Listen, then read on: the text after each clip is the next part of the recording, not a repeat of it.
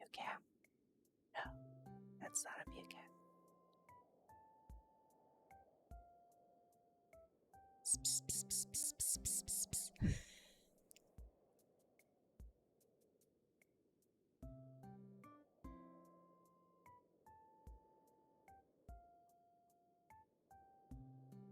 What is that? Why am I whispering? I don't know.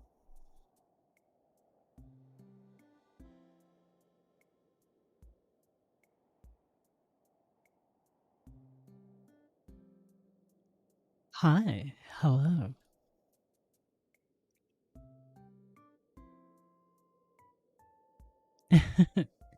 How are all of you? Are you scared, huh?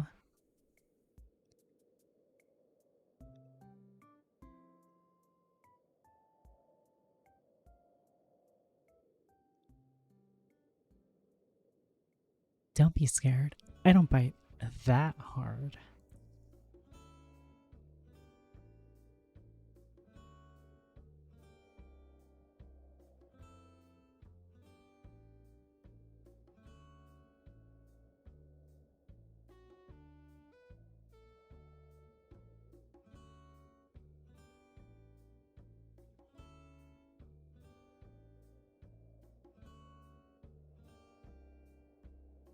Not scared now that I know where the voices come from.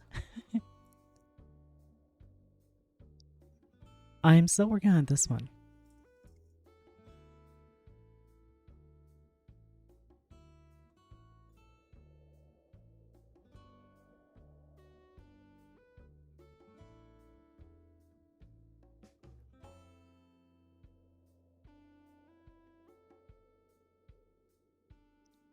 Hi, hello. Do you guys want to watch videos with me? I've been watching this person a lot lately.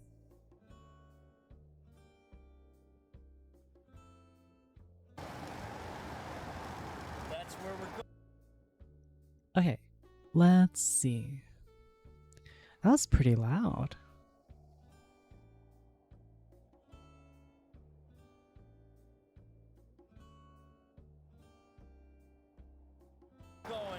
And this is called the Brooklyn Tower. It's the tallest building ever built in Brooklyn, New York City. It's 93 stories tall, over 1,000 feet high. You can see everything. Look, there's the bridge. It's hard to think of a building with more impressive views. And not only is the building pretty cool, the apartments, they're pretty cool too. Look at that, there's a Dollar Tree down there. I had no idea. Plus, we got the little wand right here.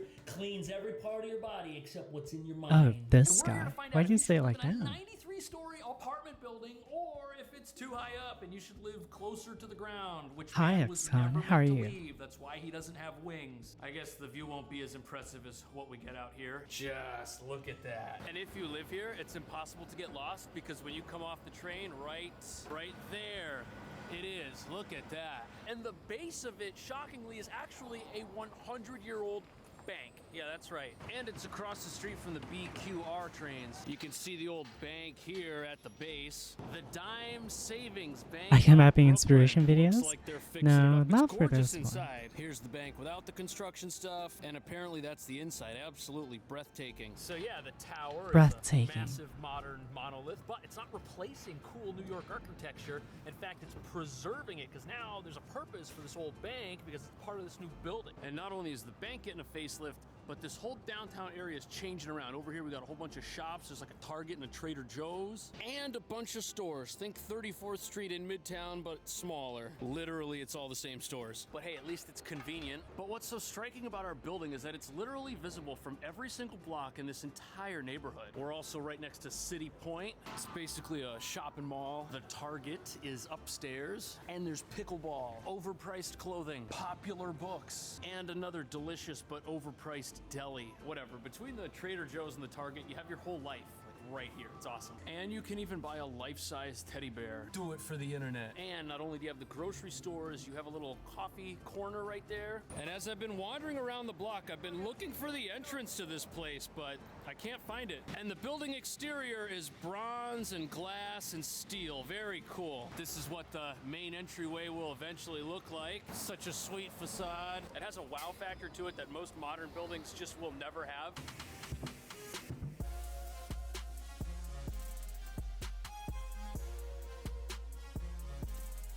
Do you like being the doorman here? UX seems to have a lot of There's a problems. full-time doorman, and he loves his job. And look at this building. This is absolutely beautiful. Again, we can't see everything because it's still being built, but this lobby, this is one of those lobbies that is built to just That's a blow nice you away. lobby. I don't know if this couch is actually for sitting, but it looks comfortable. Old school dimes. I mean, Those are dimes? yeah, Really? because they're not the actual. They're not real money, so I can't break into the ceiling and pay my rent.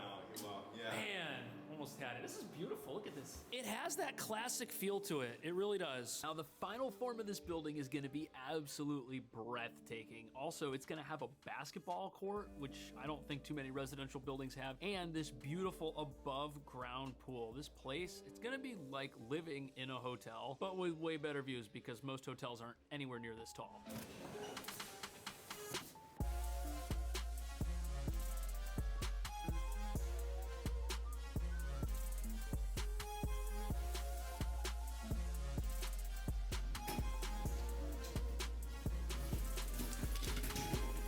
Isn't this awesome? This is a studio, and we're actually gonna see studio, 1 bedroom, and a 2 bedroom, all on the same floor. We're on the 30th floor. And that's the reason why the views here are so impressive. And actually, the little wanted to put a wall square that we here, saw first, but- that's this down here, the entrance to the old bank. You can actually see the dome right there. There's that little square. I don't The know. Express is over there. I think there's a I think it's Chipotle, better but you without don't the care wall. about that. Check that out. Do you see it? The Statue of Liberty right out there. Isn't that awesome? That be the rest of Brooklyn. Brooklyn's big. We're in the tallest building. And what's great Yeah, is I even think though it's this better is a without the wall. studio, we've got 4 windows. And those are gonna make sure that this whole place is always super bright. It feels really good in here, by the way. And that's because even though it's a studio, you can see we've got this separate hangout area from where the sleeping area is, which I think in realtor speak is called an alcove. Think of it as a gigantic L with the kitchen and bathrooms by the door. Even though it is a Ow. 1-room apartment, it doesn't feel like a 1-room apartment.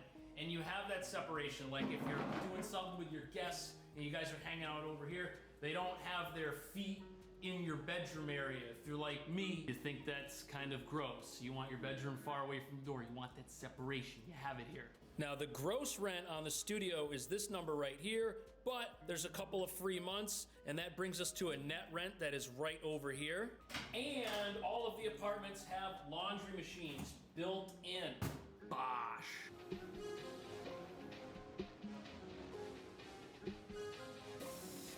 This is a really high-end oven. It's Melee, and this is a very well thought out kitchen. There's lots of Melee? prep space on either side of where you're going to be doing cooking. And so many studios just have the worst, smallest kitchens, but I mean, you got everything. You got a sink sprayer, the water pressure. It's really good. No complaints. There's outlets so you can plug stuff in. And there's also lots of drawers. These are actually the one-touch design, so you press them and they pop out. Look at that. Throw everything in there, your whole life. And of course, the Melee range has a nice Melee oven, brand new. And nice little dishwasher here. You can see nobody has washed anything in it yet. That's why the wrappers and stuff are still in here. But there is this one thing by the front door that I don't know what it is. It's a little box. And, oh, there's a power outlet in here. Maybe you could have your phone charging right there, plugged in here, and then when you leave for the day, it's ready to go. Also, what's really nice, we've got these lights shining down, so stuff that you have here, you'll be able to see. We've got the two-tone deal here with like this shimmering cabinet up top, and then is this, yes. Oh man, what a nice looking fridge. Melee as well. Dynacool. There's even a little tray so that you can have ice. Most apartments, those are stolen. And you know you've made it in New York when your freezer has multiple sections. And I like how with the staging here, they did put this little table. A lot of times people see this part of the apartment and they don't really think it can be used for anything. But the fact that you can have an actual dinner table in your studio across from your kitchen, which isn't also your living room, I think that's a win. Okay, I don't know how I do this. Oh, they use real beds to stage this place. This is great. Every morning you're going to get that insane light. And because we're the tallest building in Brooklyn, all of the apartments here are going to have views just like this, just facing in different directions. The one bedroom and the two bedroom we're going to see next, those face the city.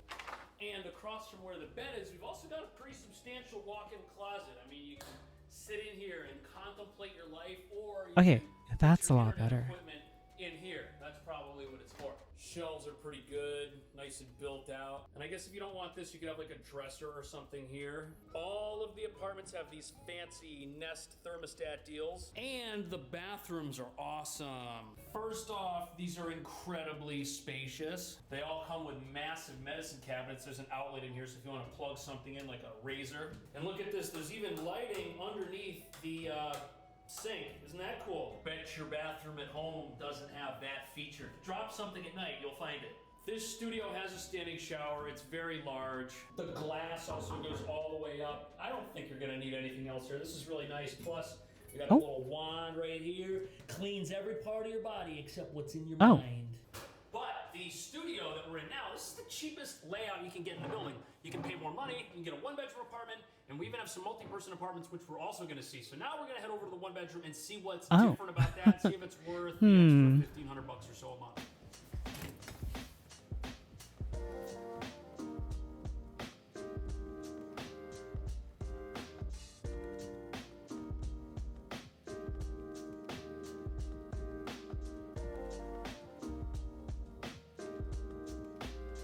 Nice.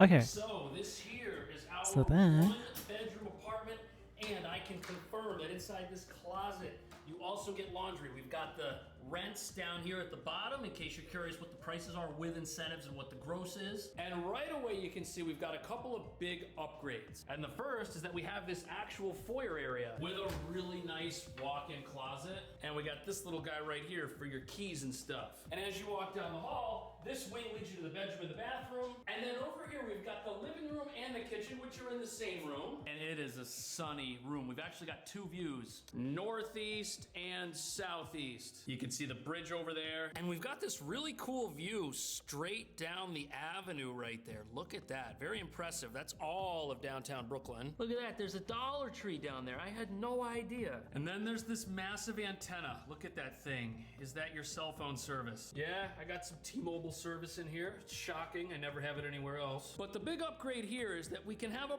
proper multi-person dining table. Look at that, absolutely beautiful. Looks like something straight out of a magazine. And if you do decide to spend the extra money for this place, you'll be able to do a lot more here. I feel like you could entertain like a proper dinner party. You guys could put on a movie or something. Man, this is a little bit confusing. Right, over in this area. It feels like a pretty big sitting area, and there's more space here than is filled up at the moment. And I suppose if you wanted, in addition to the dining area and the hangout area, this could be like a little home office if you wanted to do something like that. Okay, And of course, that's better. We've got the same awesome kitchen here, same beautiful The similar full-size content to fridge, this nice and guy? tucked away. There's some free waters in here if you come to tour the one bedroom and you get thirsty. Over here we've got the same deal with the drawers. We've got the Miele oven. This is actually larger. Let's move into I think these there's apartments an extra together. row in here, but it's the same brand, That'd be a same horrible idea. style. Imagine all the The drama cooktop is from the ERP. same, the water pressure's the same Think sink about sprayer. it. Look at that. You could clean the stove with it. Don't do that. You'll probably lose your security deposit.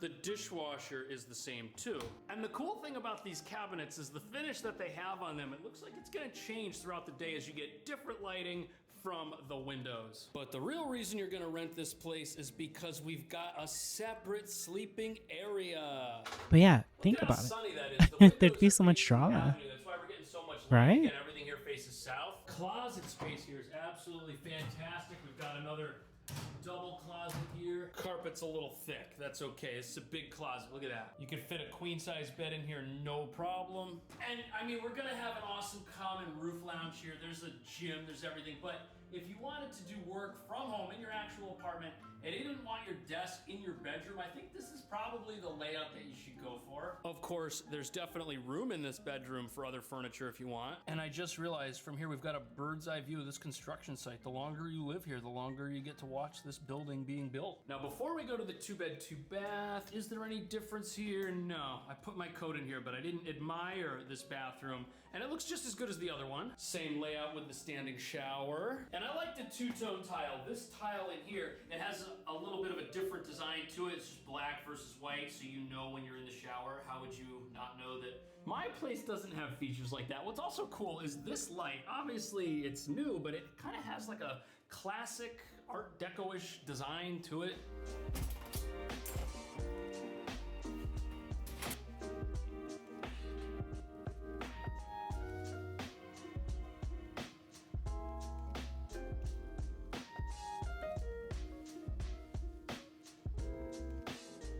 Some of us would be with ERP IRL.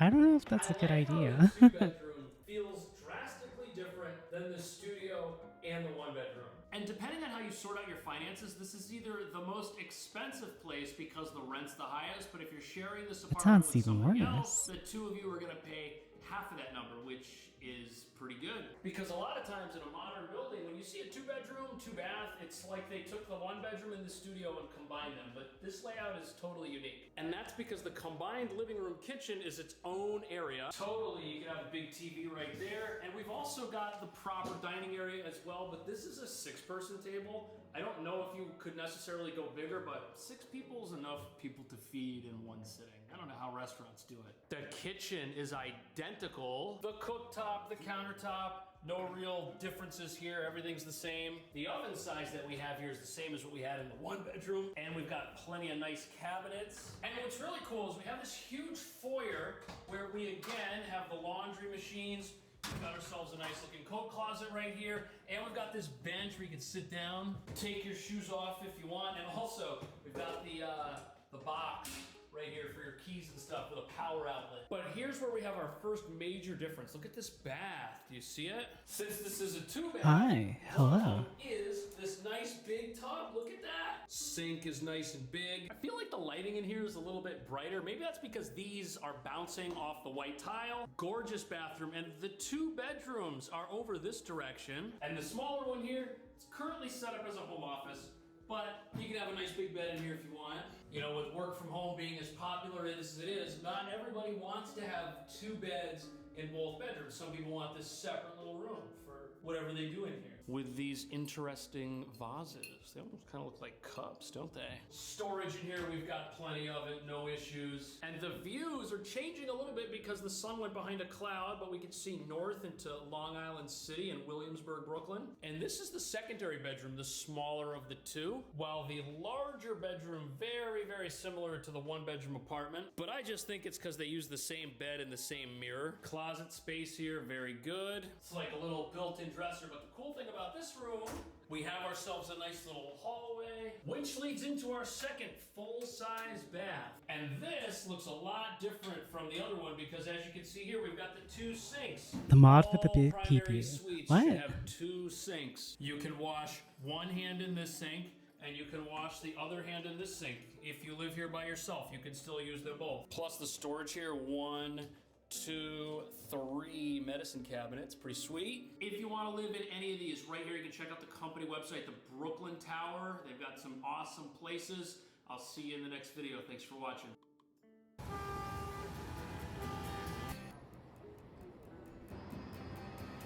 So ever since the city decided to install these cameras which charge everyone a toll who drives into Manhattan, they've come up with a new idea. Noise cameras to ticket drivers who honk their horns. And some people are Noise actually pretty happy cameras? about this. You can expect noise cameras across New York City. The devices will be used to spot noisy vehicles. Think it's a good idea? Yes. I wake up at 3 in the morning and it's like people honking. A minimum of 5 cameras will be placed in each borough. Fines are hefty, What? starting at $800 and increasing to $2,500. What New York City is saying to drivers is that there's no room for your cars. I think that maybe the city should start focusing on the mopeds and the mobile scooters.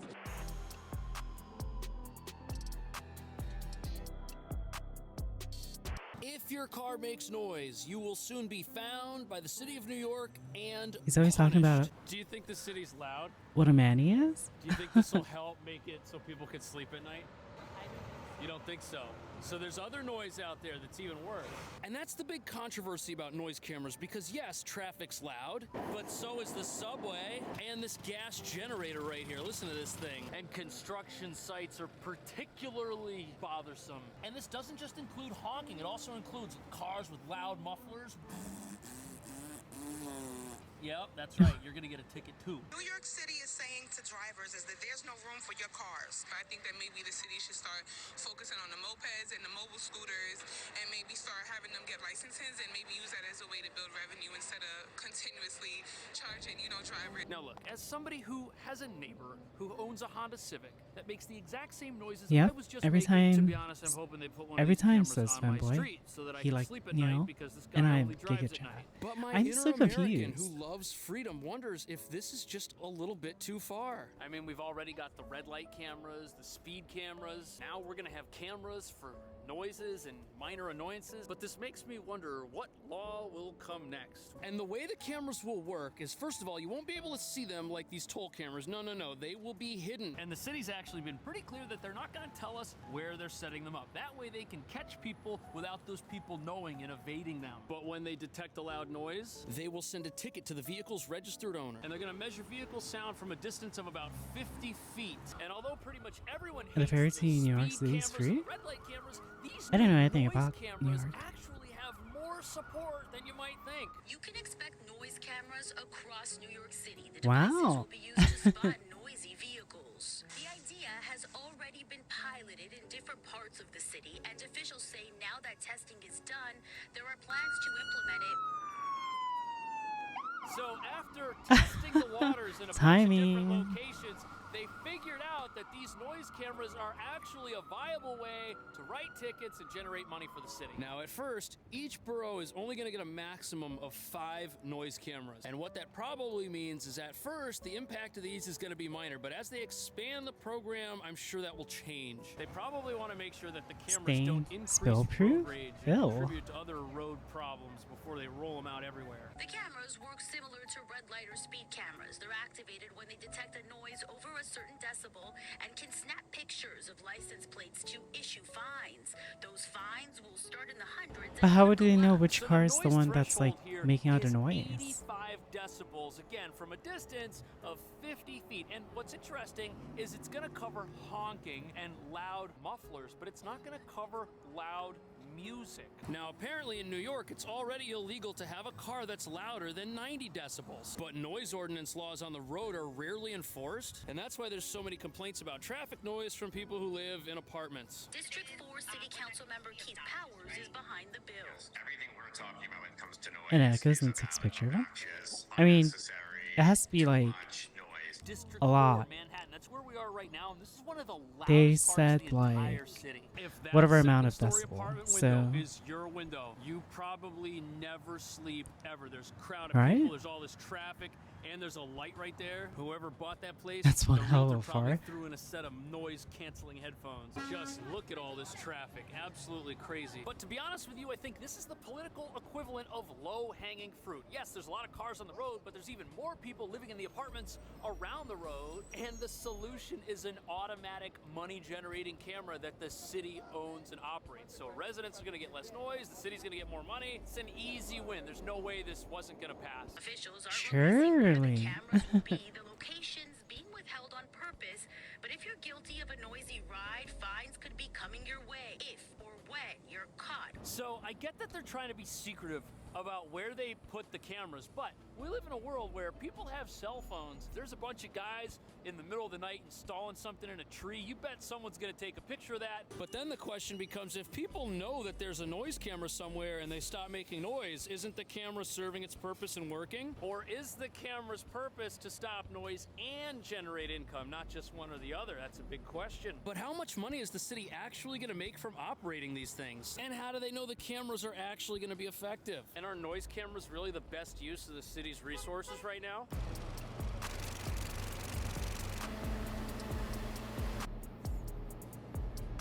Okay, okay. Fire trucks, ambulance, police. The construction noise. I wake up at 3 in the morning and it's like people honking and I've been living in this neighborhood for 59 years.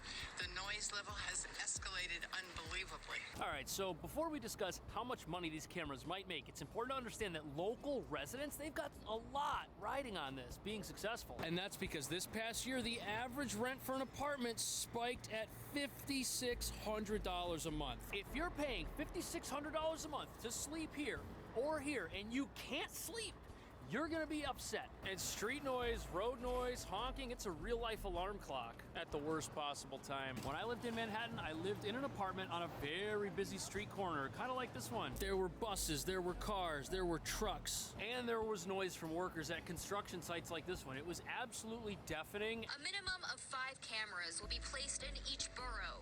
Their locations based on 311 complaints. Fines are hefty, starting at $800 and increasing to $2,500 for repeat offenders. Ouch. $800 for the first offense, $2,500. Damn. That's a ton of money. The city is going to make an absolute killing from these tickets. And although the initial amount of cameras is low at only 5 That per is a borough, lot. they're going to be strategically positioned in parts of town where there are the most complaints. Probably like at this busy intersection. And since the city already has a pretty much useless 311 noise complaint system, they already know where the most people are having the most problems. This is a graph showing how complaints are skyrocketing across the city. And here we have a little noise map. The dark blue areas, those are the loudest, and that's actually where we are right now, up by Columbus Circle in Midtown. And New York's already so expensive. There's no way drivers have an appetite for multiple tickets that can add up to $2,500 a pop. And these fines are going to be on top of the new congestion tolls, which are going to charge drivers $23 a day to enter this part of the city. But I'm wondering, how do you fight a noise ticket? I'm not an attorney. If you are, leave a comment. What are the defenses? Would you have to Buy say another that camera? you were Repeat? honking your horn Exactly. to maybe prevent an emergency or Jeez. something? And what if your muffler's too loud? Would you have to get it independently tested to verify that it's less than 85 or 90 decibels?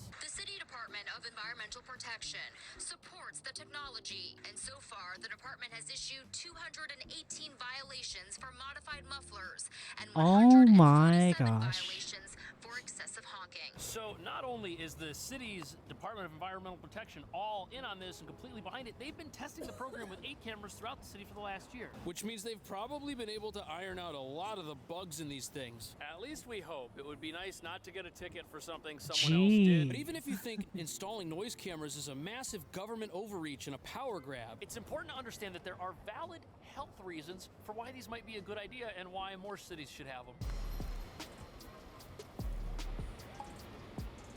Yeah. Imagine walking down any crowded city street. Now, close your eyes and imagine hearing this. I'd freak out. Does it sound like gunshots? I mean, I'd be pretty terrified, to be honest. That sound is actually Hi, hello. So that's actually something that I hadn't personally thought of. New York City apparently has a gunshot detection system, and if you have loud mufflers backfiring, it's gonna cause emergency alerts, and it's gonna panic people, but it's gonna alert the police to things that aren't actually going on, and that's a big problem. Police are short-staffed right now. And it frightens people who are just walking down the street. The city doesn't need fear and panic just gripping people as they go about their daily business. And you could probably argue that people being afraid of New York hurts the local economy and local restaurants like this one. On top of that, certain parts of the city are also gun-free zones. Like Times Square down the street from here, that's actually a gun-free zone. And if a car with a super loud tailpipe is that big of an issue, we shouldn't have this at all in New York City, even if they're fun to drive and reasonably cool to look at. And believe it or not, a few years ago in Times Square, an incident took place with loud vehicles that made people think the city was under attack. Screaming, scattering, widespread panic in Times Square. I remember that. Of a motorcycle backfiring. Maid Cafe, wow, we. Yeah.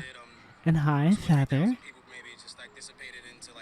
So I guess if you live in a part of the country where you're surrounded by loud backfiring cars, this isn't gonna be a big deal to you, but here it's very rare and people are already really nervous right now. Tensions are very high as far as safety goes, and all those people running and stampeding each other, someone could have gotten really, really hurt. And honestly, I wouldn't be surprised if loud cars and street-related antics cause similar incidents. But even if we don't have another mass stampede caused by a motorcycle that's a little bit too loud, the acceptable levels of noise that you can hear for a long period of time, those levels are lower than constant exposure to something that's 85 decibels. That's dangerous. And loud street noise could detrimentally affect Oh people my. in an apartment or office. So you guys know, we're relaxing today. Sounds that exceed Yeah. 85 decibels that include a subway, passing motorcycle, and on the more extreme side, firearms. Streakers in chat. And this is actually why some people, you'll see them wearing Today's literally earplugs just a on the relaxed street, day. or especially in the New York City subway where noise levels get crazy loud. Some of the trains, when they come screeching into the station, like over at Union Square, it's just deafening and ear-piercing. That's dangerous. If you do that every day, it's gonna add up. But unfortunately, constant noise in the city is such an issue that some New Yorkers have gotten fed up with it and have taken matters into their own hands.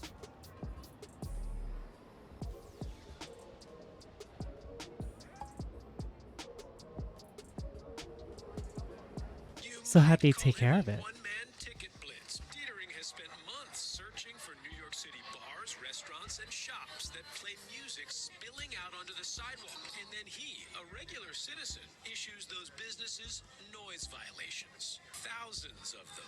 Is this music illegal? It's coming out of the door? Yeah. Would you issue a place like this a ticket? Yeah. That's crazy. If you live in a loud part of the city, you're gonna wish you had a neighbor like that guy who goes around finding loud businesses, writing them tickets. And this story is actually from 5 months ago, so he's probably still out there doing it. And that's because of this weird technicality in the New York City Noise Code, which allows private citizens to issue a summons to a business. Now, of course, the business doesn't just pay the fine. You'll have to go to court and back up your findings. Jeez. And there's also another ordinance that allows you to record Just tell 'em lower it a down, loud man. vehicle for a specific period I don't of know. time to also use as Well, proof. it's not that hard. But apparently, if you prove the noise violation in court, you're entitled to 20 to 50% of the fine that the business pays. And the guy in this story What? claims to have issued Oh. over 500 tickets to loud bars and restaurants, totaling around You get 50. $600,000 Okay, maybe we should make a fine. business out of Half it. of that Just is business, man. technically a full-time job. I don't care if you live in New York or anywhere else on the planet. That's a good living right there if you're victorious. in all 50%. I can't do a reverb pose. I'm in desktop. Multiple tickets for noise violations written by deterrent. Never mind, get that back. I know. And I guess the only downside to making your living ratting out local businesses is that you will be hated by the purveyors of bites to eat in your neighborhood. You probably can't go to a restaurant safely without worrying about what's going to happen to your food. But on the bright side, you'll save a lot of money not going to local diners anymore. And if you go on a date, it's probably got to take place in another area of town. But after you go there, you'll be tempted to issue more violations. Oh, what a slippery slope that is. So right now I can hear music in the street coming from over this direction. action, that means one of these places could get a summons. And since you've got to appear in court to back up your findings, the people that own these restaurants, they're gonna know you on a face name basis. So there's basically no way to Hey hide there, do if you this is want how to you know make your about living. Twitch But as Prime? unbelievable as Or this you particular may story be is, it's asking, got nothing what's on what was Twitch happening Prime? 4 years Let me ago. tell ya, when you connect your Amazon account to your Twitch account, you can get each free sub to any streamer on Twitch every month. Yep, and along with that, get yourself some Twitch Oh, I have to loot. fix that. With Twitch Look at the loot, little tiny you can bot. go ahead and get yourself some exclusive Twitch gear and your favorite games. And until April 30th, you can get yourself some Fortnite Good night, skins Rara. with Twitch loot. Thanks for dropping So by. go ahead, grab your Amazon account, grab a family or friends Amazon Prime account, and link it to your Twitch account today. Should we fix the bot real quick? Let's fix the bot.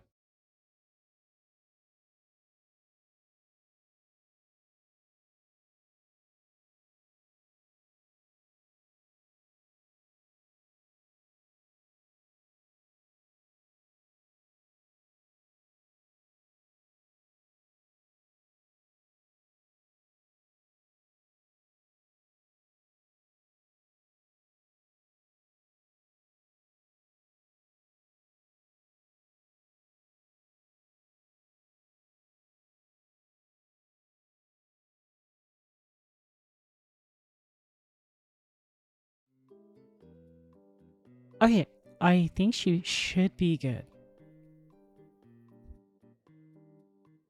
Let's try.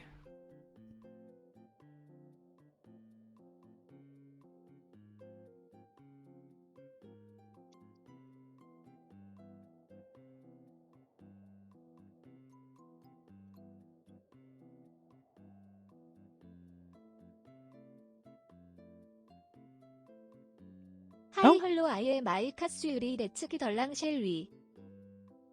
She becomes wide.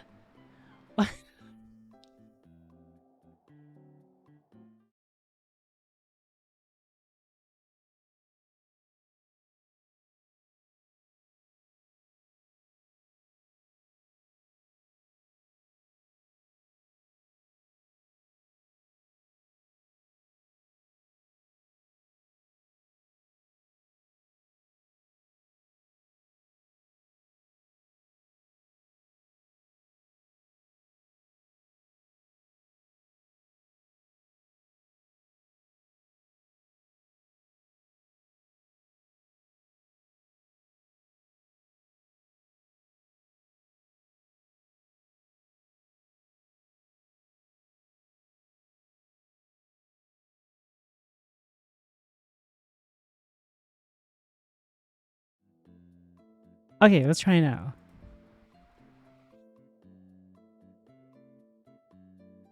Val. It's time for ads. www. Oh, there we go. Okay.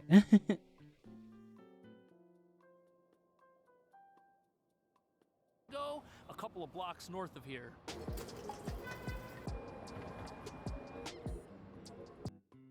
Yeah, you don't know. A lot of my stuff has voices now.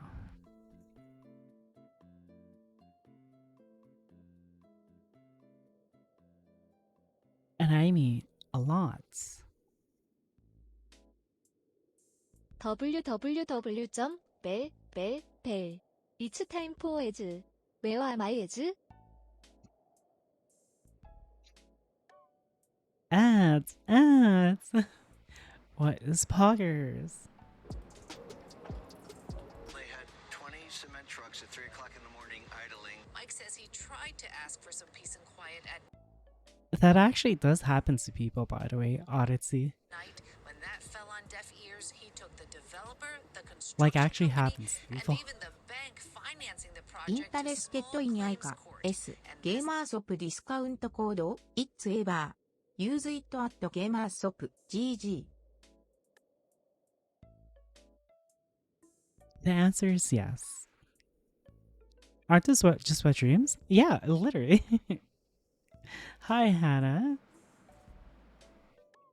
Non-lawyer won. Now that's wild. Here you have this 70-year-old Upper You East know Side too resident much? who's taking on local drugstores and grocery stores that have deliveries at all random hours of the day and actually winning. That's wild. Like, look at this Christides right here. I'm not hating on this place, but I don't see much of a loading bay area. They're gonna have to take deliveries from the street. Same deal with this Dwayne Reed drugstore. And look at this natural market right here. There's apartments directly above it. You know they hear all the noise that happens from people unloading vehicles in the middle of the night. Just listen to the noise from this loud truck. There's no way that rumbling engine isn't audible from all the apartments over here. But at the end of the day, that's a pretty big truck, and even though it makes a lot of noise, if it's got to park somewhere to put food in a grocery store, and they want to do it at 3 a.m. when they're not getting parking tickets and inconveniencing other people by being all over the sidewalk with their skids and their pallets and their loading dock, you can't blame them for trying. But apparently when this resident went after That the is businesses true. for noise, he ended up taking them to small claims court where the limit's $10,000. Mike says after this guy refused to be respectful while delivering at 3 a.m., he took Rite Aid, Dwayne Reed, and Starbucks to small claims. More victories. All these chains on 2nd Avenue, we're told, now have their supplies delivered earlier in the evening. This is like the ultimate little guy come from behind Damn. story. These companies, you know they've got attorneys on retainer, and they had no way to defeat this guy who was like, this is the law, you violated it, I have proof. And what's really wild is that even after suing and winning against all these businesses and accumulating all this money, what he ended up doing with it is even more shocking. As for the financial settlements, Mike has donated almost all of it, thousands of dollars, to local charities. Isn't that crazy? He gave Hey. away the money. And what that makes me wonder is, do we really need more automated noise cameras, or do we need more ways for people who are well-meaning to kind of police What a the rest winner. of society in a secret way What that a no one knows winner. about, and have everyone just Based? distrust Yeah, each other a that. little Oh bit my more? goodness. You know what? That doesn't sound too great either. Let me know what you think the right solution for noise is in New York City. Thanks for watching. I'll see you in the next video.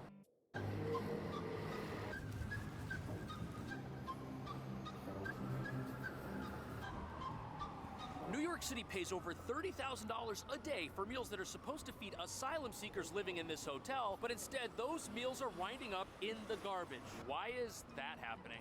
This is all food. This is fresh. This is good food. Demand at a food pantry in the Bronx is greater than ever before. But city budget cuts have limited the amount of people the pantry is able to help. More than A high workers rocket who have to keep our tits. city parks clean are expected to lose their jobs. This is one of many impacts of budget cuts announced last month. This migrant crisis is far from over, and just last week, more than 3,800 migrants arrived here in the city.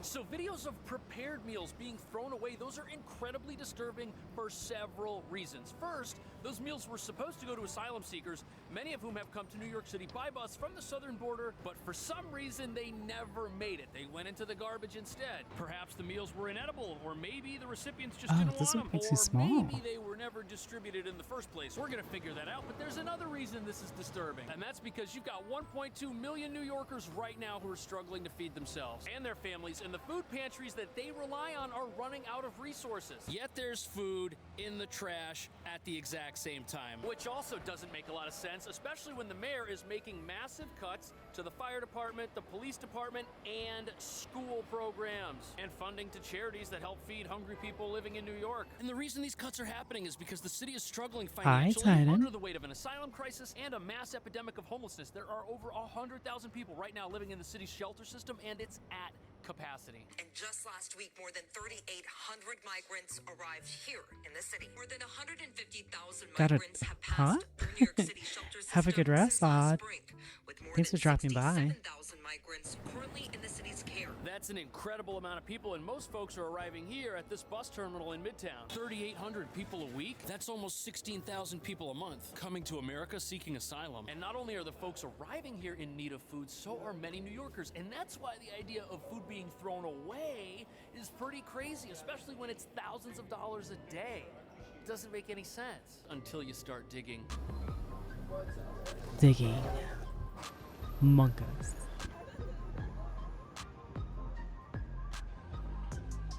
So here we are. Oh, I thought you. Videos have come out from I read that as you're calling it. looked perfectly good being thrown away. My bad, This my very same bad. building. It was a joke. Jodan, Jodan. This is all food that is going to waste. This is insane. This is fresh. This is good food. Good food. This looks really bad for a whole bunch of reasons. But first, it's important to understand that the Row Hotel is a 1,300-room former luxury hotel, 44th Street, 8th Avenue, right by Times Square. It opened in 1928, which makes it 96 years old. But around 2020, it went bankrupt. And in 2022, the owners of the hotel signed a contract with the city to turn this building into an emergency shelter. But part of running the hotel as a shelter means feeding those inside. And although this part of Midtown is surrounded by places that can prepare food, they didn't use local businesses to prepare food for the people they need to feed. No, they got the food somewhere else. And although on the surface, reports of wasted food make it seem like the people inside the hotel were ungrateful, for the free meals, there's potentially something else going on here. According to the New York Times, the meals that were thrown away are from a medical services company called .go. And apparently this same contractor used to provide viral tests when those were in high demand here in New York, and now they've switched over to providing asylum seeker services of various kinds. Apparently their contract with the city is worth $432 million,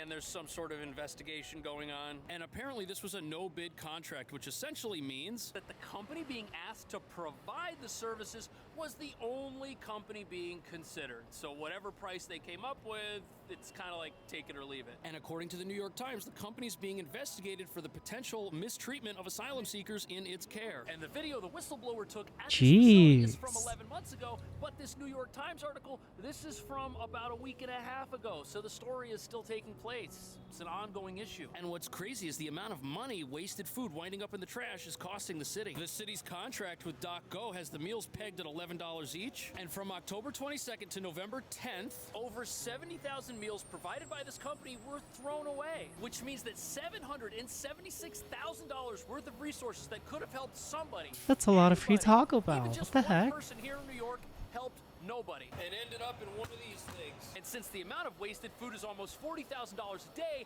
after 30 days you're looking at over $1 million in wasted meals. Asylum seekers That sharing is a their lot of side free the Taco story, Bell. explaining why they're not eating the food. Residents here point to pasta covered in grease and meatballs still frozen in the middle. They're pushing back today after shelter staff So they're just told the New York prejudiced. Post they were wasting Or tax whatever. dollars. Okay, for $11 Okay, yeah, each, they're really being think prejudiced. people could expect better If you're quality if than you're what appeared saying in that there's just a video. waste And of if that's tax what they're dollars, serving holy people, shit. no wonder folks are complaining. Maybe the quality's just inconsistent. The Yeah. whistleblower's video shows perfectly good meals in the trash. These videos show low quality, partially defrosted, airplane-style TV dinners that I don't think anybody wants to eat. But it's also recently come to light that not every meal the city pays for gets eaten. And that's because the city is estimating how many meals they need and buying them ahead of time. And that's why some of what doesn't get eaten ends up in the trash either way. But the people who are being served the food, they're the ones saying that it's the quality. It's not the fact that it was available or not. This mom of two says sometimes the food smells bad, rotten, and every time the children eat the food like that, they get food poisoning. Now, what I'm not too sure Aw. about is why people would say the food is terrible and claim that it's making them sick if it's not. When the kids What could themselves have to possibly be suffer the for end like game to that? But neglect if like you've ever that. eaten somewhere Sheesh. and gotten food poisoning, your desire to go back to that place is not at all on the table. You're probably not going back. You don't want to take any chances. That's not where I ate. I actually ate at Chipotle. I haven't been back since. And if people were going from this hotel's cafeteria straight to the hospital, it's no surprise that folks are being a little extra careful. And the New York Times also reports this company lowered their meal prices to around $7 from $11. How they were able to make those price reductions isn't mentioned,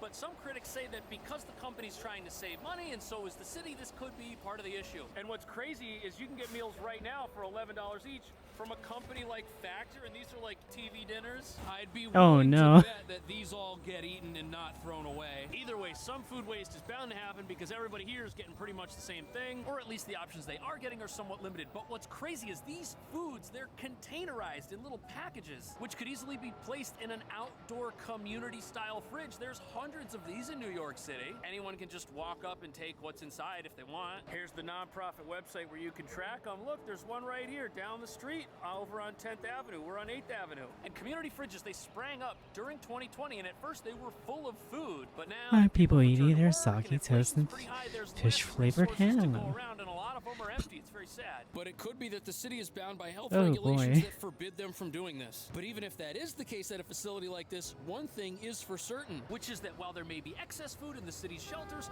local pantries and distribution centers that rely on city funding can't say the same thing.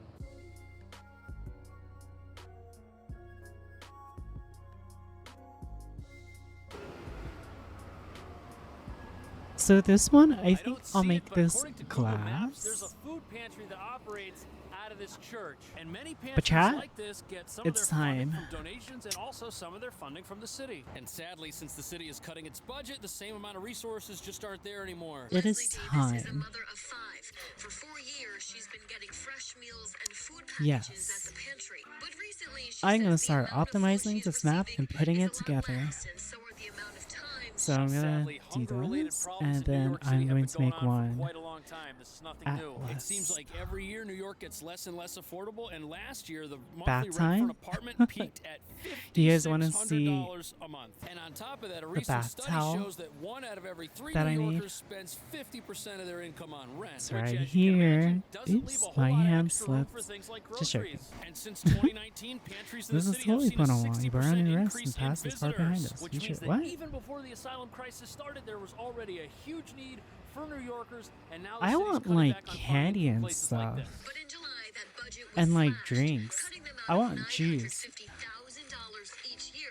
After pressuring some state officials, they say they were able to get back $300,000 per year. That's crazy. So the Bronx Pantry in this video, they were going to lose $1 million in resources. Oh my gosh. Look at all this organizing I have to do. Might mean reduced hours. Shit. Maybe they're not open every day. Okay. And some pantries have prep kitchens. Less staff could mean less people preparing food, less people assisting guests. And sadly, fewer resources also affects what pantries have to give out to the people who need it. They've had to cut the amount of fresh produce they've given out to their clients, and they're now heavily relying on canned foods to get the job done. We used to be able to give out gallons of milk. Now we'll give out a quart. Hansen says the demand for food is becoming even Oh my greater in the gosh. borough. What's really sad is that Look at so all many this, people chat. who've been struggling Look at for so all of it. long now have to do with even less. It's a very sad situation for everybody. The asylum seekers, needy New Yorkers, the whole thing is just awful. But on the other hand, it is encouraging to see local pantries still managing to make do even with less. And having food to give out, even if it's food in a can, is still way better than the alternative. But what's crazy is one food distribution network has too much and others have too little, and they're both down the street from each other.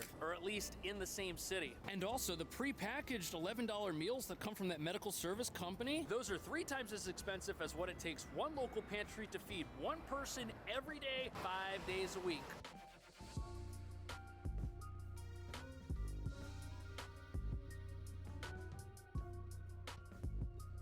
This is the St. Luke's Soup Kitchen, and it's one of several really well-run soup kitchens that have been serving the local community here in New York for a long time. And although I've never volunteered here, I have volunteered at the Holy Apostles Soup Kitchen, which is about 10 blocks south of here. Look at how well-run these places are. This is the Holy Apostles website. Look at that.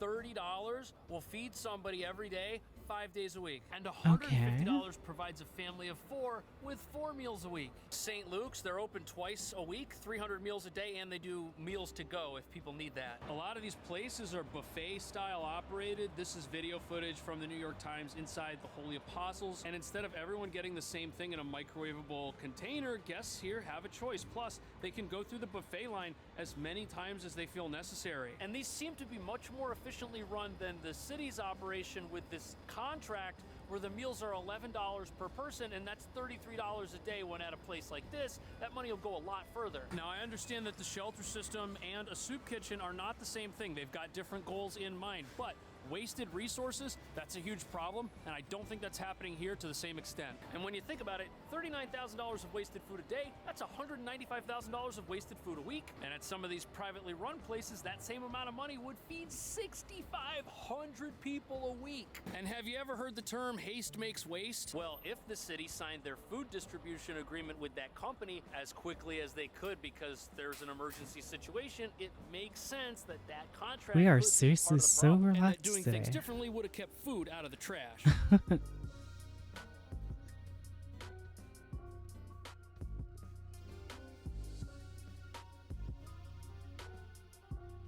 So ever since this story began, every single accusation of every type of problem possible has been thrown at the whole system that Are feeds y'all people who don't relaxed have anything. as well, Some chat? people are saying the For this hastily out of here. agreed to emergency food Literally services contract, mapping and the fact that the ASMR. company involved is a medical services company, not a restaurant. People are pointing to things like that as to why the meal experience isn't as good as it probably could be at $11 a pop. Heck, even $8 a pop. But the city of New York does not have a lot of options.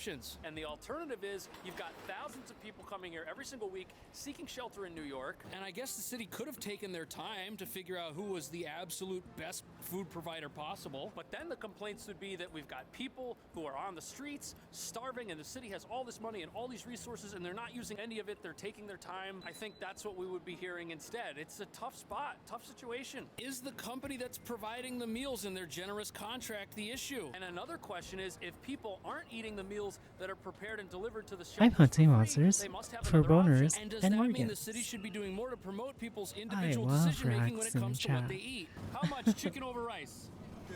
$10, thank My you. frog It feels might not better be though. perfect, Jeez, but there's no way he that's definitely gonna is be getting worse sick than though. what comes in a microwavable TV dinner pouch. But New York is full of restaurants. Maybe instead of giving all this money to one food provider, why don't we just give it to the folks who are here and need something to eat and let them spend it how they deem fit? These are massive questions. I don't know if I have the answers personally. What do you think? Leave a comment. I'll see you What in the the next hell video. is Thanks for this? watching. What? New York is America's least affordable city, and 20,000 affordable homes have vanished over the last 3 years, which has people Just asking here why eating are they spicy gone ramen? and Oh where did they gosh. go? Thousands of apartments are now being kept vacant. New laws meant to limit rent increases and protect tenants in the city could actually be having adverse effects. So, Betty, how long have you been trying to get a night show apartment? Oh, God have some mercy. Okay. How bad is this crisis? It's bad. There are more than 4,800 city-run apartments right now that are sitting empty. 1/3 of housing in New York City is considered rent-regulated. Most of it dates back to the early 1900s, and the average tenant stays more than a decade. Okay. This one's done.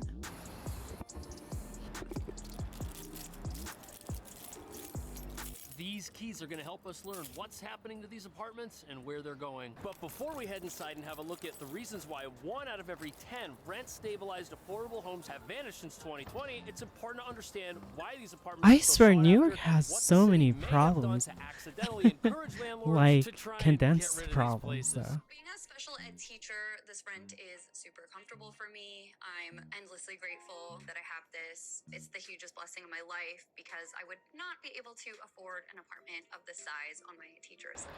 So here we have someone who's living in an apartment with similarities to the one we're about to check out, except for the price. Hers is a lot cheaper. That apartment's large, it's cheap, and at the time of that video, it was priced at $1,300 a month. And anyone living in a $1,300 apartment in this city will tell you that that is a housing miracle right there. And the person living there, she's a teacher with a part-time interior It's design a job. Christmas And here's the thing, miracle. a teacher's salary in New Whoa. York City, $65,000 a year starting pay, and without that rent-stabilized $1,300 apartment, she wouldn't have anywhere to live. Studio apartments in a building like this are going to cost more than $3,000 a month, and that's why stabilized apartments are such a game changer. And having one allows people to live within their means to a greater degree than living in a market rate apartment like what's in this will ever let you do. But even though every renter in New York City wishes they had a rent-stabilized apartment, landlords are much less enthusiastic about them. And that's because if a landlord owns a stabilized apartment, it might be worth more than $1,300 a month, but they can't charge more than $1,300 a month. And that has a lot to do with why these places are The disappearing. TK apartments are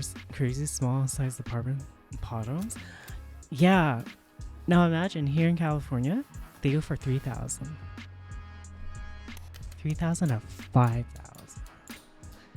Oh, goodness gracious. This is a pretty insane place. Plus, it's got stairs, which go to that deck up there. Look at this layout. It's a 2-bedroom apartment, loft-style place. And it's got the one thing every New Yorker wants. Laundry, an apartment, vented.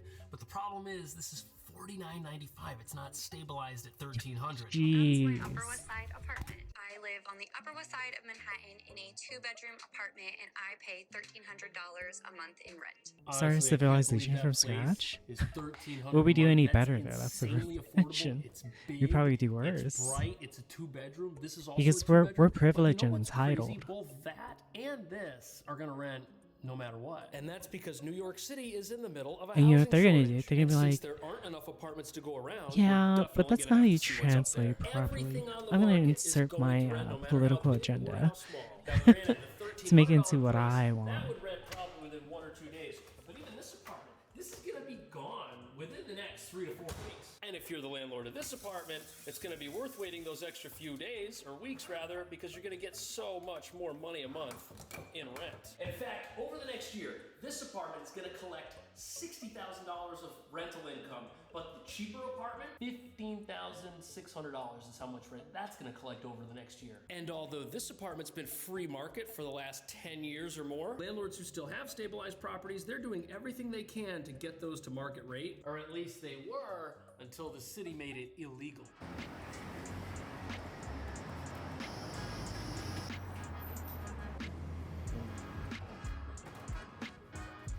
So prior to 2019, if a landlord had an affordable rent-stabilized apartment, it was perfectly legal for them to I rent it out wonder, at a higher price one once moment. the rent-stabilized tenant moved out. But because I rent-stabilized was supposed to get apartments are so Japanese valuable, candy, as you can but imagine, it people still hasn't rarely move gotten out. here. And this created a very Where strange the heck black market is for it? tenant buyouts. And if that sounds shady, that's because it is. And shockingly, landlords were offering tenants of rent-stabilized apartments 6-figure sums to leave those apartments so that they could deregulate them and then charge market rate. If a stabilized apartment's $1,300 a month and a landlord buys it for $200,000, after 5 years they'll break even on the buyout. But of course, as it turns out, the idea of landlords paying their renters to move out was I think I somewhat caught this one. controversial. And there are cases of landlords aggressively pursuing tenant buyouts. Now, although some tenant buyouts were perfectly acceptable agreements between the renter and the Yeah, landlord, I got other this landlords one. hired shady private investigators to basically where harass people who is said they the weren't interested other in one? being bought out until they eventually caved in. But new laws passed in 2019 made tenant buyouts illegal because those laws actually made it illegal to deregulate a formerly regulated apartment, which essentially means that even if a landlord and a tenant wanted to go through a buyout process together, that was now illegal because Weird. the landlord still had to keep that apartment stabilized. Now, the city had hoped that by making it illegal to deregulate an apartment, it would mean that more regulated apartments would remain available It's already for been a people to rent. month. But critics say the opposite has happened because these laws have forced some landlords to get more An creative to earthquake? get around I mean, them, while others they were are ordered at simply the still beginning of the breaking them, month, but they so got caught. Attorney General Tish James right? says Inc. Property Group bought dozens of rent-stabilized buildings and illegally forced out tenants. This company made quick cash by preying on vulnerable individuals and families. That's actually from about a year ago, and those landlords were still doing buyouts very aggressively after the laws were passed. But according to this article, 10% of New York City's affordable housing stock has disappeared, and those apartments are no longer being reported. And that's because tenant buyouts aren't the only way landlords are earning more money on apartments that are supposed to be affordable.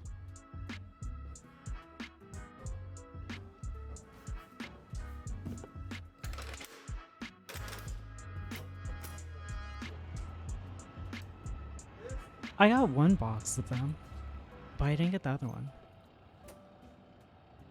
So, there's actually another way that landlords have Which been is removing a bit regulated apartments from the concerning. market, even though Her the city brain's made some so rules hot. that limit how you can do What? that. For example, let's say that this here 2-bedroom is too big for you, and you're the landlord, and you want to chop it in half and make 2 1-bedrooms or 2 studios. Yes. That's legal. Thank as long you as the very apartments are the right much. size.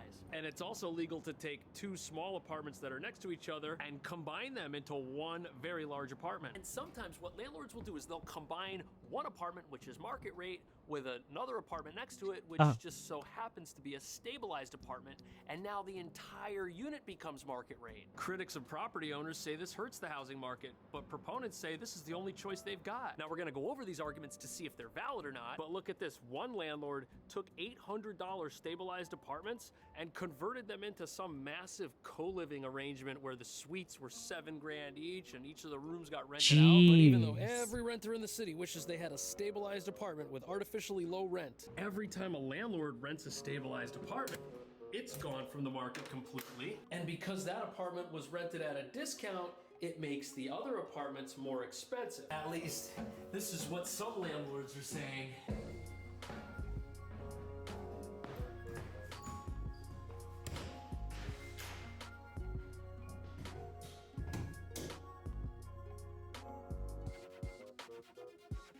Look at that, free Oh, toilet shit, oh, paper. shit. Who says living in New York's not affordable? But the first argument that goes against regulating rents, even though rents on market rate apartments can be really high, is that landlords don't look at how much money each individual unit makes. They look at how much money the entire property makes. And let's say you have a building with 20 units, all of which are market rate. If those units each rent for $3,000 every single month, the building is gonna earn $60,000 a month and $720,000 in annual income, which does seem like a lot of money, but landlords have certain costs associated with running the building. Fixing a bathroom or a kitchen could cost you $30,000, $40,000. And you've got taxes. Landlords have to pay for hot water and heat in a lot of buildings like this one. Plus, these buildings are not exactly brand new. They need repairs as well. There's a lot of upkeep that goes into it. And when you have a well-run apartment building, what the landlord's gonna do is gonna say, look, I make a certain amount of money from this building every single year as far as rent goes. I've got to pay this much in taxes. This is how much I can afford to spend when I renovate the apartments. This is how much upkeep I can afford to do. This is how much I can pay my super. It all revolves around that total building budget. Also, certain costs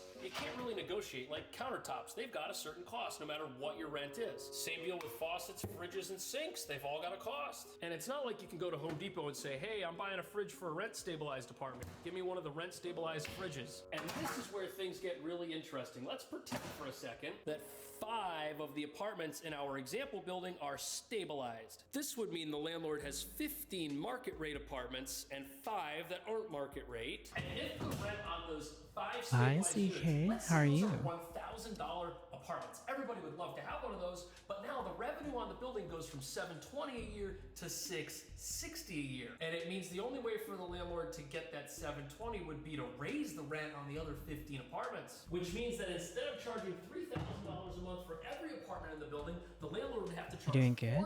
$4,000 a month for the 15 free market apartments. Now, yes, a property owner could try to cut costs. If you buy cheaper microwaves and the apartments are less nice, they won't rent for as much money. And if you tell your super that you're gonna pay him less money because your building doesn't earn as much money, he's gonna go work for somebody else. And when you look at the numbers like that, it makes perfect sense that landlords would wanna have as few stabilized apartments as they possibly could. And most landlords, they don't wanna overcharge their tenants, but they wanna be able to break even on buildings, and they wanna be able to make enough money so that they're excited to keep being a landlord.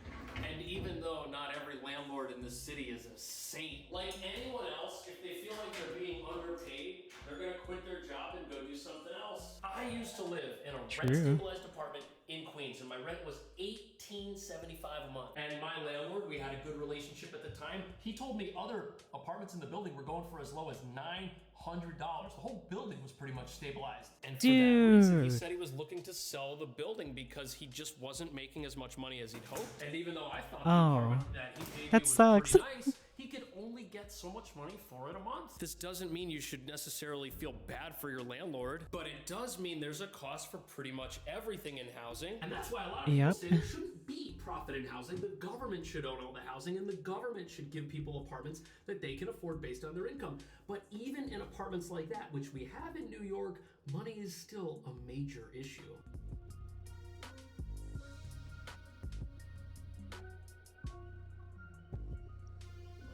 Why are you blushing like that? 900 for an apartment, though. That is so good. So this report is about houses in the New York City Housing Authority system. In fact, NYCHA is the largest public housing system in the entire United States, and its goal is to supply affordable apartments to New Yorkers. Settle down, popcorns. No need to get horny over a mod. Okay. Example, this building over here, these are market rate apartments, $5,400 Miss a month Horny for a on one-bedroom me. apartment, which is insane when you consider that the apartments across the street in NYCHA cost 10% of that, around $550 a month in rent. But even though these apartments are so much less affordable affordable than these apartments, NYCHA's affordable apartments are disappearing as well, which shouldn't be happening because they're owned by the city and they have no incentive to get rid of them. I have a But migraine. nevertheless, that's the case. And right now, NYCHA has Why I have a 4,800 migraine? empty apartments Let's be that no honest. one can live in. And believe it or not, 4,800 apartments, that's enough units to fill an entire Empire State Building with people. And this has people really confused as to why this is happening. When someone moves out of a NYCHA apartment, it's taking longer for it to be fixed up so new tenants can move in. Their turnaround time went from 120 days 2 years ago to 412 days now. It's almost There has to be a better I That's can use. insane. Over 400 days to renovate an apartment, that's longer than a year. And That this definitely means was that even not the it. city of New York in its own apartment buildings is still contributing to the housing crisis. And even though landlords who might own Can a I- building like this, which is right next to the NYCHA building, you can bet that they're renovated in as little as 1 day. And if they need lots of repairs, maybe a couple of weeks. And wait till you hear how long New Yorkers are waiting to get a spot in a NYCHA building. But how long have you been trying to get a NYCHA apartment? Oh, God, have some mercy. Okay. She hasn't been waiting for weeks or months for a subsidized apartment. What if I do this? But years, Cause more than that's- 6 years. It's really, Do really frustrating. that. So you live in one of the city's buildings? Correct. How long did you wait to get a spot in the city's buildings? I've heard people waiting for several years. Actually, I was in the list for 8 years. 8 years? 8 years. 8 I put my years? application in 2010, and I finally got it the end of 2018. Wow. Yeah. And the wait list for a spot in NYCHA? 240,000 people. And the point of this isn't to bash NYCHA. No, it's just interesting how both the private housing market and the government housing market fall apart for the same reasons. Lack of money or not enough money. In order to fund their apartments, landlords charge rent that the market is willing to pay. But in the case of NYCHA, they're not making their money from rent collection. They get their money from the government and have to fund the building that way. And the money's got to come from somewhere. It can either come from the people who live in the apartment and pay rent for it, or it can come from the rest of society. But it takes money either way. And remember, renovating a kitchen or a bathroom here costs the same amount of money as it does over here. Those stoves and appliances cost the same. And the workers are going to cost the same. You're not going to work for the city and take less than you'd make with a private landlord somewhere, just like a private landlord with stabilized apartments can't pay you less because they don't make as much. And since NYCHA can't get the same resources that a private apartment building can, that's why it's taken the city over 400 days to turn these into livable apartments after somebody moves out. Maria Arnold says she'd invite us in,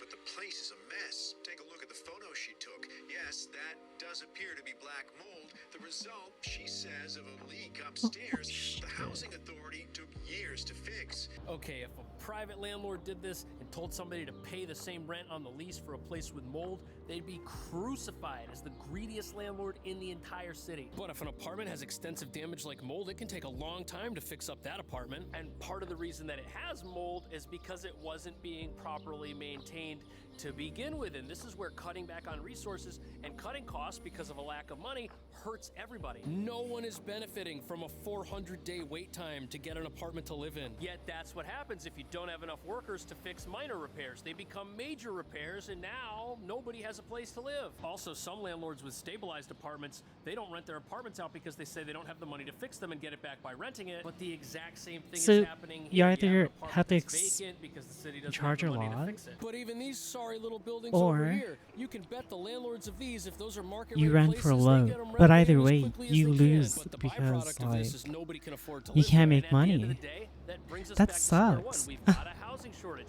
We either don't have enough apartments for everybody, and some people have to pay amounts that are unaffordable, or everybody has to pay an amount that's unaffordable because we don't have enough apartments for everybody. And if you want to know the reason for that, look at this new luxury building right here. Look at how high it is. There's sky above it. It could have been higher. But the city has lots of rules called zoning, which determine what you can build, how high it can be, where it can be. And that's why critics of both rent regulation and landlords who charge too much say that the best way to fix housing is to let people build more buildings that are taller. 1, 2, 3, 4, 5, 6, 7 stories. And even with this NYCHA property over here, it's great that they have this outdoor area, got some green grass over here, a nice place to sit, but there's no apartments in this area. And yes, parks and outdoor areas, those definitely benefit the people who already live in the building, but they don't benefit the people who are in that 240,000 strong waiting list that need a place to live. Are New York City landlords charging too much? Are they charging too little? And how would you fix the housing crisis here? Let me know. Thanks for watching. I'll see you in the next video.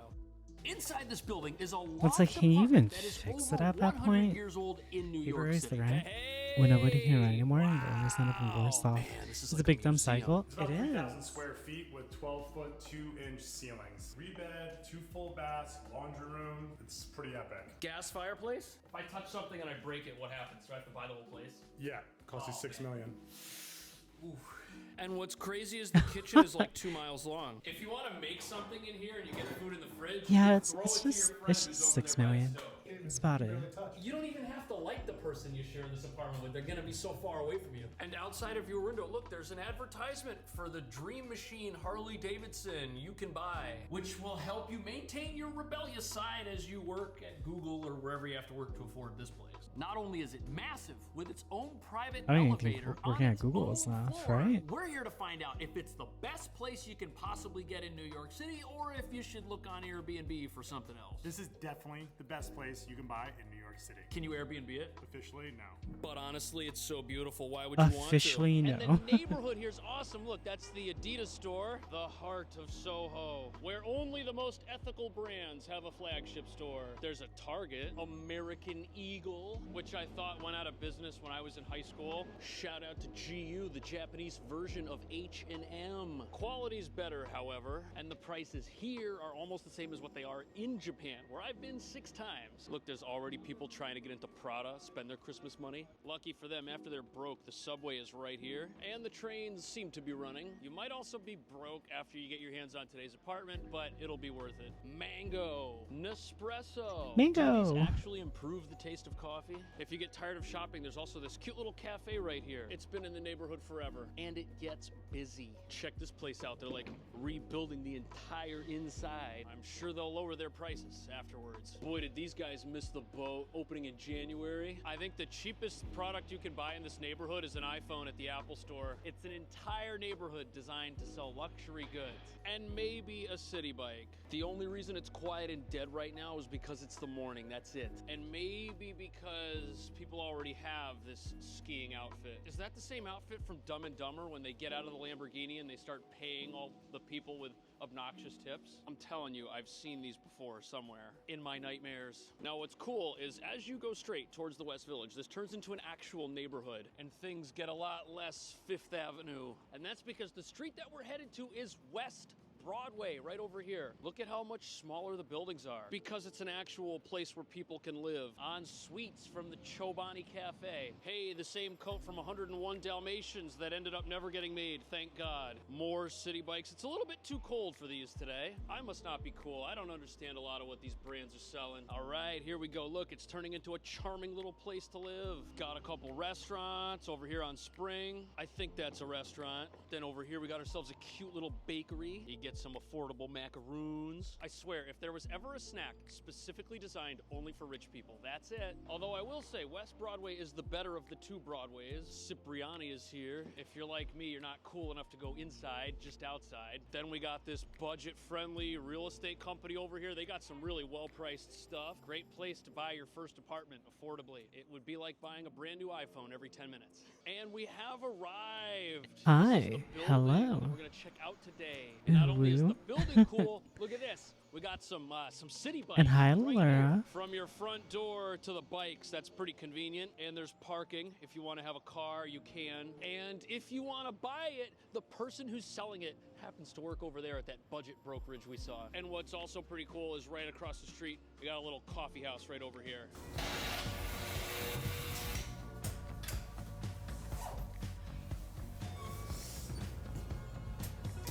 Second floor. Hey!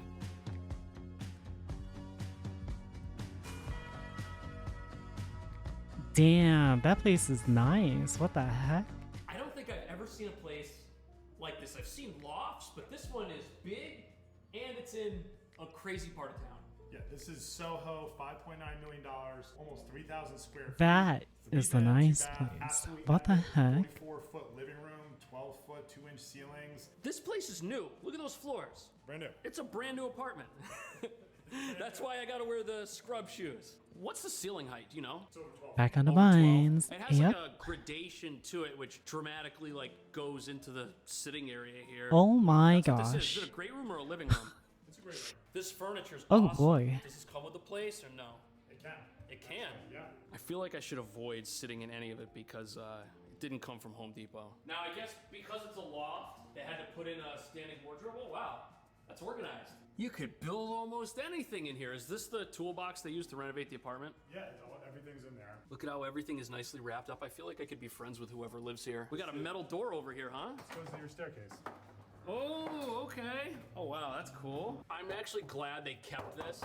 It's like the old door on a battleship or something. Sean, do you know the dimensions of the living room? Nice. Gee whiz, man, that's crazy. Gee whiz. The sitting room where you can talk about all of your accomplishments that helped you buy this place. Yeah.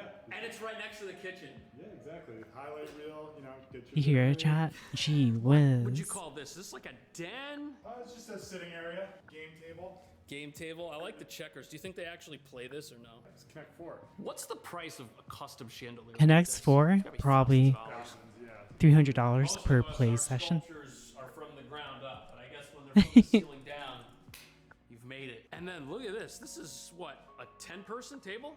Is that what this is? Beautiful chandelier up here. What's really cool about this is we've got these benches which slide out. And the benefit of this, obviously, I mean, it works really well as a seat, but because it's a loft, you want to have pathways. And you have a really nice pathway to get through the place right here. Like, look, all the designs here are nice and square. It's almost like they hired somebody with a ruler to come in here and measure things before they bought them and put them in. Straight path by the fireplace, kitchen counter, plenty of room. This is a 10-person breakfast bar.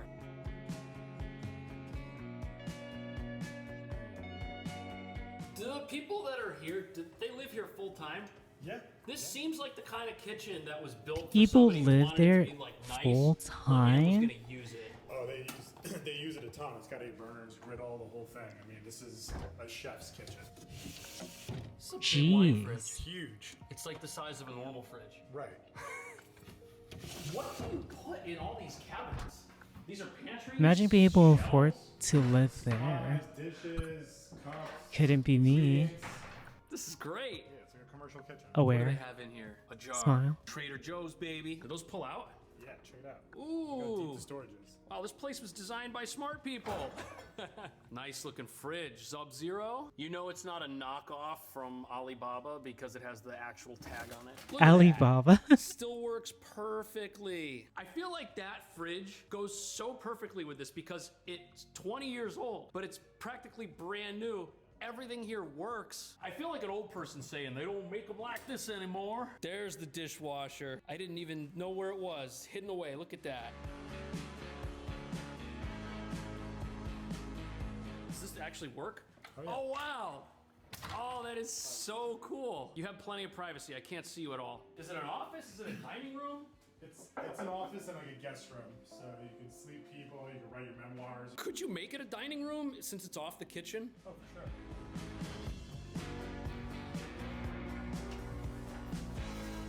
You said this was the laundry room.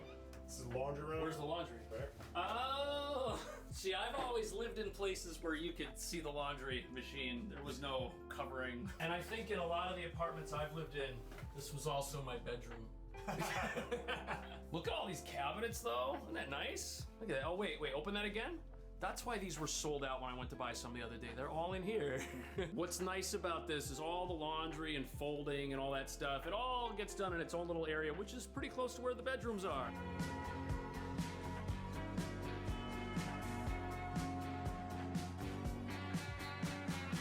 This is the primary or the secondary bedroom? This is the primary bedroom. What's crazy about this is it's the same style of thing that we had in the kitchen. You've got the pull-out drawers.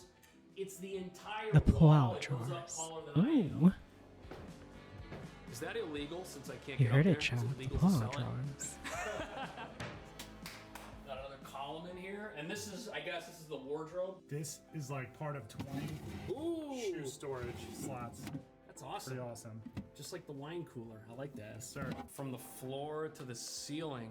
Beautiful. And of course, they went with an awesome looking light in here. I like that thing. Yeah. It's pretty sweet. And then of course, we have the world's best bathroom. Wow, this is big. It feels like a spa. It is a spa. You got a steam shower, you got a jacuzzi, You got 2 windows, very rare in New York, as you know. I like how they got the privacy tint, a little more privacy than we had in the office with the That's see-through cool. doors. Well, how does a steam shower work? So you seal it up, and then you have your steam controls right here.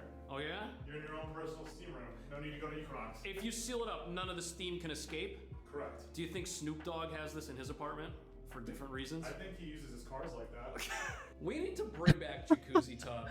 What a the great heck? idea. You're relaxed if you're in here. And what's great is look at all the elbow room you got. If you're brushing your teeth and Sean's brushing his teeth, there's no way. We can barely touch. You don't even have to like the person you share this apartment with. They're gonna be so far away from you. I like how the mirrors taking up the whole wall here. Did we miss the second bathroom and the second bedroom? Here's the second bath.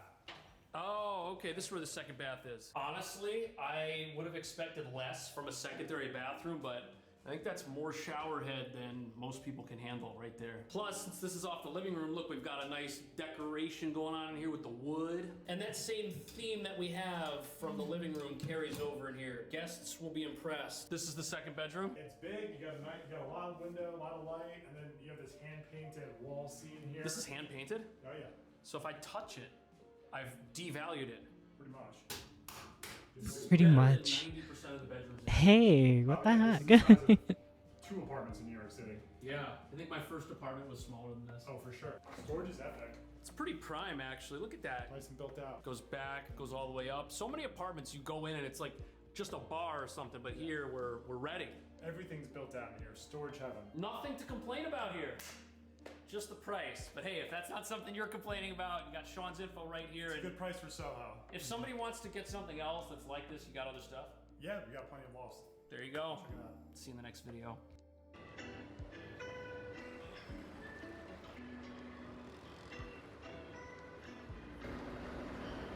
This is one of New York City's many polluted waterways. In fact, even though New York City is surrounded by water, you're better off not drinking any of it or it could wind you up in the hospital. So how exactly is this safe to drink? Salam. What do you guys know about it? You may not give much Aware. thought to the water your kids are drinking when they're in school, but perhaps you should. An Eyewitness News investigation found that lead in water fountains is a serious concern. Watery weirdness on the Hudson River in Rockland County is caught on camera. And now the state is trying to determine the source of these bizarre bubbles along the shoreline. Behind me, you see this Bubbles on the scene. shore? Crews trying to Ew. shut down that water main break right in the middle of Times Square. Even low levels of exposure have been linked to learning disabilities, stunting of physical growth, and damage to the nervous system.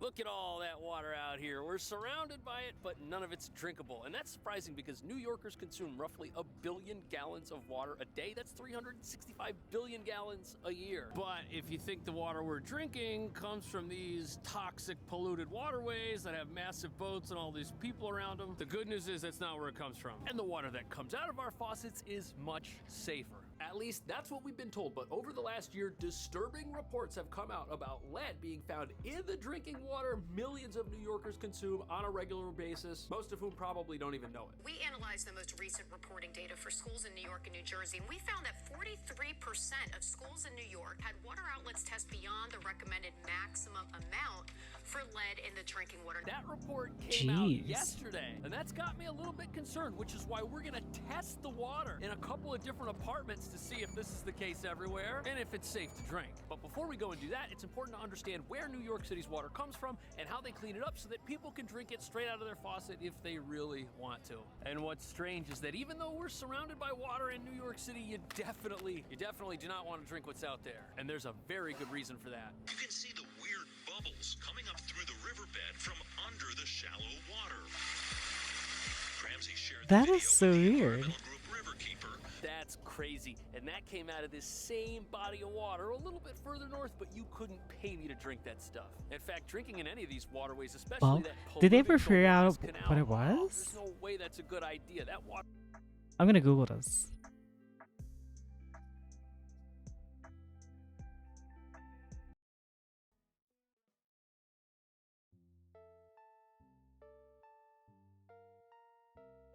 Let's see. Hudson River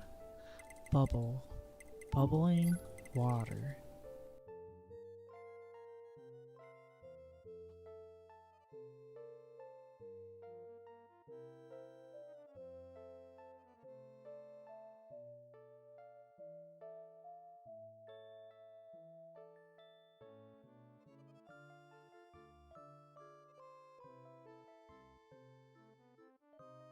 Apparently, the operator.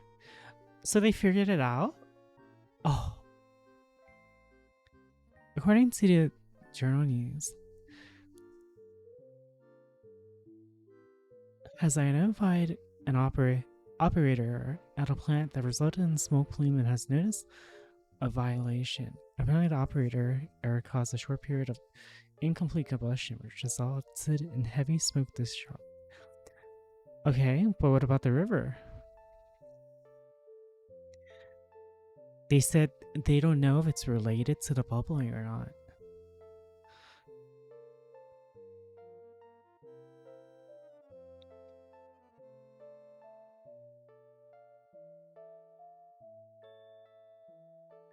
Ooh. So they're saying that whatever this operator error at this plant is caused the bubbling, because it never happened again after they were more like extra careful. What the heck?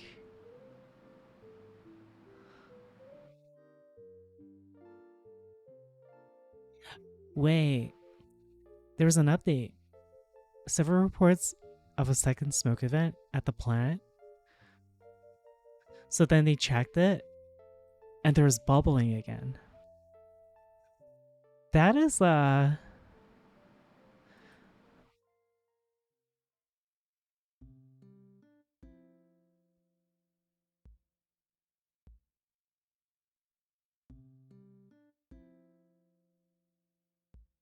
why is the power plant doing that? That's far away, aside from the smokestack.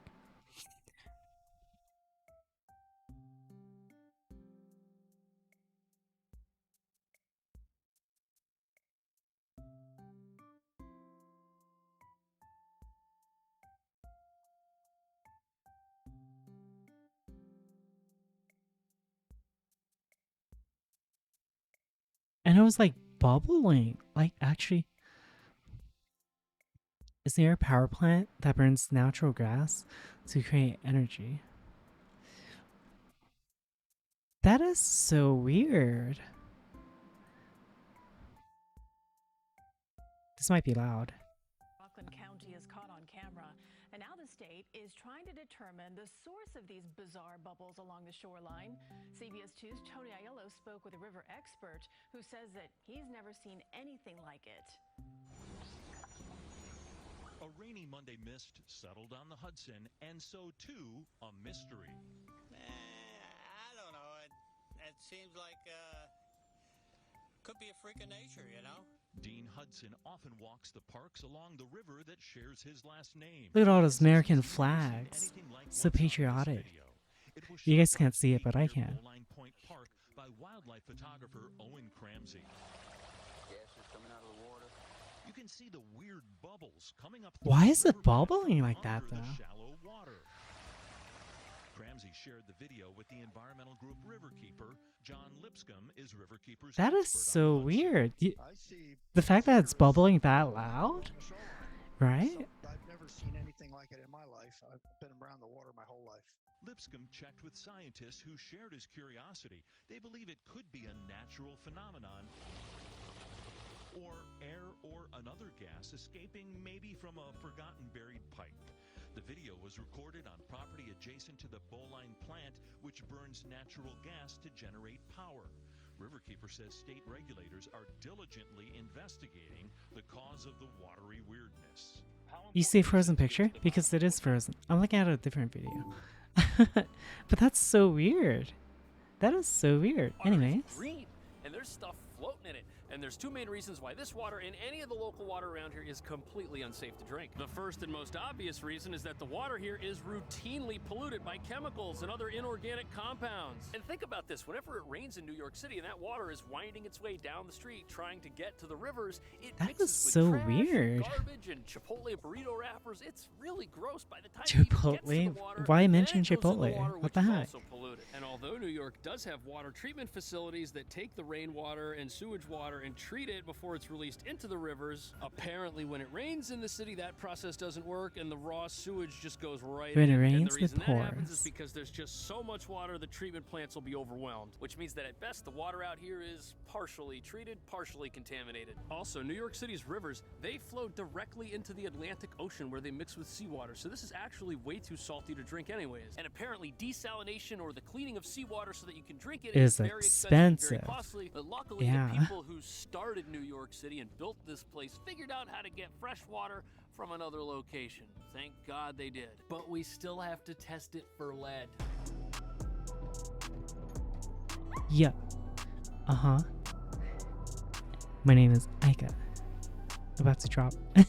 Never mind. Watershed area is roughly 2,000 square miles. The city system consists of 19 reservoirs and 3 control lakes, has 580 billion gallons of storage. That's insane, actually. The fact that the water that we drink here comes from so far away. And it ultimately comes from a system of artificial lakes and reservoirs in the Catskills. And just like the water here in New York that you don't want to drink, the mountain water is also runoff, but it's melted snow. It winds its way down the mountain, just like a Poland Spring commercial. But it's melted snow and rainwater. It's not Chipotle burrito wrapper water. And here's a map of the aqueducts. You can see how it travels all the way down through the Bronx to the city. This is the special reservoir, but we're not just drinking this. It actually gets So don't live processed in quite New a York bit City. before it Yeah, makes pretty its way to much. our apartments, and that's why the tap water in your apartment isn't the color we see out here before us. And the final step in the water treatment process is when it flows downstream from its final treatment location to the buildings and all the infrastructure that you see around here. Apparently, there's enough pressure on the entire water system from gravity alone that a building that's 6 stories high won't need additional pumps. But buildings that are higher than 6 stories, they need special systems inside of them to carry water up all those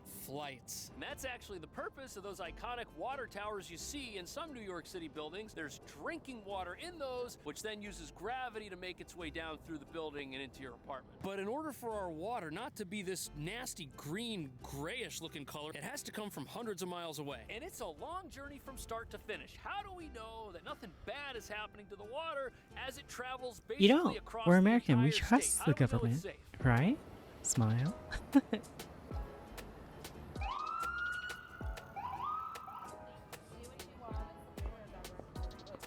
This is a street-side water testing station. This little guy is connected to the groundwater system that brings the fresh water in, and the city can open it up and test the water whenever they want. That way they can see exactly what's going into these buildings. But even before the water gets to a testing station like this, a whole lot goes on to protect it, and the city takes water quality very seriously. Protecting the precious resource from contamination is top priority. A dedicated police force patrols infrastructure from the air, on water, and the periphery. Swimming beneath the surface, fish, critical in detecting biological terrorism. I didn't know they actually had reservoir cops, but they do, and they're watching to make sure nobody puts anything bad in the water, nobody contaminates I get it, fresh well pollutes it, water. nobody just tries to dump all their old Dino. furniture in it. And We're furthermore, gonna have to they've got colonize agreements it. with people who live near the reservoir so that they can make sure that those folks are active participants in clean drinking water, or rather the preservation thereof. Local farms, local apartments. The goal is to make sure they aren't unknowingly or involuntarily polluting the waterways at the source. And after the water leaves this here beautiful reservoir, it's disinfected with chlorine. My That's to bad. kill the bacteria, and then they also put fluoride in it, which fosters healthy teeth and conspiracy theories. Apparently, they also hit the water with a Conspiracy UV light theories. treatment to further kill Not whatever's in in my- it, which is not in because my even though the water country, might be natural, partner. bacteria and things that are bad for you and can make you sick, those are natural too. We got to get rid of them. But it's still not ready to go into your apartment. It gets treated a second time with chlorine and fluoride. And one thing that's actually super important for New York City is they treat it with sodium hydroxide, which stops it from corroding the pipes in these really old buildings as it gets inside the building. If it corrodes the pipes, chemicals could leak out and make you sick that weren't in the water to begin with. And the final thing that happens to the water is they add food-grade phosphoric acid to it, which also helps with the chemical leaching from pipes and infrastructure, like lead, which we're going to test for and which shouldn't be in the water to begin with. More than 1,000 DEP employees help ensure the safety and quality of the drinking water. What starts here in the Catskills gets tested by scientists and robots. Floating on the Neversink is DEP's And continuous monitoring robots. system. Now, in parallel with all of this disinfecting, scientists sample the water at various points in the system to make sure that it's safe at each of those points. And if unsafe drinking water were found in this building that's covered in spray paint, the city would do what they're probably doing at that school. They'd go to the nearest testing station, which in this case is right over here. They'd check that to see what's coming out of it. And if the test from this thing comes up clean, the problem is probably inside the building somewhere, and they'll have to do further tests. And since the water is being tested at every stage of its journey from the reservoir to the apartment building, I'm it so should be cool. perfectly safe to It's drink, pretty and our cold right little now. water So yeah, I analysis kit agree. shouldn't find any problems.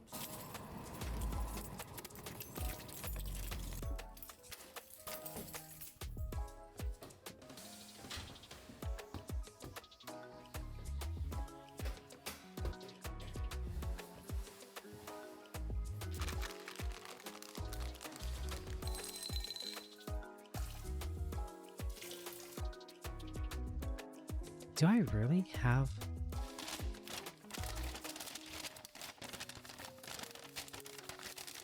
It says I'm supposed to wait 10 minutes?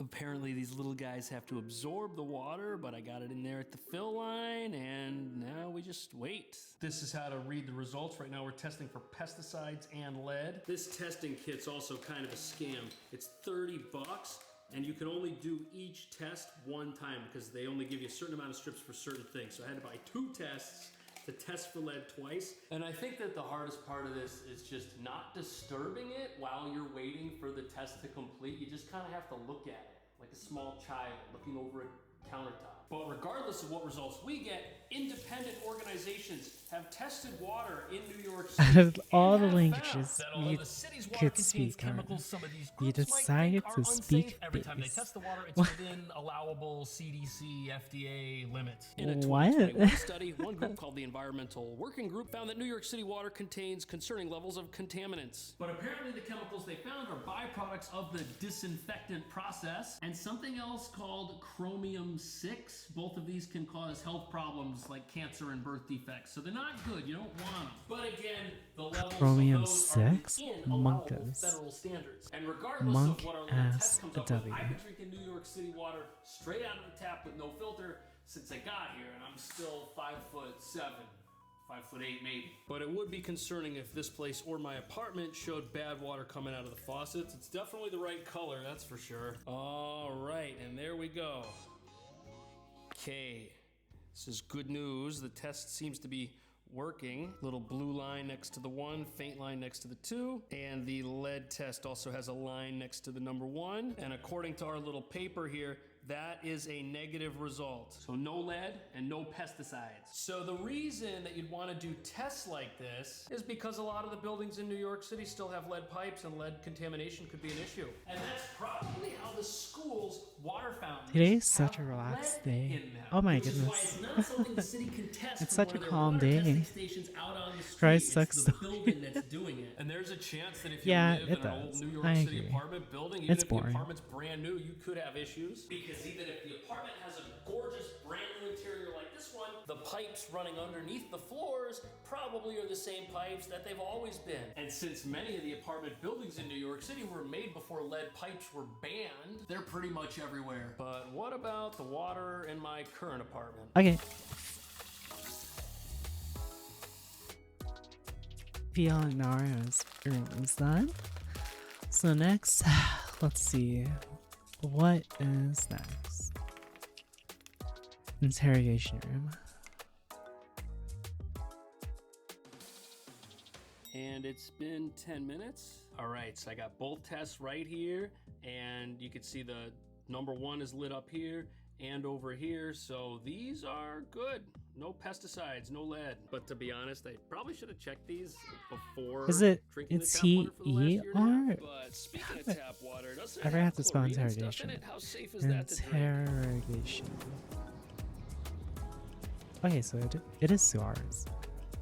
So it's true, enough chlorine and all these other chemicals, enough of that stuff in your water supply, it won't be good for you. But luckily, we're not talking about a public pool here. We're talking about apartment water. And the CDC has appropriate levels that you can use for chlorine to disinfect water while it still remains drinkable. And even though the amount of chlorine that'll be in this pool, if it ever reopens, is going to be way too much to drink, the amounts that are in your apartment drinking water are enough to get rid of bacteria and things that are bad for you. And waterborne diseases that come from bacteria are one of the reasons the WHO says that roughly 1 million people every year are suffering because they don't have access to reliable, clean drinking water. Which is very sad. That's how a lot of diseases come up, is with untreated drinking water. But the good news is that if you're moving into a new apartment in New York City, like this one, the city will actually mail you a free testing kit so you can see if your water's safe or not, and if there's a problem with it, they can actually send somebody out to your building to investigate. Thanks for watching. Let me know if I missed anything about the water here in New York.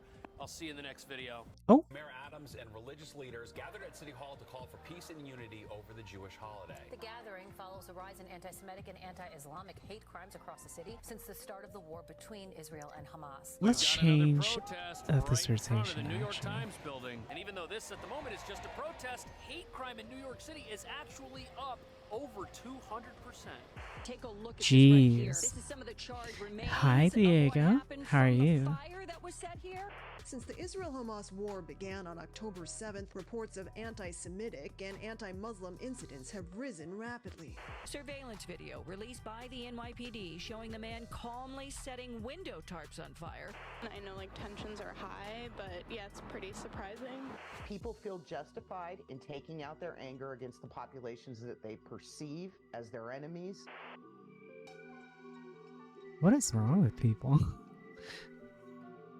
So I don't this know if I past want to month, restart there's been a completely like everyone else. 214% I increase sure in as hell crime, wouldn't. and that's crime that some people say is motivated by the Gaza-Israel conflict in the Middle East. And on top of that, the overall number of hate crimes, even those that aren't related to the conflict, rose by 124%. So all crime of that nature has increased for some reason. According to the NYPD, hate-related incidents have been going up since September, and shockingly, they were actually decreasing prior to that. And this is happening at the worst possible time because the city has run out of money and they've got to make cuts to the police. And that's got some New Yorkers really worried. Cuts have to be made, but they have to be made. It has to be fiscally sound. Public safety is the main concern at the moment. But the news of a lot less cops on the streets will do little to calm nervous New Yorkers. Now, it's not just hate-related crime that New Yorkers are worried about. Assaults, robberies, car thefts, all of those are on the rise, including crime in the subway, which thousands of New Yorkers used to get around every single day. And that's got people wondering, will the city get more dangerous? Will crime die down if the situation in the Middle East changes? One thing's for sure, the eyes of the world are on New York City, and whatever happens here could spill over into other major cities across the globe, just like the first protests that erupted just down the street from where we are now in Times Square when the conflict began. But it's shocking just how sudden and senseless some of these recent crimes have been.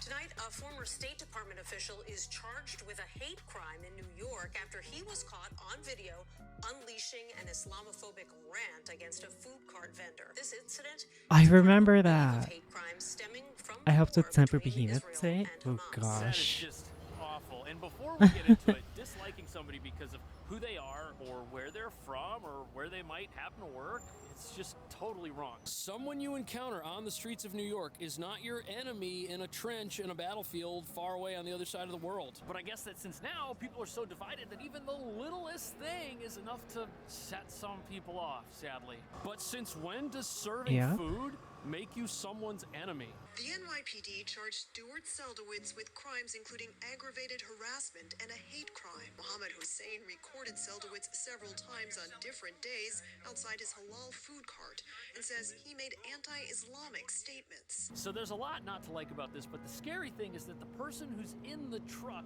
doesn't have freedom of movement, and in this case, the victim is trapped inside their office, which is the food truck. And what's sad is these guys already get targeted.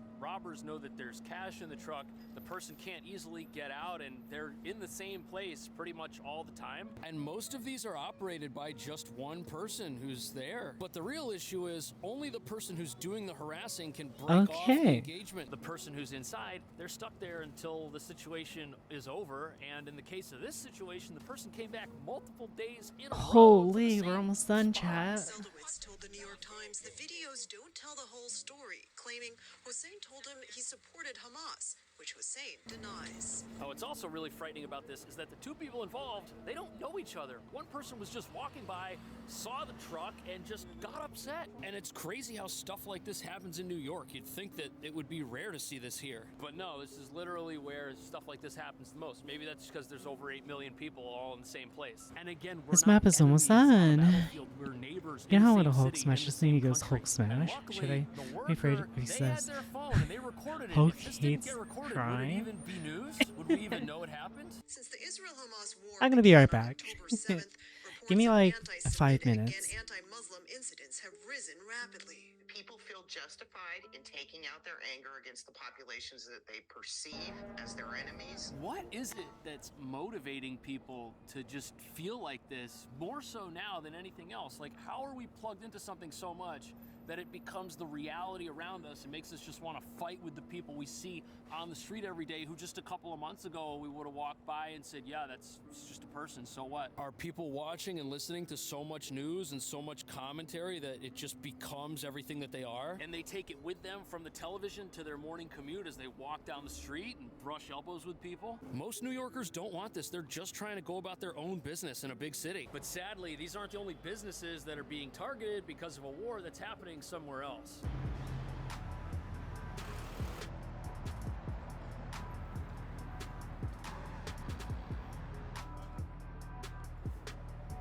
Those are scorch marks on the outside covering of this business. This is one of the places here where there was an anti-Semitic attack at this restaurant. Take a look at this right here. This is some of the charred remains of what happened from the fire that was set here.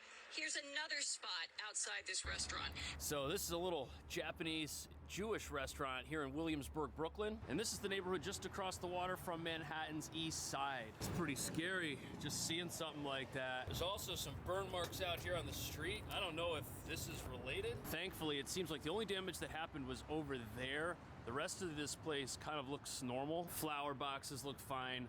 The actual glass behind the window looks fine. Spray paint, that's normal for this area. And the outdoor dining shed in front of the restaurant looks completely fine as well. And to be honest with you, this is a pretty unexpected location for something like that to happen. It's a residential neighborhood. The average price of a studio around here is $3,800. Which puts it on par with Manhattan as far as affordability is concerned. And Williamsburg is actually kind of a hipster's paradise, but it wasn't always this way. There are a lot of new luxury buildings here, but there's also a big Jewish community in this neighborhood. And for over 100 years, Williamsburg has been one of the biggest Orthodox parts of the country. And residents here are used to being part of a counterculture to an extent, as their Jewish heritage and local roots set them apart from people who might want to live in this building for a year or two and then move out. And although crime against people for what they believe or how they live isn't necessarily new, since the conflict in Gaza began, attacks like what happened here on this little restaurant have unfortunately become more common. It seems like the NYPD is investigating what happened here as arson. And although this unfortunate incident did happen when the restaurant wasn't open because it was 4 in the morning, there were probably people inside these apartments. Look at those air conditioners up there. It's a fairly small 4-story building. And recently there was a 2-bedroom in here that rented for $3,100.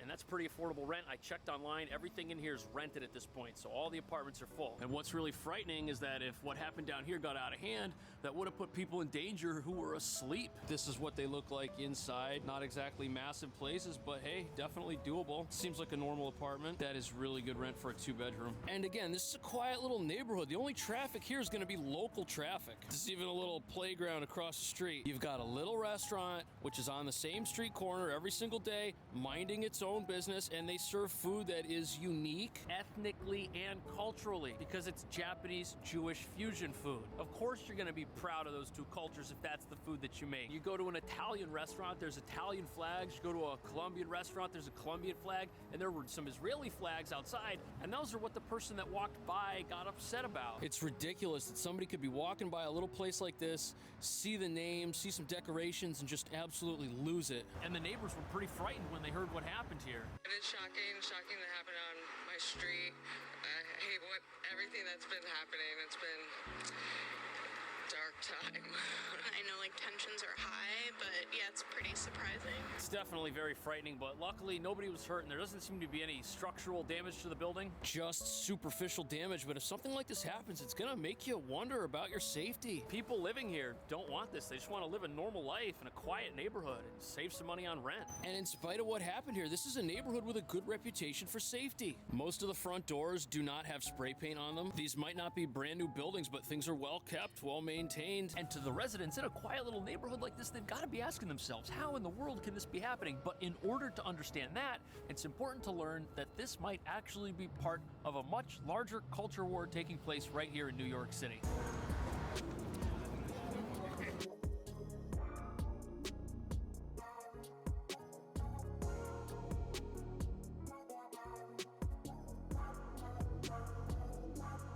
So here we are at the New York Public Library, and the reason that we're here is because books displayed in libraries in New York City have made parents pretty upset. And what parents who disagree with certain library materials have been doing is checking them out and not returning them. Now, this particular library is super old. In fact, it was built in 1897. And even though Okay, I returned. I got candy. This may or may not be considered objectionable to everyone, I've been wanting libraries and sweets. books have always been Not gonna lie, battlegrounds for chat. thought to an extent. I've been ordering This has Taco been the Bell case ever just since for the 1400s Baja when Blast. book printing first began. And ever since the first Gutenberg Bibles rolled off the printing press, people have been reading things they were unsure about. And here we are in 2023, where everything, no matter how traditional it may have been at one point, if it finds its way into a book, somebody's going to have a problem with it. And because of the recent conflict in Gaza, some material which may have just flown under the radar before is now a big problem. For some parents anyways, it turns out that there were children's books about Palestine which presented a viewpoint that parents found was rather one-sided in their opinion,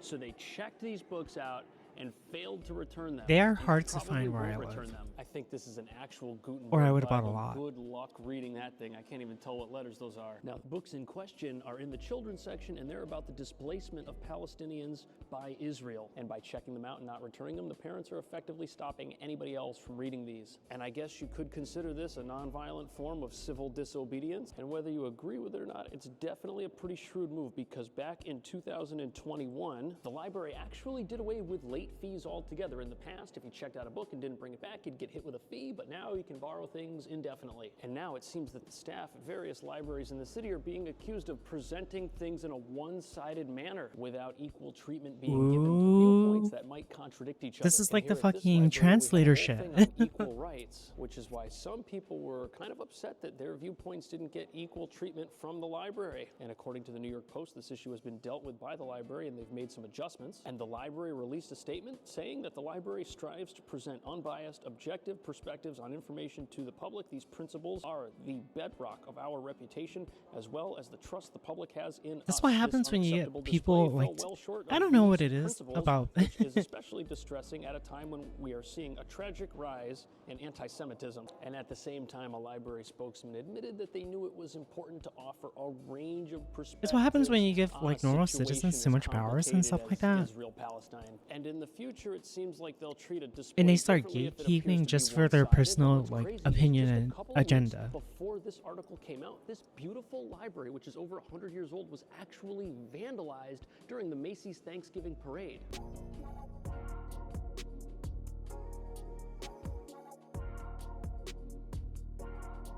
Now to some breaking news we're following. A pro-Palestinian group of protesters packing the streets in front of the New York City Public Library's main branch near Bryant Park, meeting with police as they Like, track why spray painted over vandalize? Free Palestine on the pillars That of the fucking library didn't have anything to do with the war. handprints on the base of the building. Now, the vandalism that occurred on the front of this building is estimated to cost around $75,000 to repair. And during this exact same vandalism spree, which hit the front of the library here, protesters also glued themselves to the street because this is where the Macy's Thanksgiving Day Parade goes. It looks like something happened here in two different locations, which are both tarped off, so you can't really see anything that's going on. There's also barricades over here, but I think these are just here because the fountains aren't. Like, personally, I'm all for protests. If something sucks, go ahead, protest. But if you do it in this way, you just make yourself look so fucking stupid.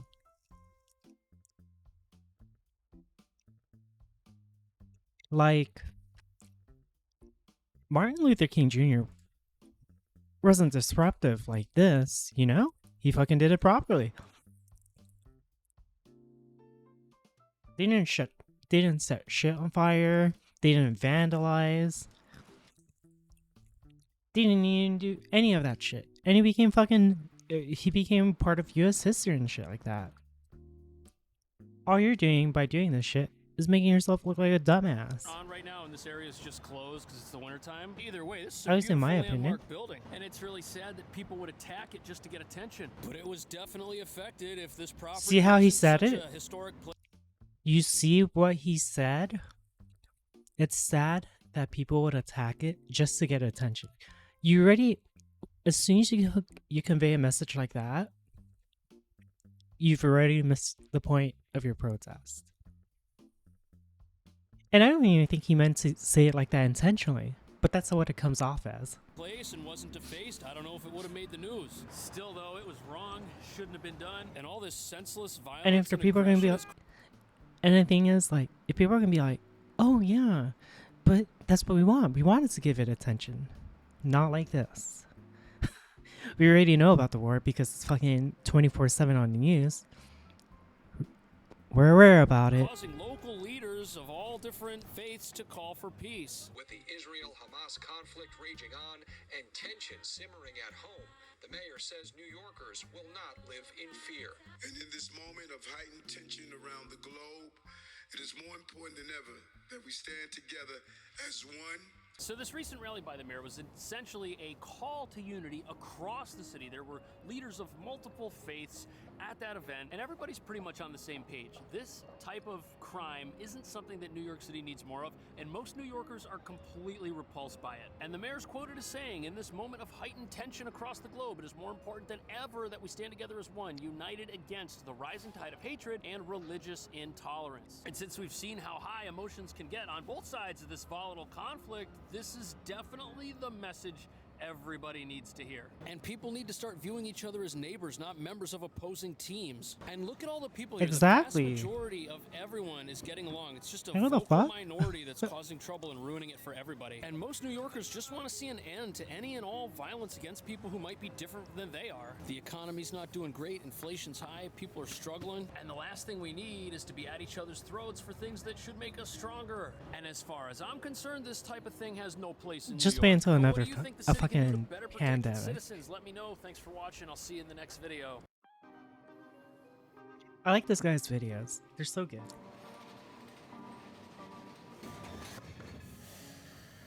Over 3 million people ride the subway every day. So why is it so terrible? The issue of toll evaders is only getting worse. If you're trying to catch the N or the R train, the 10-minute wait time can feel like an eternity. Disturbing video of a heated exchange between 3 teenagers and a family. And the joke for a long time has been that the R and the N stand for rarely and never.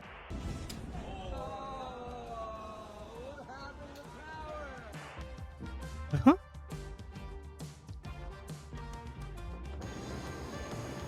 So riding the train is a normal They part should of learn life from here in the Japan. city, but Japan has a unfortunately, really as good most New Yorkers transport will system. tell you, Holy almost shit. Anything can happen when you're using it. Xbox HDMI.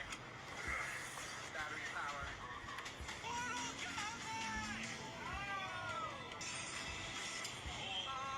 power. And look at this, people had Thanksgiving dinner down there a year ago. Isn't that crazy? Now look, those are both really funny, but the fact that they could be filmed. Did you the fact see that? Those things happen. Did you see a chat? He said something and Siri came up. Dinner down there a year ago. Isn't that crazy? Now look, those are both really funny, but the fact that they could be filmed, the fact that those things happen, just kind of goes to show you that it's not a whole lot of order down there in the subway. And the MTA who runs the subway knows it because things much worse than a casual video game or a turkey leg happen down here. And that's why they launched a survey asking riders for feedback. And the responses they got were less than kind.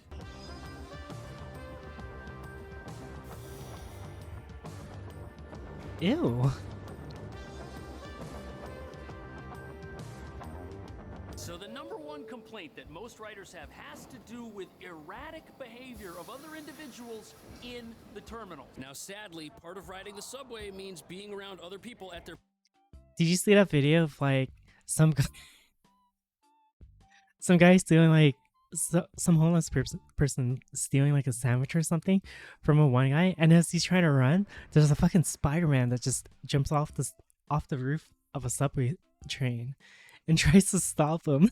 Their best and their worst. Someone could be having a meltdown. Someone could have just lost their job. Someone could be really upset about something and they could decide to let the world know. And when something goes wrong, it can be extremely frightening for everybody, especially if you're with your family and little kids while you're on the train. And only 19% of riders claim to be satisfied with the service at some of the city's worst stations. Stories abound of It's because our fucking, it's not even the subway station's fault. It's just our fucking culture. Like these, many people are on edge. Nobody should be scared when they're on their way to work or on their way to class. That's terrible, especially 5 days a week. And the city loves to talk about how we need a congestion pricing scheme to build traffic $23 a day, because apparently being stuck in traffic costs the city productivity, but being scared to death on the train doesn't. And I, for one, would appreciate a subway that feels safer and is more orderly. This is the girl police are looking for.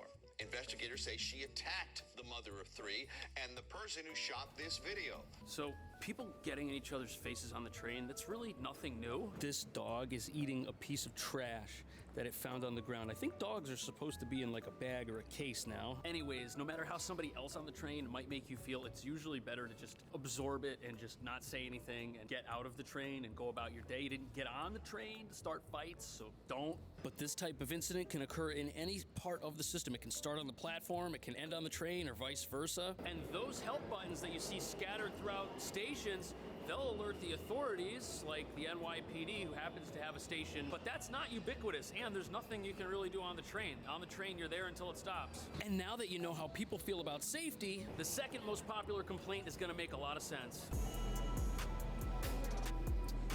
Hey, right?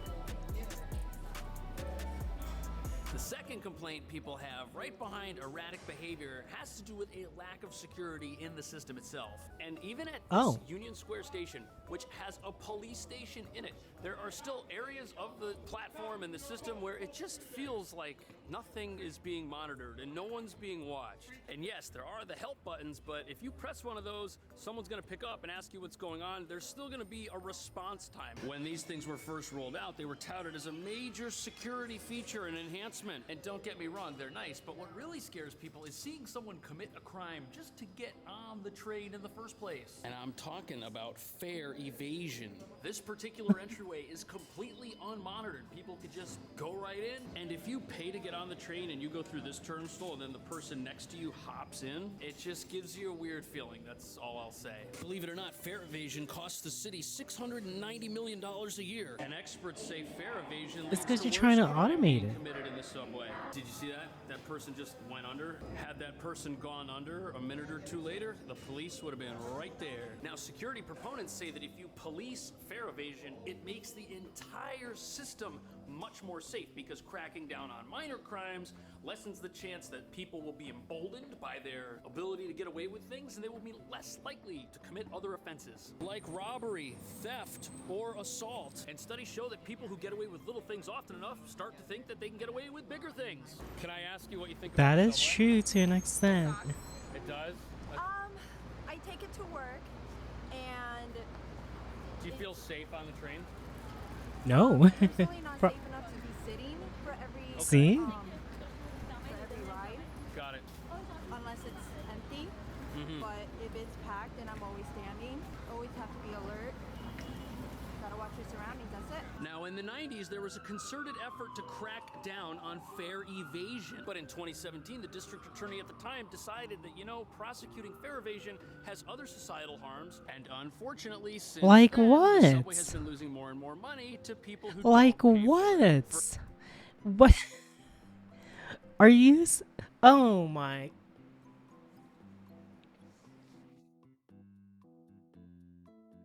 I can't even. Oh my For gosh. example, in 2018, fare Oh, punishing crime isn't good. Like what? evasion cost the city around $200 million, but now Who are these $700 million. pushovers, man? And unfortunately, vandalism and other types of crime are way up. And as you can imagine, violent incidents that cause the police to need to get involved, Those contribute to the next thing that New Yorkers are really upset about when it comes to the train. Holy shit.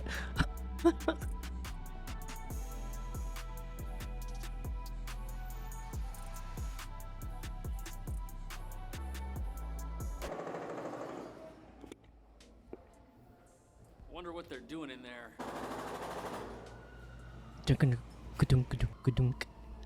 I can't tell, but whatever it is, this train line, VF specifically, is the worst in the entire city when it comes to delays. Hopefully whatever they're doing is going to speed up service on this particular line. Now in the system, trains run on time about 84% of the time, but on the F line, that drops to 71% of the time, which means you've got a 1 in 3 chances of being late if this is the train you're on. And since New Yorkers rely on the subway as the cheapest and most economical way to get around, delays are hurting businesses, they're hurting families, people are missing appointments, birthday parties. It's a disaster. If you walk in this station right Birthday now, parties? No. There's a 30% chance Sorry. it's going to be late. Also, customers have mentioned that the longer they're waiting in the system for a train to show up, the more uneasy they feel about the whole experience, because safety is a higher concern than train delays, but train delays cause anxiety related to safety. People are concerned that the longer they spend in the system, the higher their chances of having an issue. Nobody wants to be a subway statistic. Now, since 2020, ridership has dropped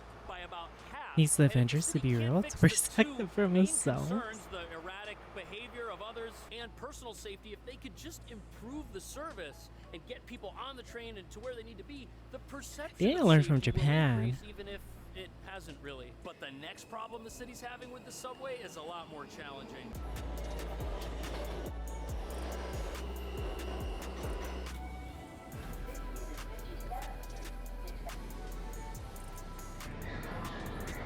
The next issue New Yorkers have mentioned needs improvement in the subway is the overall cleanliness of it.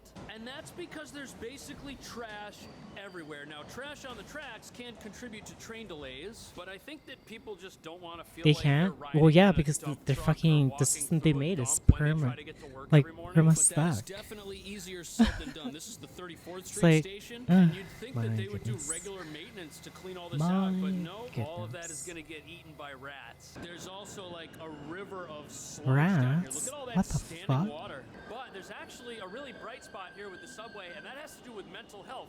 Those folks, those are mental health outreach counselors. And according to the mayor, their efforts have been making a big difference. But not everyone is 100% on board with all of the mayor's plans for the subway. One of them is really controversial. In this last Oh. year, we have made unprecedented progress. It's been 1 year since Mayor Eric Adams launched his controversial plan to involuntarily hospitalize homeless New Yorkers who are demonstrating an inability to care for themselves due to severe mental illness. So the plan you just heard about, it was announced 1 year ago. And the reason that it's kind of scary is because nobody likes the idea of losing their freedom because of someone else's decision. And it may involve the detainment of folks the city doesn't think are Hell able yeah, to care brother. for themselves. And New Yorkers were This is rightfully America. concerned. Who gets to Don't decide tread on if my somebody freedom. is or isn't capable of taking care of themselves? What are they going That's to do? what they Start say. Sweeping people off the streets like they do in dictatorships in other parts of the world? There were a lot of questions. The city keeps track of the top 100 hardest to reach New Yorkers who consistently refuse services and live in the subways and streets. Out of those 100, the city says it has now helped move 54 of those people into supportive housing units. So it sounds like a total of 54 people were helped out of the subway system, and it sounds like the folks in question only ended up being part of that program after the city had tried multiple times to help them through outreach like what we just saw with the counselors, asking people if they need something to eat, if they're doing okay. It's kind of like a wellness check. And in the minds of many riders, That's the good. presence of people I kind of like living in that the idea. subway Though it's a may bit make it odd. seem like there's no I- rules and it's an I think that's unsafe like one place of to be in. the good On the few bright side, it things. seems like the city was maintaining a database of the hardest to reach individuals in the system and keeping track of what was going on as they were followed up with, which sounds a lot better than a police sweep of a system that winds people up in jail. And city officials are defending the program as having been a net positive for the system as a whole. And it seems like Has if it, the though? mayor and city officials are able to reduce crime and improve the subway system, more people are going to come back and start using it again. Ridership will go up, and that's a good thing. And speaking of good things, So good news. But it doesn't. If you have to go while you're on the go, the The MTA says it will reopen 36 more bathrooms at 18 subway stations across the 5 boroughs starting next week. So these are supposed to be working. Will I regret this? Wait a second.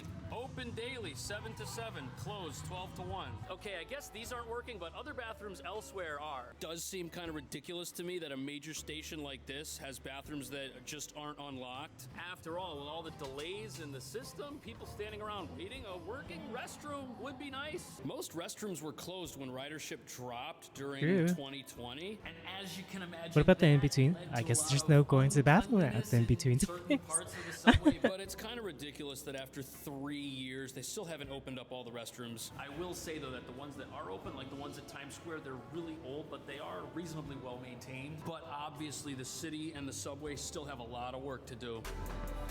Fuck yeah, they do.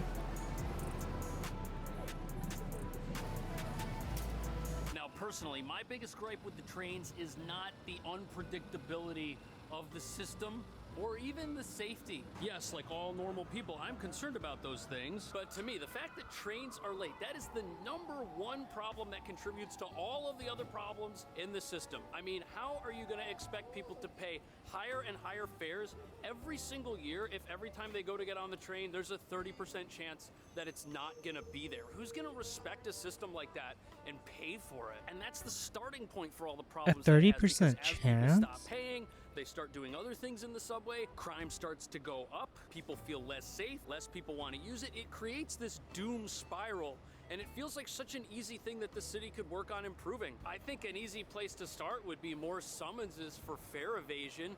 That used to happen. I've known people That's who got true. summonses for It that. literally They're starts right expensive. there. They're almost the cost of buying an unlimited Metro card. So that would get people to say, hey, It's because I'll of the pay. evaders, It's not worth the everything else cost of goes up. paying the fines. But yes, the city does have a shortage of police. Maybe getting enough officers. More cities to have been work making their on subway bus fare systems evasion pretty- just isn't that's actually possible right now. nice. And one way or another, because of recent budget cuts, there's probably going to be less police in a couple of months than there are right now. Whoa. He's moving. Perhaps what the city could do is to only have this type of turnstile that you can easily crawl under or jump over. Those should be limited to stations like this one that have a manned attendant. And perhaps if there is no manned attendant, That is these true. should be replaced by the gated style entries that you cannot get through unless you pay. Now, critics of that are going to say that, you know, there's some people who cannot afford the train and it's not fair that they should have to pay. But proponents on fare evasion crackdowns say that the city But you is make it always worse free for to expand everyone. programs that allow people to get discounted cards or to get a card at no cost if they really can't afford it and they're trying to support themselves. But what do you think the city should do to fix the subway? They Let me make it know. worse for Thanks watching. everyone. See you in the next video. What the heck? I swear, maybe it's just me, but it feels like we've become a pushover lately. Cameras because they say the building's security cameras are broken. The emergency exits are also broken. Tenants say it's a fire hazard. And that's what it's like living in an illegal New York City apartment. From shoddy plumbing Ooh. that led to an unintended Oh my indoor God. waterfall to bunks that make hostels seem luxurious. And what's sad, many of the people living in these units have no idea they're illegal. Oh, I didn't even know that. I have no idea. Not only is the door not accessible, it doesn't lock. Surveillance shows a woman sneak in. We are trying to fix it. Another complaint, a large crack in the floor of the elevator. Suddenly, this family turned upside down, forced to pack up and get out immediately. Their apartment considered illegal and unsafe.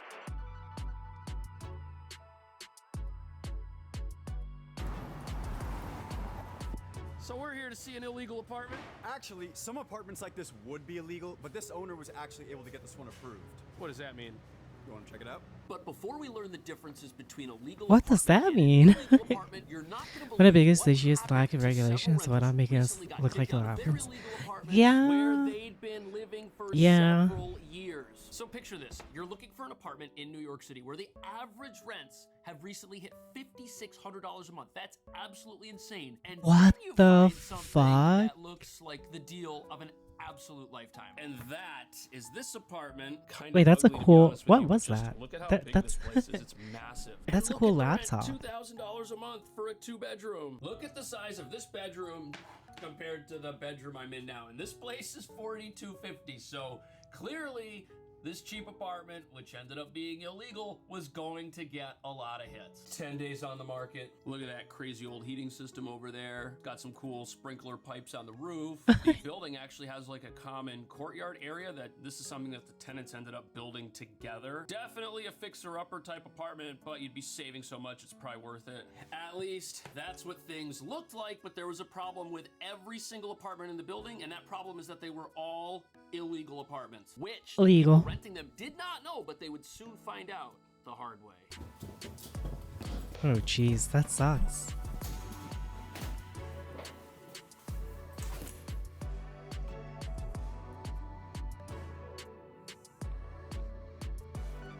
Was that a radiator? That's like an old school radiator.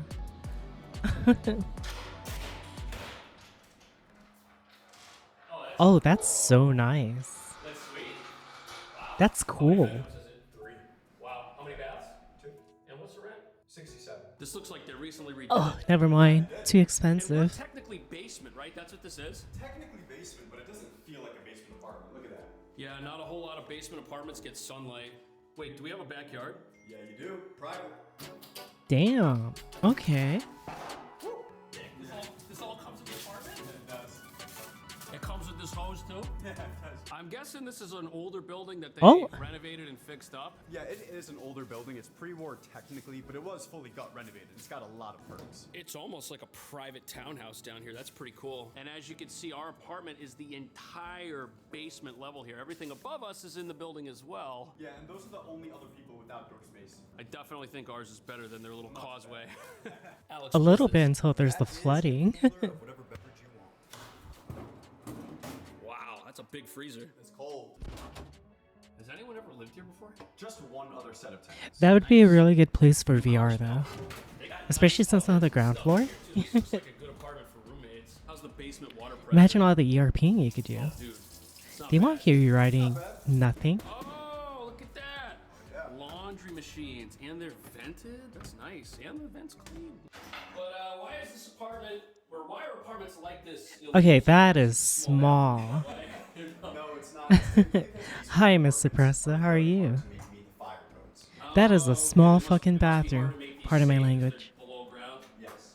Look over here. You have full-size windows and a door. God forbid there were ever an emergency. You'd be able to get out quite easily. So these windows aren't like those little prison-style windows that you'll see like by a sidewalk? No, they're human body-sized. So if this was facing the street, you would not be able to have a window like this over here because the street would actually be right here. So you wouldn't be able to fit out the window.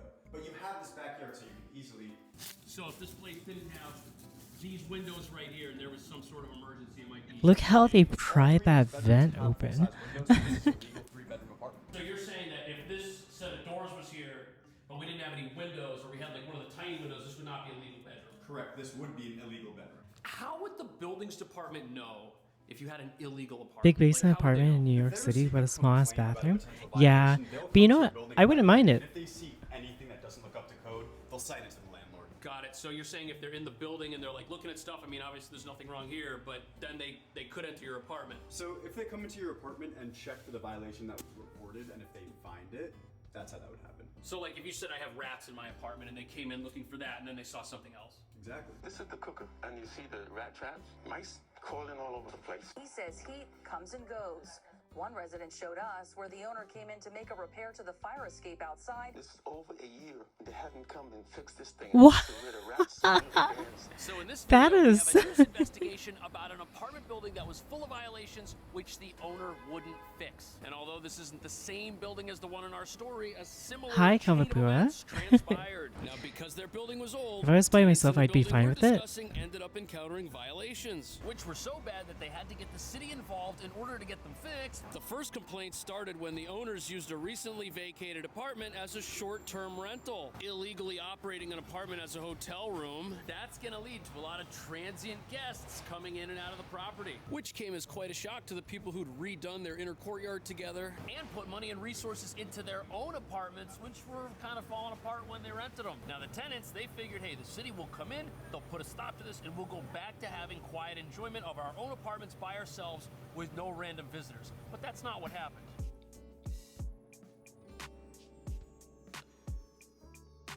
Dude, New York feels like New York is having more problems than like San Francisco. And that can become pretty expensive pretty quick.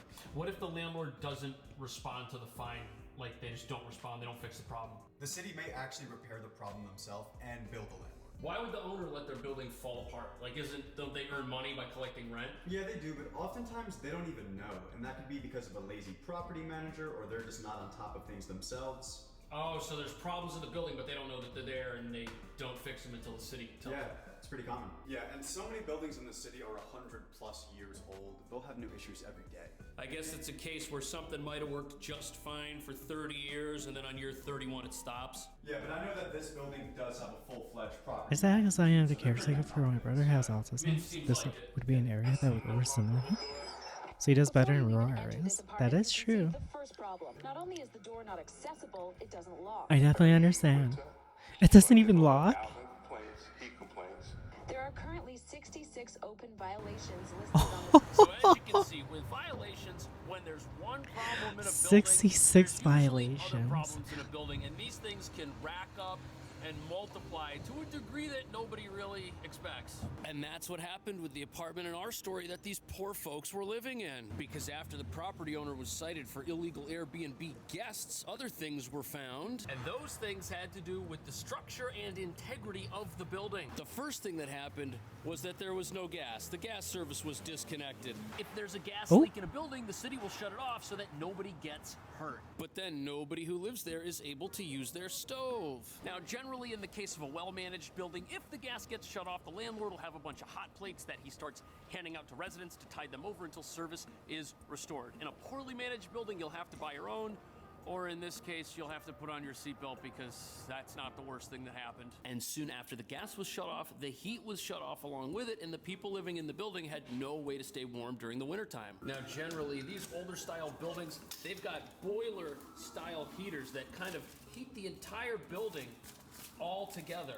And since there's just one heating system for the entire property, including the common areas, the tenants can't control it. It runs through pipes that look like this, and it comes out of radiators like this monster. That is atrocious.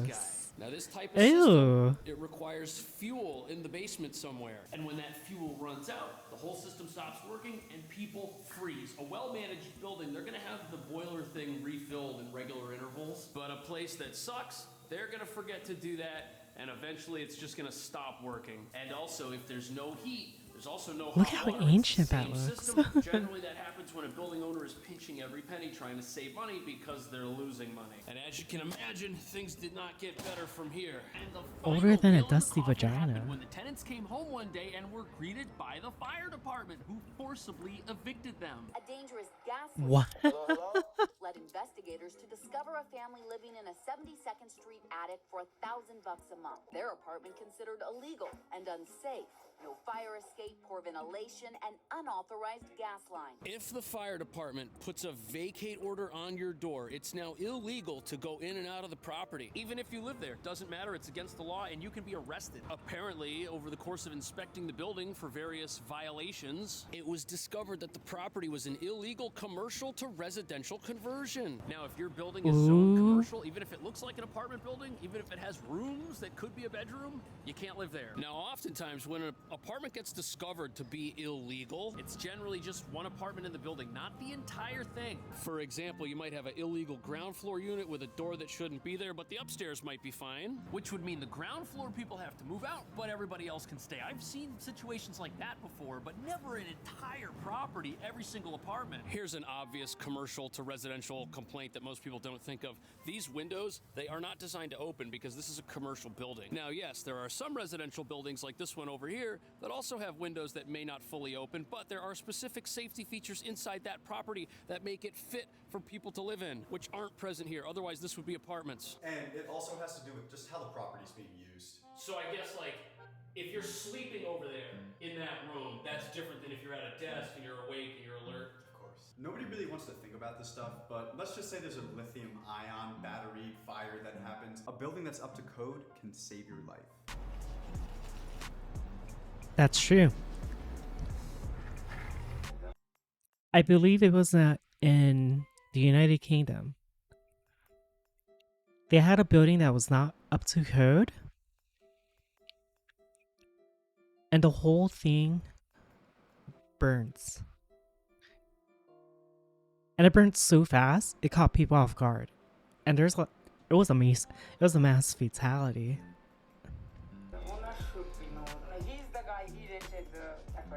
We tried to talk to the man and woman Mohammed's family said owned the building, but they took off. I was calling you about your apartment complex on When we followed up by phone, I'm sorry I'm dropped you at hung up. I was sleeping here last night and all of a sudden... Yes, Grenfell Tower Fire. That's the one. So many problems that people likely would. Because they weren't up to code, they had one material that was like throughout the whole building. And it was flammable beyond the ass. And because of that, and it was spread throughout the whole building, the whole thing just lit up because it was just like an internal fire they couldn't put out.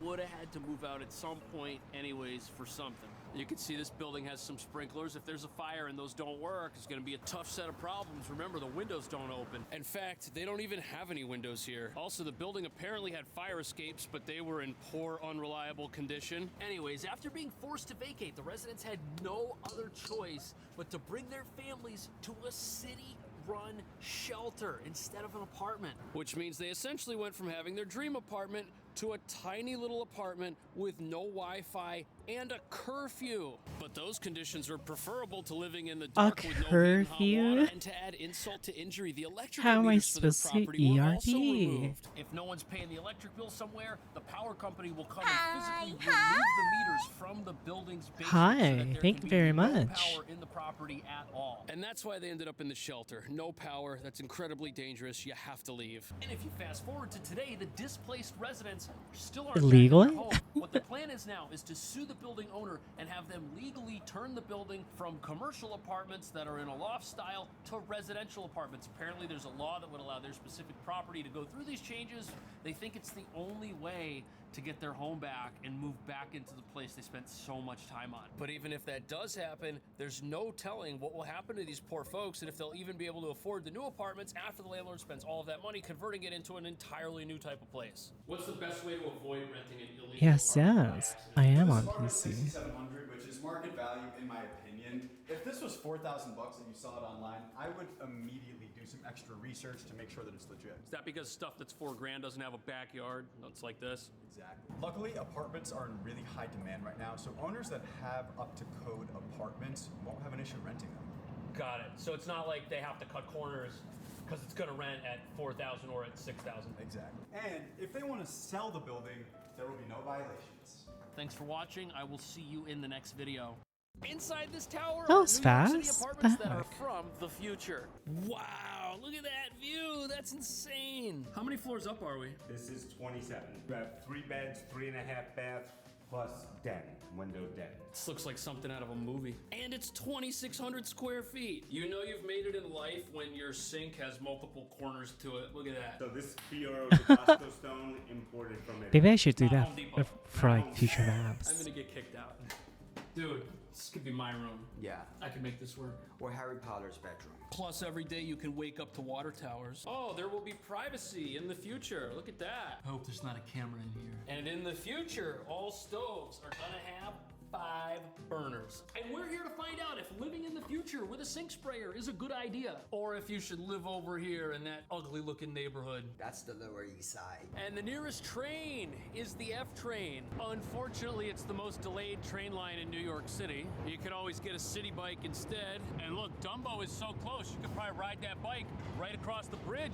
That loud bridge Write that is right down, write there. that I don't down. think the building is too far from the train either. Says it's a 6-minute walk. Got a grocery store when you get out, where you can get a plant-based Bodega Classic. And those probably only sell in Dumbo, Brooklyn, and maybe in Greenwich Village, where highly paid software engineers think a bike like this makes them cool. Why is it with bikers that their bike is their personality? If I were to move here, this Hey, what the place would heck? become my personality. What is that You know, a tag? good menu when it's survived multiple years on the street without changing. And it's on Front Street, which is going to be your street. And it's going to look like this. Isn't this awesome? I'm hungry. Dumbo's an awesome little neighborhood where you can shop at the Glam Express expressway. Look at this one. The sun Like, shows excuse a part of your me? rib cage. That's trendy. Hopefully by the time my kids can buy their own clothes, that's no longer cool.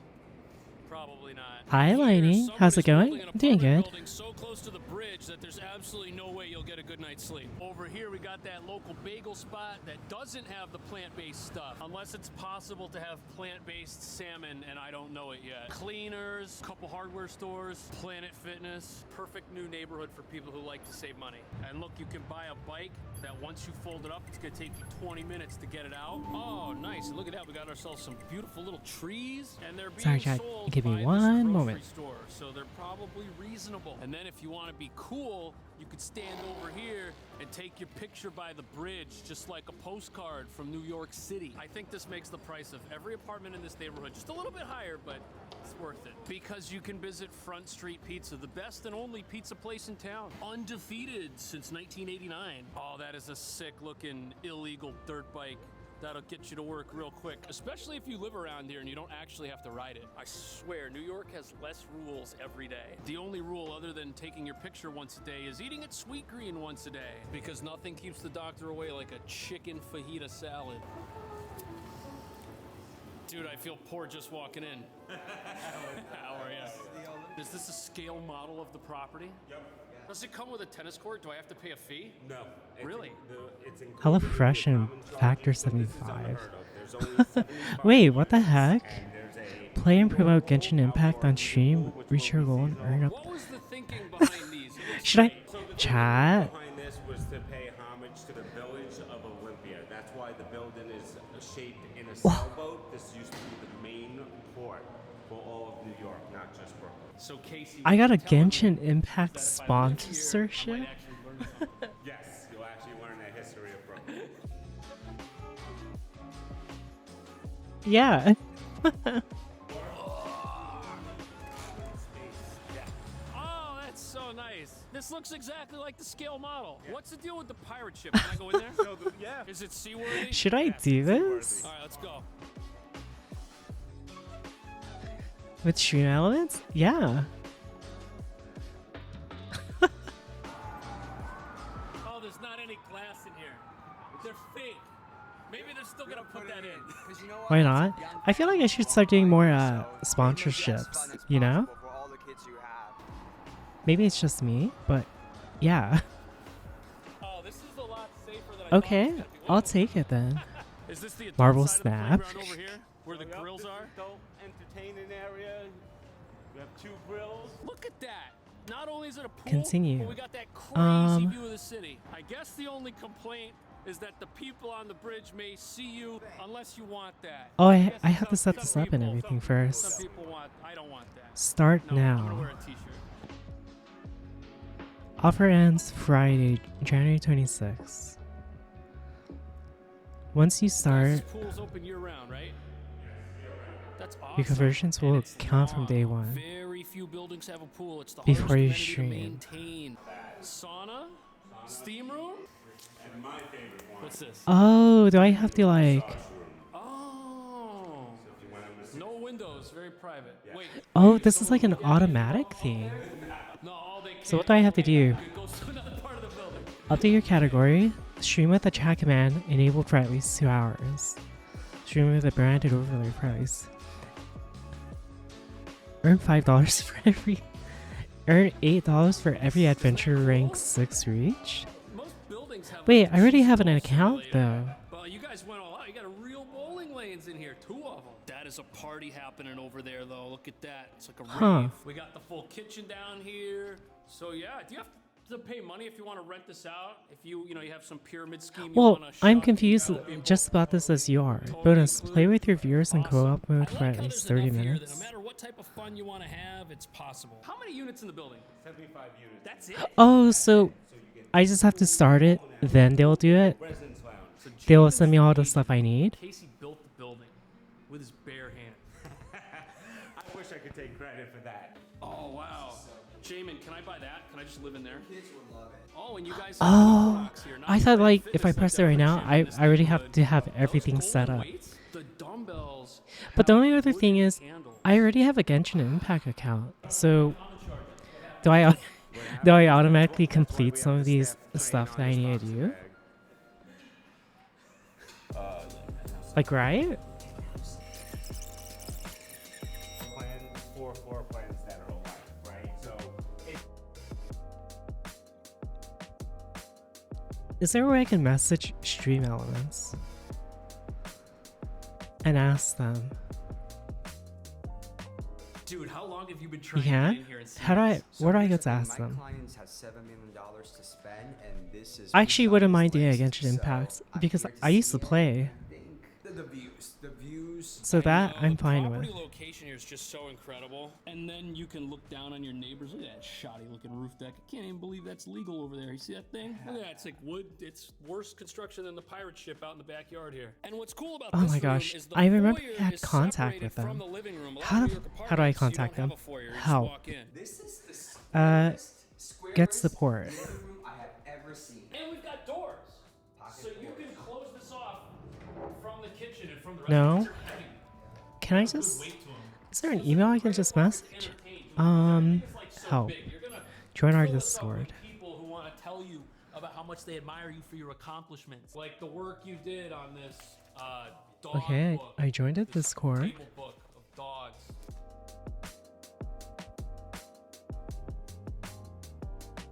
David, I need your help. Is it 2 ovens or is it an oven and a microwave? This is I can't even open it. This is Gagnon Oh, okay. top notch. Every unit has Gagnon appliances. What's that? it vents out completely. Did you guys? What do you want to do in this community? Ask questions. What kind? Use product services. Blah blah blah blah. Finish. This is a very expensive stone from Italy. And Sonic Stream didn't happen yet. There's so many great things about this kitchen, but I've never seen a beveled stone countertop. Oh, here. Look at that, man. It looks like it was made by the little hobbits from Lord of the Rings. Then you can have your Like, important meals over here. I love this. And I love that blue light. That's pretty cool. I guess in the Submit future, this is how message. we're gonna Contact light our homes. us. I just like the fact that the little mini bar area over here has its own functional kitchen, beverage cooler. Ooh, look at that. Did you see it light up like that? And look, there's wood inside the fridge. Isn't that cool? There's no oven under the range because the oven. These channels I hear. Role assignment. Oh, I'm a Twitch creator. The island is also full of cabinets. I mean, the amount of storage here is just out of this is control. a dishwasher, so you Oh, does this place have any other Community secrets? events, sponsorship updates, platforms, and company announcements. I love this room. This would be my favorite room. Okay. And for some reason, Support it's a tickets? den. It's not a bedroom. And look How do I get the help? windows are Community curved. help. That is so nice. And we need to bring fun walls back. I love this wallpaper. I'm sick and tired of beige on top of beige on top of white and beige. That is a nice wallpaper. Submit And support this is ticket. definitely one of those rooms that like perfectly serves its little purpose. Why can't I? I was trying to say that since it's right off the kitchen, it's I'll just like the perfect sitting I'll room for, email like, them after a meal or later. something. Put a TV right there. But yeah, I actually wouldn't mind this. But yeah, I should start doing more sponsorship shit. It's a closet. I don't feel like I do it enough. No, that's not the hallway, dude. That's Okay. Anyways, back to I this. can make this work. Or Harry Potter's bedroom. I'm finished eating my candy and taking a break. Oh, dude, look at all them You don't do them, shelves. period. And then Shut the down here fuck we up, have, like, okay? Don't point out the sleeping obvious. rooms. And then I guess this is the bathroom that guests are gonna use. Yes, you cannot take a shower here. Although you will be able to wash your hands, and I'm guessing With eventually there's gonna be a 007, mirror. Oh, would look at that. So this is gonna be a medicine 002. cabinet, and I'm guessing that when they're 100% finished, there will be glass. Yeah. It's like And look something at this, years ago. everything here just pops open, very Class- functional. Might even come with some Look, free toilet okay? paper. Looking for the When you tell me laundry, to is do the something, laundry? it will take me a Yes. year It's a to do big it. laundry room. Smile. Have your couch piled up all the way up. You can fold all your stuff right here. Yes, and we have two LG top of the line, so you can do 2 loads of laundry. Marvel And these are vented 006. as well, which is cool. Put that there. Whoa, that looked nice. What the heck? I like this. This is one of the bedrooms in this 3-bedroom apartment, and you know what? It gets the job done. These all have their own bathroom, right? Every bedroom has its own bathroom. Absolutely. You don't have to share. We do not. To get better share. on? When you spend Hi, $600, prototype. you have your own closet with shelving Look at that. One thing is, I need to start making stuff that has more clips and stuff like that. For like Just Dance. But this, you can put shoes and clothes and bags. And then this is our bathroom. emissive Come on in, black. look, it says, behind your ears with a little wand. I gotta tell you, the tiles are very Because I definitely want to upload more stuff to YouTube and TikTok. Does it remind you of Japan? This is a very Japanese. 002B. Oh, look at that. Look at that. It opens on the side. Another bedroom if you have kids. This looks kind of like the bedroom that we were just in. Yeah. You gonna try to fly that airplane, Jimmy? And I want to record. Oh, right. I have to. I know this I room is have decorated to differently, but it's practice almost the doing same more size. Look at this. VR You can take stuff. Zoom calls from right here. The YouTube Isn't it VR. sad that I You can know. almost sit at this desk comfortably? It's just kind of sad. Fits you perfect. Thanks, man. And in proper fashion, we have the bathroom attached. Got that same circular mirror. I love these. Oh, and that's where Fabric the shelf is gonna go. Look at that. We're learning everything. 042. Full-size tub as well. No Upper corner cutting in this place. I love they got the design matched here. You have, Fabric Oh, with the buttons? 062. This is very nicely done. Oh, because that's round and that's round. Circle, circle. That's why Jamin sells these and I don't. Selling this one. But like the thing is, I don't want to do like TikToks and YouTube shorts with my voice in it because I get Look at the details. It's like I get very discouraged, okay? When I see the comments like, is that a guy or a girl? I'm like, dude, come on. I can never win. Which makes it a dressing room. I don't know if I always like, I never win with this kind of stuff. It's just discouraging, okay? I mean, shut the fuck up. It's just YouTube. And it's like, okay, but they still fucking hurt. We've got a lot of light from the Bitch ass. nothing's mixed. I love this bedroom. It is cool. Oh, okay. Tiles I sat down on this thing and thought 0, it was a 4, regular 5. couch, but it might actually be fixing my back. My back was not feeling too great. Now the pressure, is it making it worse? Disabled for years? No, it Yeah, feels I know good. that. Yeah, it feels But good. even It also then, matches it's your outfit like, completely I don't with know. the light in the dark. It kind of PTSD'd me. Noise test. Don't look at their job? Okay, fine. You know what? Totally acceptable. And this room has like a nice grand feel to it. I do like it. There you go, Val. I know I said that I did. As long as they're like, I do. I've changed. It has changed okay, me. this is what you do. If you really want to do it, Val, make sure you put editor at Val. No idea. Make sure you link yourself, okay? Standing shower. But yeah, if you want to do clips and shit and stuff with my voice in it, I'm fine with it now. Yeah, look at that tile. That's pretty cool. Then we got ourselves the nice big luxury Yeah, tub. okay, but that's Just the them, same bitch type of ass. tub as we had in the penthouse. And like all cool apartments, we don't just have one sink. We got the second sink right here. Even comes with a little toothbrush. So you can brush your How do I explain this? Because of all the shit that has happened to me in the past, it's like I get very self-conscious about it, okay? What does it smell like? More I could If voice. somebody buys it, Get over it. are they gonna get a It's not easy, you bitch. You know what? Even if you don't have the money to buy this like 3-bedroom, there's But there. 4 1-bedroom. There you go. Okay? If you really want it, 1.9. Call me right now. And I thought I was broke before filming the video.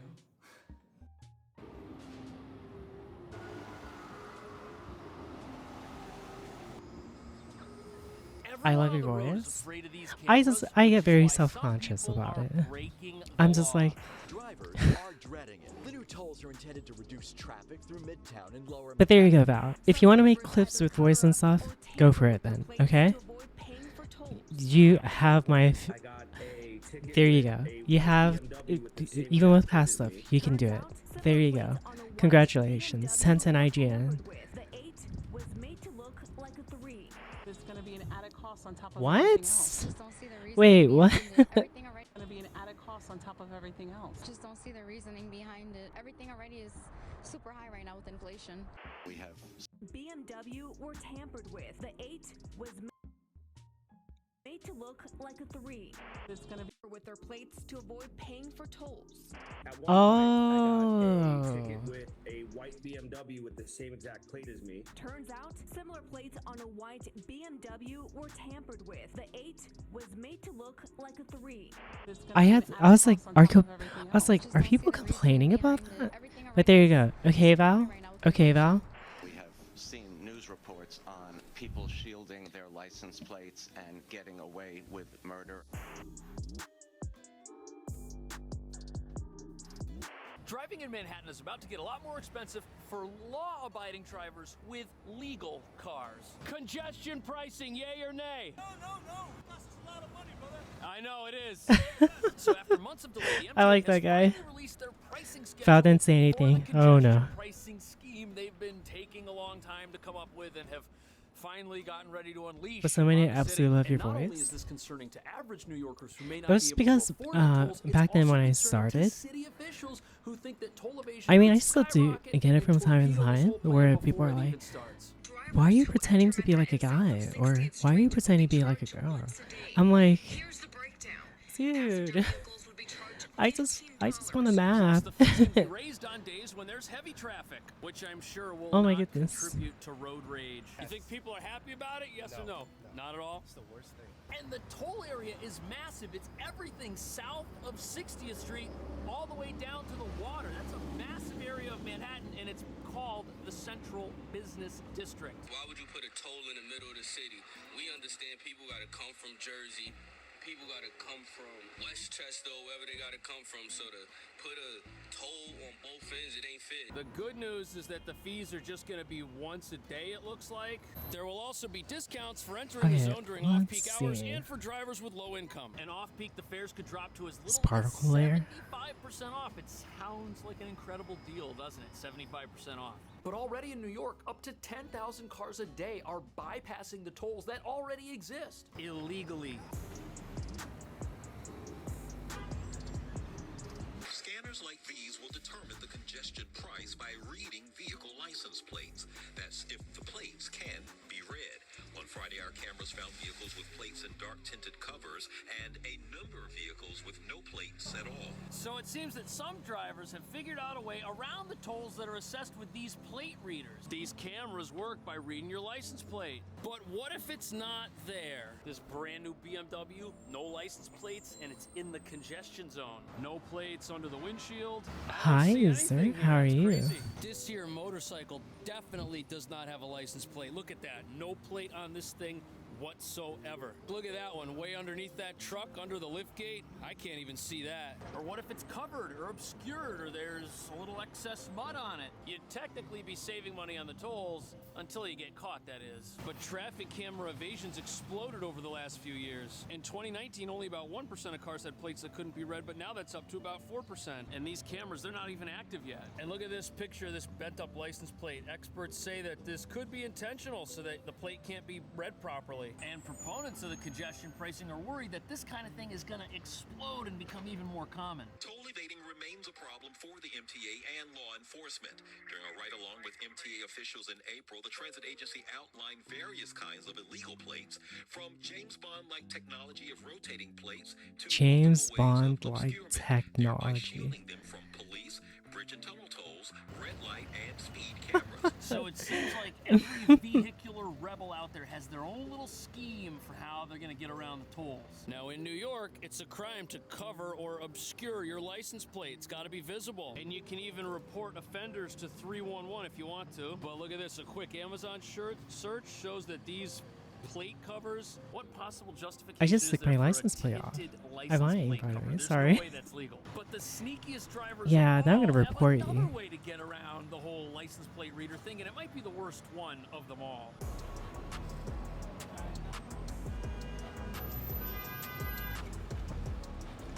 Too late. My 50% cut. They use a Yoink. plastic shield that has some sort of like pixelated finish on it, or they simply turn an E into an F or an 8 into a 0 by painting in a tiny bit of the plate with the same matching color.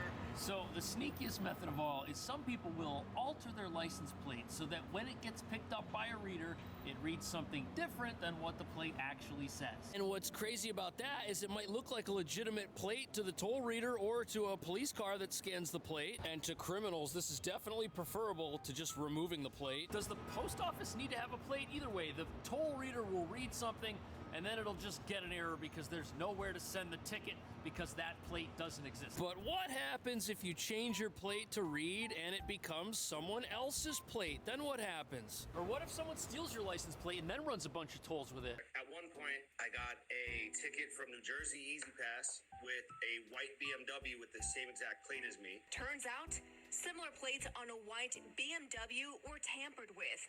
The 8 was made to look like a 3, meaning Roses was being charged for tolls and tickets he didn't amass. Man, that totally sucks. And that goes to show you that toll evasion is not a victimless crime. Oh, Think of all toll the evasion crime. with It's just that person had cars to in waste New York. figuring out that somebody else had essentially stolen their plate number without stealing their plate and was running tolls on their behalf. Plus, look at this. In New York, they can actually suspend your vehicle's registration if you don't pay tolls. That means you can't have your car on the road anymore. But if you do have a fake plate like the driver in that video did, they can track you down because they know what the original plate is and they can figure out that, yeah, these two plates are pretty similar. This person probably has an altered plate. And because of that plate paper trail, some criminals have decided to do something even sneakier. And what they essentially do is create a fake registration number and a fake temporary plate. And a plate like that is what's known as a ghost plate because it doesn't actually exist. Now, temporary license plates do ghost serve a valid plate? legal purpose. If you buy a car, you need some sort of plate on it so that you can drive it on the road. But once these guys catch you Ghosts? breaking these laws, you're going to understand why it's a good idea not to break them at all in the first place.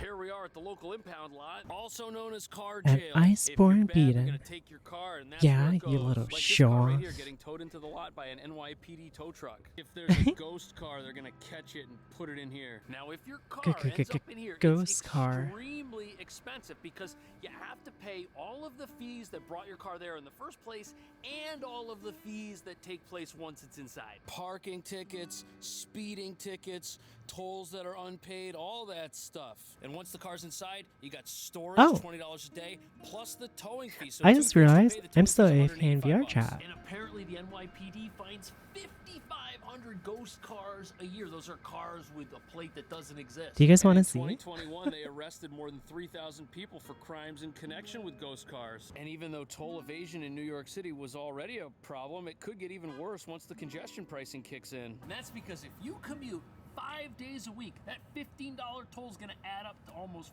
$4,000 over the course of the year.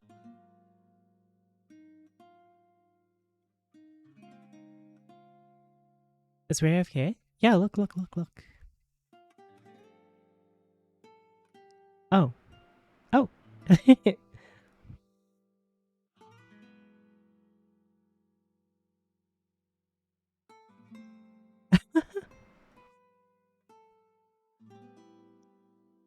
But did you hear me, Val?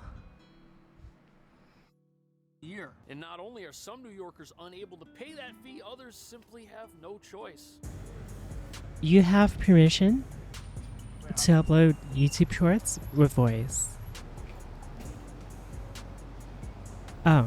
This here is your typical ancient New York City apartment building. But TikTok, I just want to do Just Dance and everything else muted. Okay, that's it.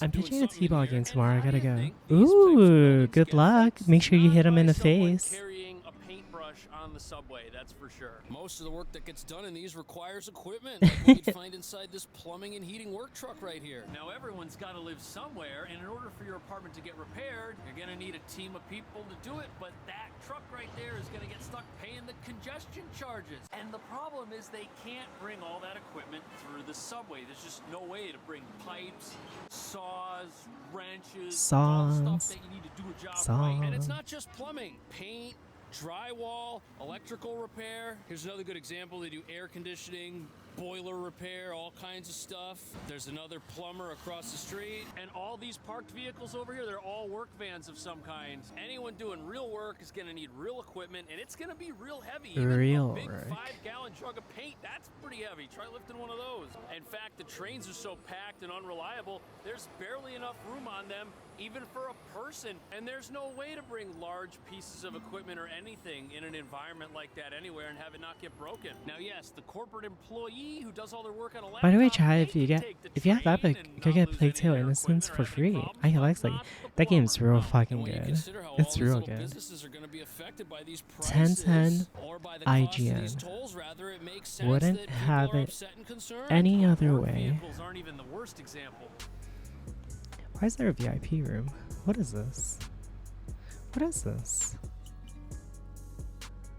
There's nothing here. How do you think this What is this? There's nothing here as well. These are wrapped and strapped to a skid which needs to be picked up by a forklift. And you can't bring a forklift on the subway either. Dino Redzik is a chef and restaurant owner in Manhattan. In idealism, it may work, but in reality, it will not, because it will always affect middle class to poor class. We would try so hard not to affect the consumer. I mean, how much can you charge for We pasta? try so hard, You have to factor in but rent, don't succeed. utility bills, and now we have to figure out and get smart around. Think about that. If you own a business that sells anything that needs to get here by a truck, like one of these little restaurants over here, you're gonna have to raise your prices, but you might not be able to forever. And that's because everything inside the restaurant got there from a truck somehow. And let's say you're a distributor, like whoever's operating this little seafood truck right here. You got 12 of these things roaming What around are the some of city. these? They're all refrigerated, so the food There's, doesn't like, spoil. nothing. They've all got to pay the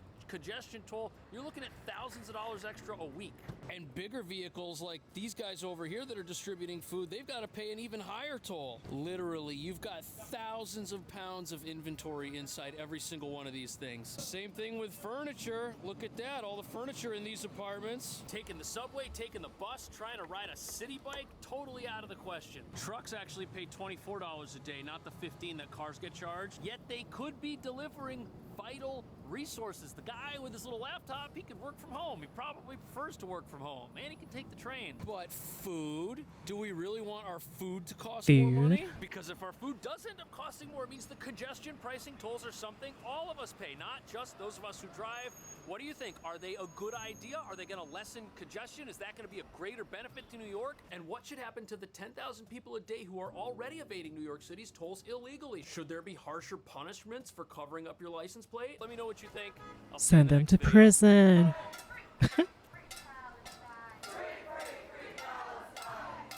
Oh my gosh, there's more of these.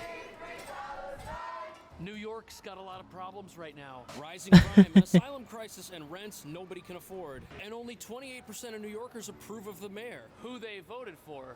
But is this all Only really his fault? 27? Good news for New York Mayor Adams. His approval rating has fallen to its lowest yet, just 28%, lower than any other mayor's approval rating in over a quarter of a century.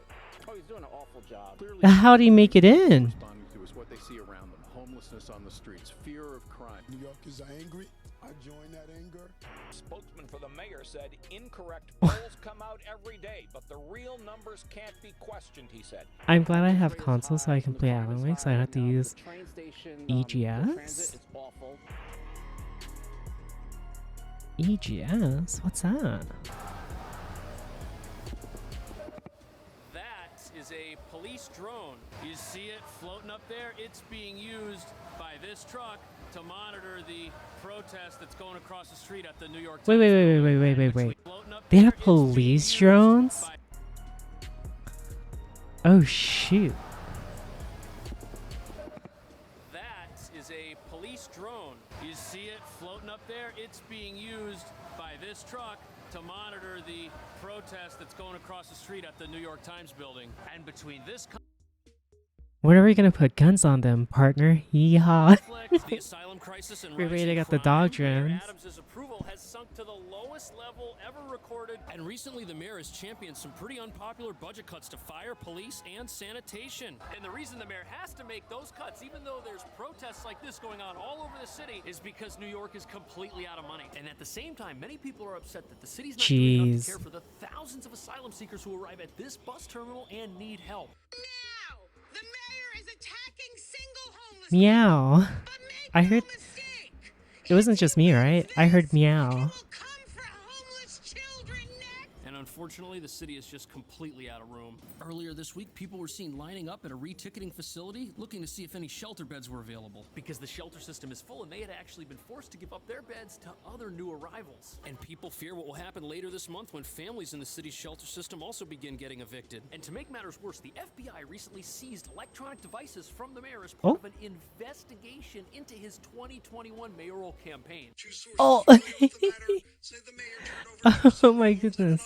And later turned over additional electronic devices. The mayor issued a statement saying he's done nothing wrong. Now, Now, to be clear, the investigation's still Surely. ongoing. Nobody's been charged with a crime, but the mayor's enemies may be seizing these opportunities to try and tie him to all of New York Surely. City's problems at once. But Eric Adams is the city's 110th mayor and a 22-year veteran of the NYPD, which makes you wonder, is he really responsible for all of New York City's problems, and does he deserve that 28% rock bottom approval rating?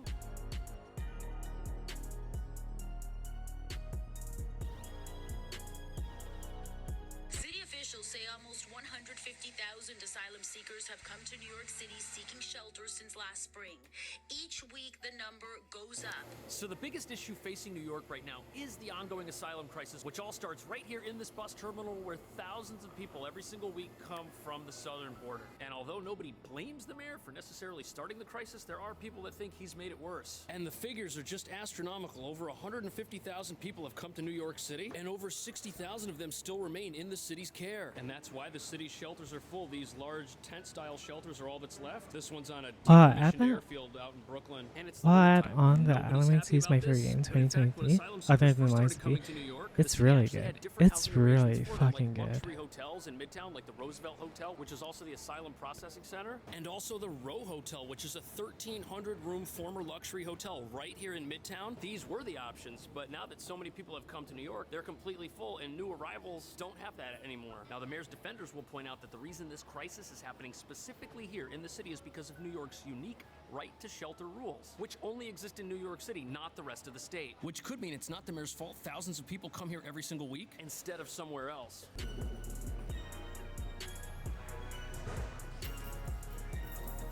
I think my personal game of the year was Hi-Fi Rush.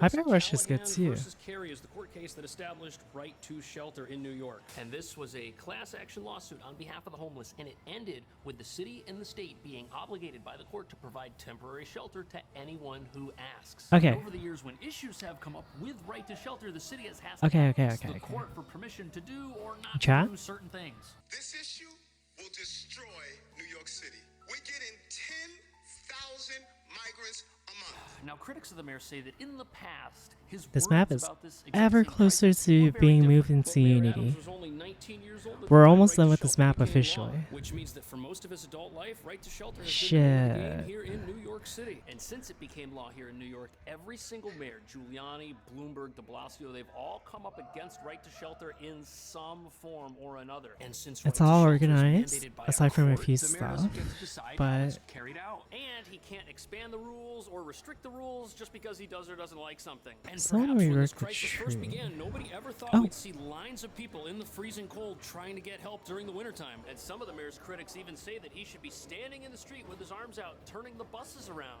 But is that something the mayor can even do? And Traverse if he did, it would be or- pretty bad for the families that were on that bus that had just journeyed halfway across the country to come here, that now had to go all the way back. Mayor Adams in D.C. today meeting with federal officials about the migrant crisis. Traverse After his last door. trip was abruptly cut short when the FBI raided his top fundraiser's home. Chris Welch joins us now in studio. And Chris, no disruptions this time? No disruptions this time, but it remains to be seen exactly what the trip may accomplish. And I think that's the crucial point here. What is else can this? the mayor do other than obey the laws of the city and the state and the country in which he operates? Oh, After all, it must the have mayor been is just a mayor, and the this. crisis he's But then it managing is bigger than duplicated. New York City, which means he can't stand in the street and turn buses around, and he can't tell people that there's no way to house them because that's not the rule. The rule is the city has to provide housing, which is why we have a revolving door shelter system where people stay for 30 days if they're single, 60 days if they're a family, and then have to leave at the end of that so someone new can take their place. It's a very sad situation. And the mayor's supporters point out that he's already done a lot to try and alleviate congestion in the shelter system. For example, you used to have to stay in a shelter for 3 months before you could request a housing voucher to get an actual apartment. But the mayor's office actually did away with that rule so people can apply much sooner. On top of that, the mayor tried to use many of the city's buildings, which aren't exactly up to code, to try and house people instead of putting folks in a big tent.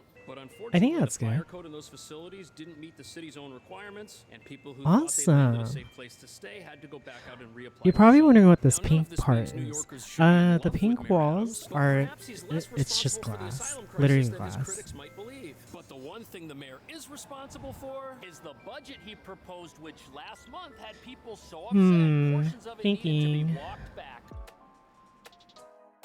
I do have to make walls of some sort as well, actually.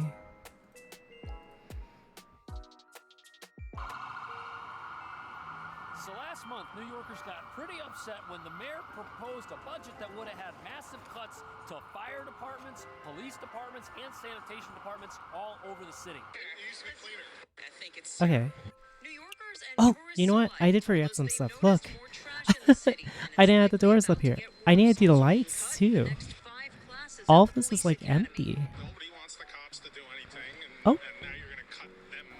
Now, nobody likes trash on the middle of the street. And Oh, my mouse police have died. had to respond to certain incidents related to this conflict. And with other types of crime on the rise as well, people are worried that the city could turn into a dangerous dump if funding is cut for the police and the sanitation and the fire department. Which is why at the very last minute, these cuts were pushed back and Yeah, will be I forgot to considered put these again doors. at another time. But unfortunately, in the minds of many people, the NYPD's on the chopping block. And the police have already been cut once this year. And since the city continues to run out of money in an attempt to balance its budget, it's pretty much a guarantee that more savings are going to be looked for everywhere. Okay, let's see. So if I were to see this door.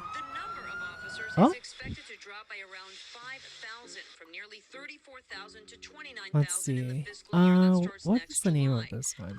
Traverse Interrogation Room A. This is truly a disaster. Cops So this is A, and so New York City is also dealing with a shoplifting epidemic, which is why cuts to the police are a huge This one's deal B? in spite of everything else that's going on. The last thing the city needs So is this for one more has stores to be close. And over the last 5 years, many of the penalties for shoplifting have been reclassified Traverse as Store. misdemeanors. New York City's also eliminated cash bail for many offenses that people have been arrested for, and prosecutors are less likely than they've ever been to go after offenses B. like this. Which is why when you go into a place like 7-Eleven, the door's damaged and stuff like these donuts are locked up.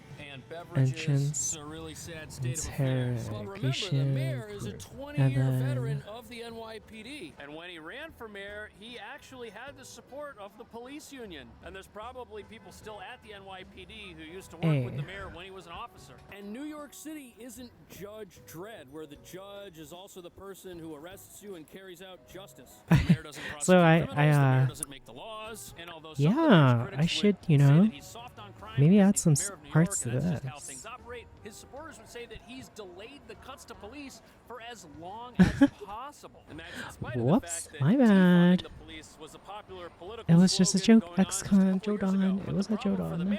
City I didn't still is forget. running out of money, and at some point, cuts to police and the fire department and sanitation are going to come back on the table, and he's going to have to decide again what to do. And sadly, the funding cuts have been made up for by other departments. Like educational programs and after-school programs. The city actually canceled a youth diversion program called Next Steps, which aimed to keep at-risk youth from falling into the criminal justice system and Why? becoming criminals as adults. Why would you Now that cancel crime that? prevention programs have been cut, it seems like keeping police on the streets doesn't really matter if you're creating more criminals at the exact same time, to some people. Which is why people are asking, is rising crime really the mayor's fault? Or could there be another reason?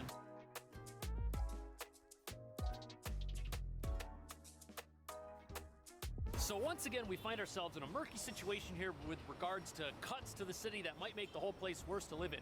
But some people think that the mayor's low approval rating is also a byproduct of the fact that he's New York City's figurehead at a time when New York City's not doing well, even if he doesn't have the ultimate dictatorial powers to just change things however he wants immediately. And because of the city's balanced budget rules, certain things will have to change based on how the city spends money. More spending on one thing means there's less money to spend on other things. It's just simple math. And look at this graph of city Just spending. You math. can see that public welfare and education are way higher up as far as how much they spend than the police department is. Which means if you're in charge of New York and you need more money to fix it up, you know where to look for it. And maybe departments like education have so much money. America's known for because making they're infallible inefficiently run, or decisions. possibly the police have already Yeah, been cut we and get they were used to just it. cut first, and now these other things are going to have to follow suit. But believe it or not, the mayor's ability to spend money actually just got taken down a notch, big time. New York City Oh. Comptroller Brad Landers says that his office has stripped Mayor Eric Adams' emergency powers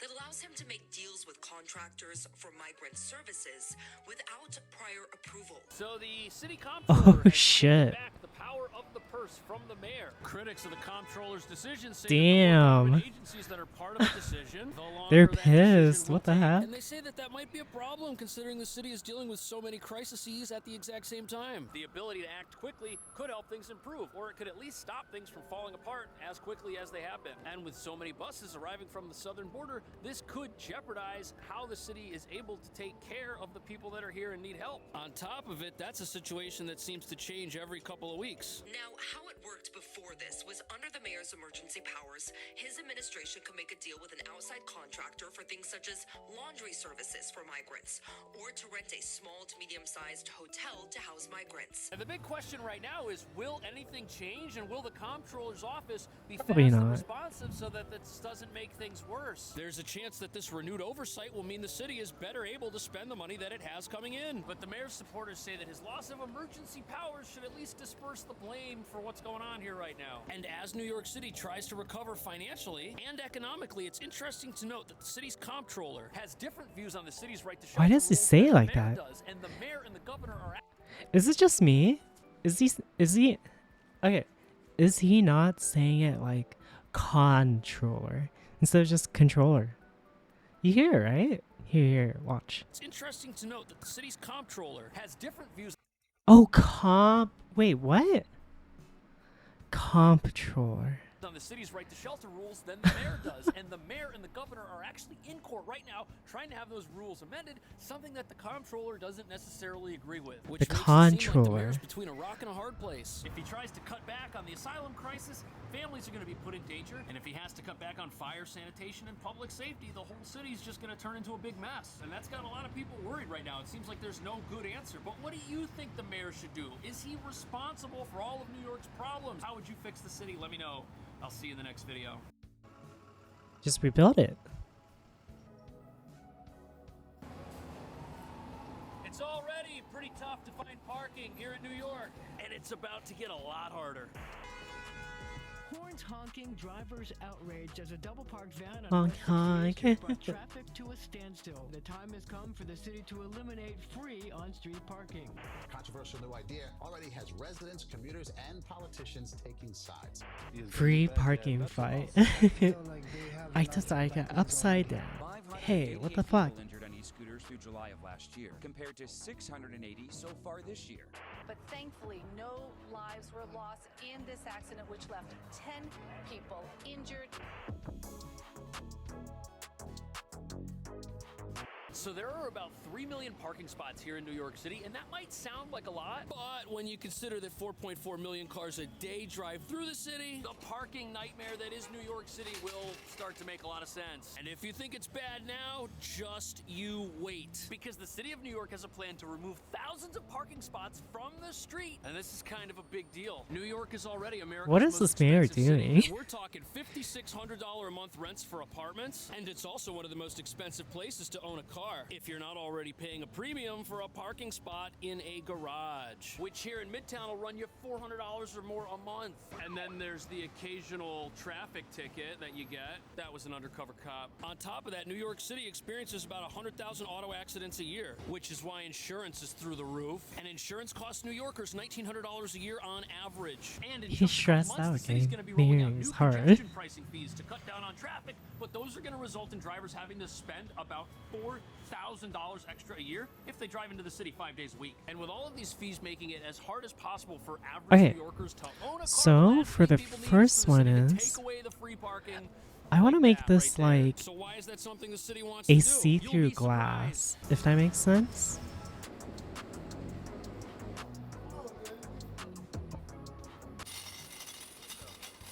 This is the heart of Midtown.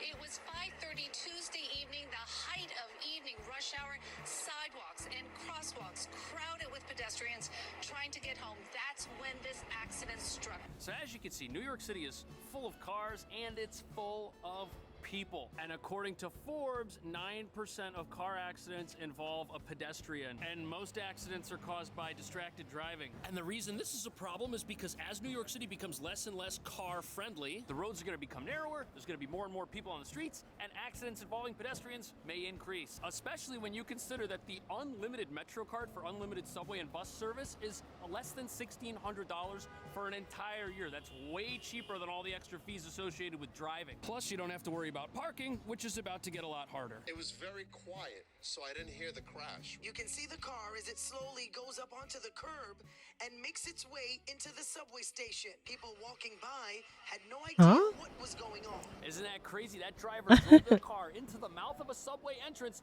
trapping people inside and trapping themselves inside the vehicle. Maybe they thought it was the entrance to a parking garage. Either way, nobody was hurt, but that can't be said for many of the accidents that happen by sidewalks or near intersections. During rush hour, everyone on the street, cars and pedestrians included, are anxious to get where they're trying to go. Like, you got cars going this way, people going that way. It's like A classic NYC drivers.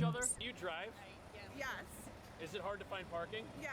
It's tough, right? Yeah. Do you park for free or do you pay? Yeah, it's always pay. Yeah, either meter. Nice to meet you. Always pay. Oh, he. And although human behavior is the reason you have so many accidents, the city thinks that removing He has a parking spaces is fan. going to limit the number of those accidents. And here's how they're going to do it. Monkas.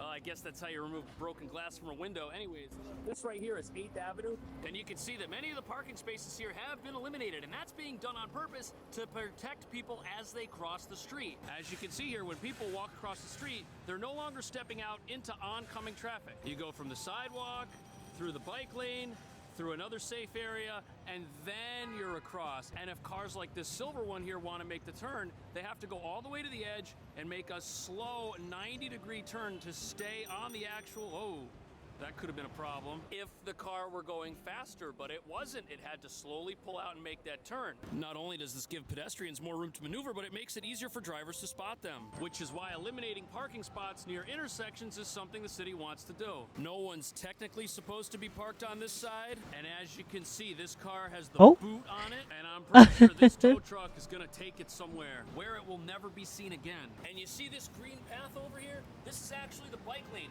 So you've got pedestrians, Look how dirty that bike lane is. Ew. and believe it or not, 6% of car accidents involve a cyclist, which essentially means drivers have their hands full keeping an eye out for 20-mile-an-hour bike traffic and also 1 to 2 mile an hour pedestrian traffic. And while it might seem like extra large sidewalks and bike lanes and narrower roads are going to be better at keeping people safe, critics say that because the roads are now narrower and cars have less space to maneuver, things could actually be more dangerous for everybody.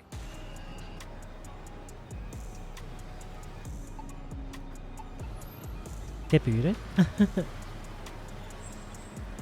new bicycle lane is being added to one of New York City's busiest avenues. And as CBS 2's Dave Carlin shows us, at 10 feet across, it'll be among the widest bike lanes in the city. So as the city continues its progressive infrastructure push, there's gonna be winners and there's gonna be losers. And that's because bike lanes in a lot of areas are getting even wider. This is a 2-bike lane with barriers like this to keep the cars out. And there's not a whole lot of bikes using this How yet, am but I as this going to continues, get this there will part? be. You can see the effect it's already having on traffic, these narrower roads. And believe it or not, these license plate readers right here, those are the congestion pricing readers. And all of the parking spots that were there have been removed completely. Across the street, you can see they managed to keep a couple of them. And you see how this island kind of sticks out into what could have been a parking spot? Well, that's gone too. And the first problem with these expanded bike lanes is that by encouraging bike traffic, you actually put pedestrians in quite a bit of danger. Yes, getting hit by a truck is definitely going to be worse than getting hit by a bike, but cyclists in bike lanes like this will often just go right through a red light,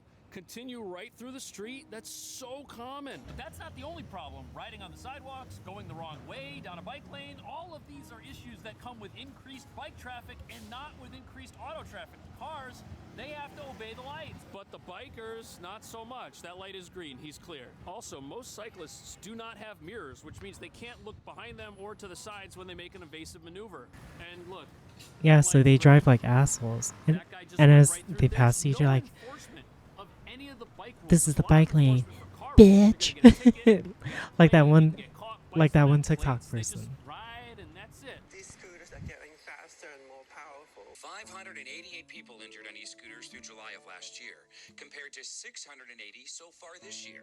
That's a double-digit increase. Okay, now that video just mentions e-scooters, and it correctly points out that as their usage goes up, so do accidents, but you can apply the same logic to all the traffic in the bike lane. And a lot of this bike lane traffic can be incredibly unpredictable. Wow.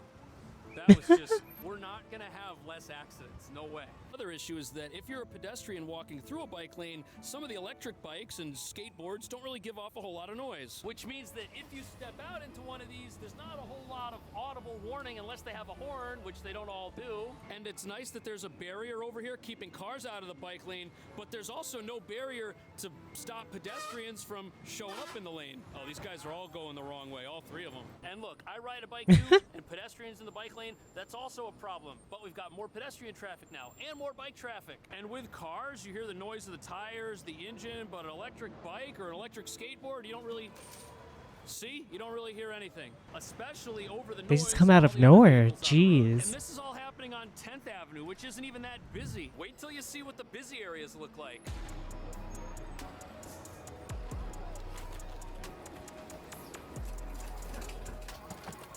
Now we're in Hell's Kitchen. There's a ton of restaurants over here, lots of bike traffic, and this area is an absolute nightmare for pedestrians.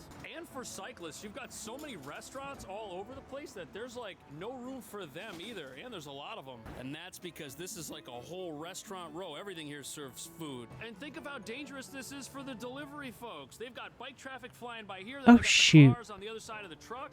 And at night, when this area is full of people eating at the restaurants, Okay. things get I've been streaming for about 3 hours of mapping. walking in it. The sidewalks are way I kind of too want to just narrow. relax. There's way I want to more play cars Monster on the Hunter, road but because it's now narrower, and that's gonna cause no one's playing congestion, today. Traffic jams and accidents. Red light, look, everyone's going. And the other issue here is that the police don't really have a plan to deal with any of this nonsense at the moment. Look at that guy, he's on a motorcycle in the bike lane.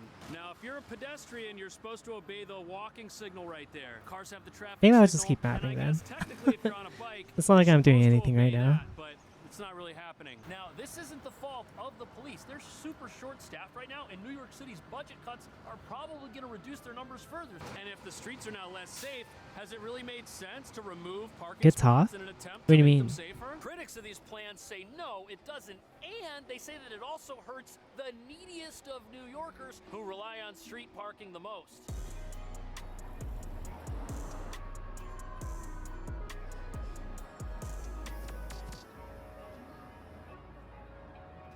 So the reason removing all the street parking is bad for regular New Yorkers is because they might need a car more than you might think. That's because rents are absolutely out of control. If you want to live in a little apartment around here, you'll be paying like $4 grand a month Spider-Man for a 2 game one-bedroom or a studio. lies to And me don't about even get New me York started City. on the crazy prices of these luxury buildings. Basically, living in Midtown is impossible unless you're super rich or you're just living by yourself. The only way for families to get here is if they have a car. And that's because it costs just Hey, as much to rent a studio or a one-bedroom here. Don't call me as out it's gonna on the cost to rent a audience, 3 or a okay? 4-bedroom really far away, I don't need deep this in my Brooklyn or life. Queens, where you're Dead by effectively so Daylight? far away from the Eh? trains that you wouldn't be able to earn a I'm kind living of burnt out unless you for had a Dead by car to Daylight, drive yourself to be into honest. wherever it is you work.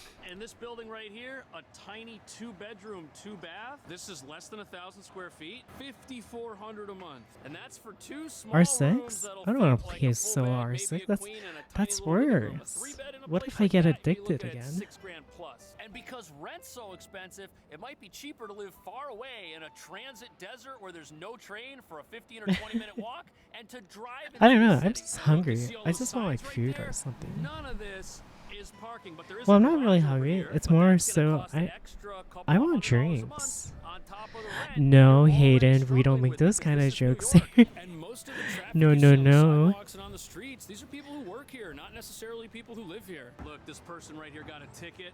That's going to be expensive. Removing all the parking spots, that's not going to Jeez. affect rich New Yorkers. They've already got a garage. It's going to hurt the people who are already having a tough time affording the city as it is. But what do you think? Does New York have too much parking? Not enough parking? Let me know. I will see you in the next video. Thanks for watching. There is now over 100 million square feet of empty office space or leasable space in Manhattan. That is equal to 40 Empire State Buildings of vacant space. And there's a new plan to turn those empty offices into gigantic apartments where people will live with 30 different roommates. 30 different roommates. That's crazy. Across New York City, rents are taking no prisoners. Are they considering that we are at a certain income level? We have too much New York just has so much issues. Oh my goodness. Renters need to look to the city for help and not their landlords. But right now, only certain buildings in certain areas can be converted. Would that hurt you if rent went up by 6 to 9%? Definitely. My raise may be 2%. We must remain a place where everyday people can find housing.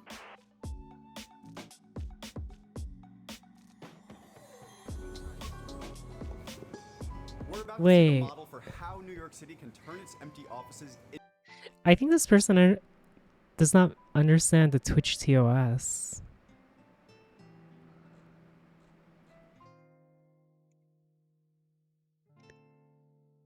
They think underboob is no longer allowed, but it was never allowed to begin with, right?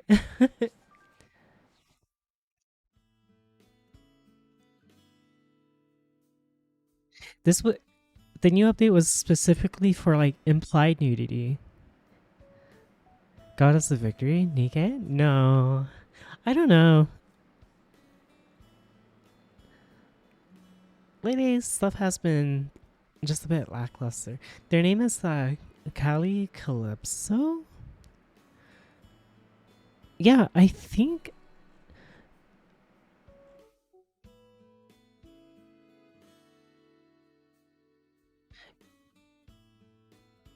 Wait here. I know about this.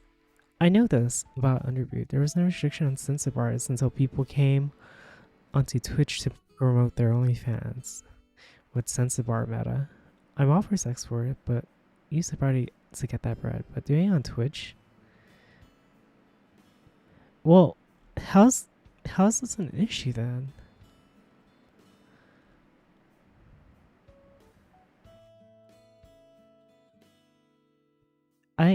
Huh?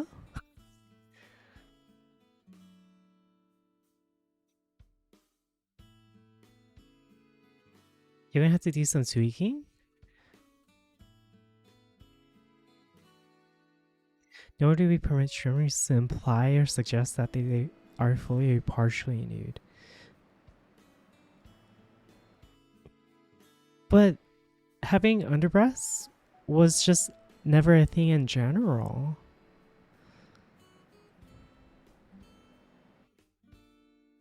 I am so confused. What about new boob? Right?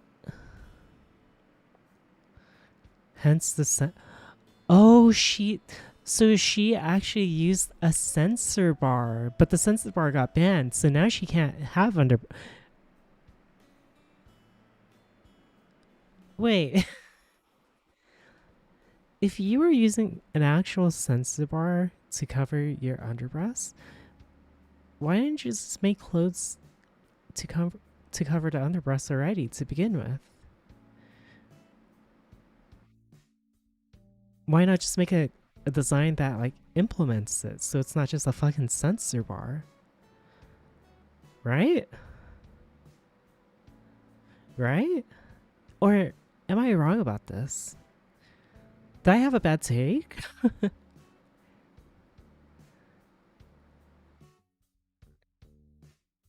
Like, you'd be better off without the censor bar and just making a design that doesn't require a censor bar, because the censor bar makes it look fucking stupid.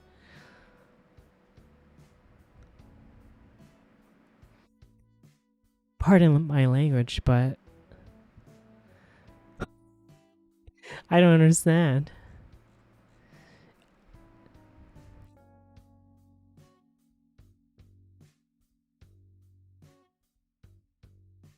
The censor. Why not just make it do a full redesign? Because you can't show the underboob anyways, right?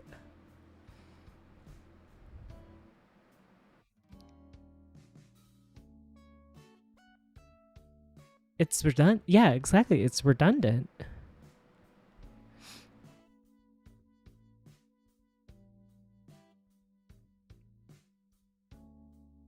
I don't know. That's just my personal opinion, though. Interesting. Huh. What is going on with Twitter, man?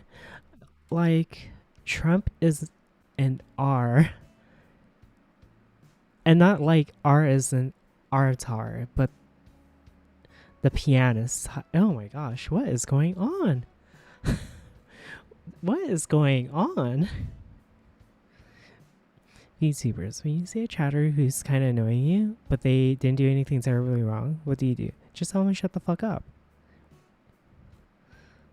Or do nothing. Man attacks woman instead of having a leash on his dog.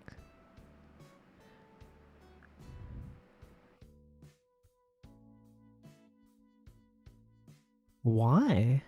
Also, something about the Epstein list being public. Oh, right. That's the thing.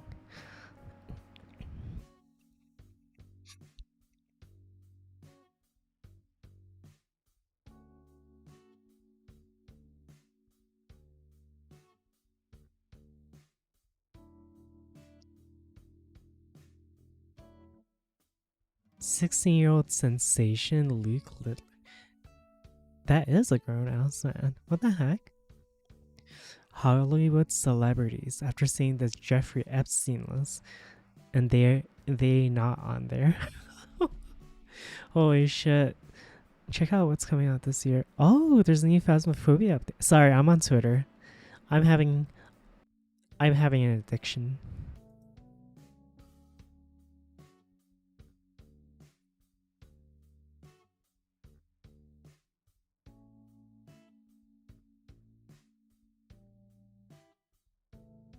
Some of the lists got leaked. Yeah, it appears that way. I've been seeing this video go around. A man attacked a Clark County judge in court today after she denied his probation.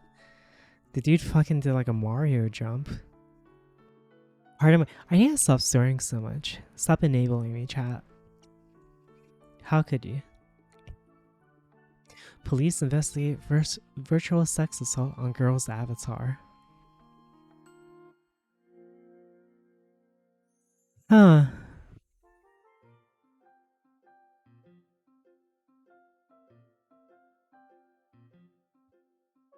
That's a vagina in Sia and Miko. I'm liking this post. Sorry. If you somehow see an AK-12 in this picture, I have bad news for you. Huh?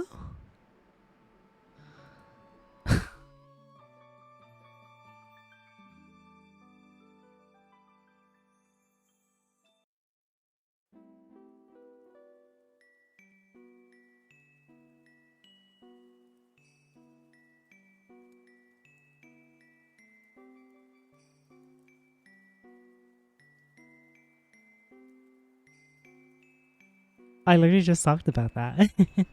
I'm far ahead in the future.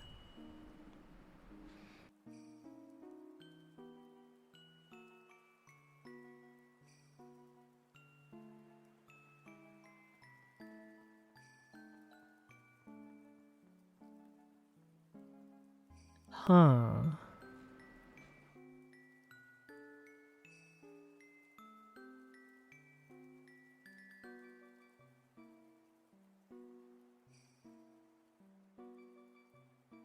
Young people in Istanbul witnessed the 2060 bombing. The explosions are caused by a car bombing, suicide bombing, and Istanbul's. Aww.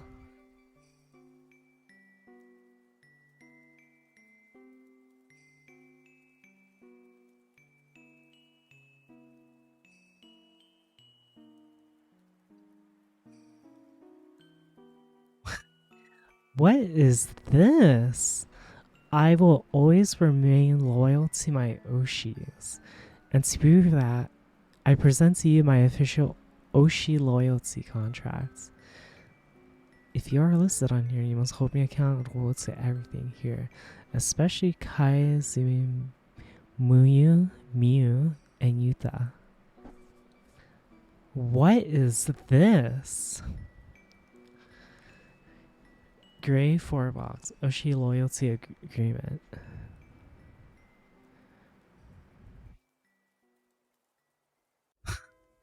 I don't want to bother reading all of this.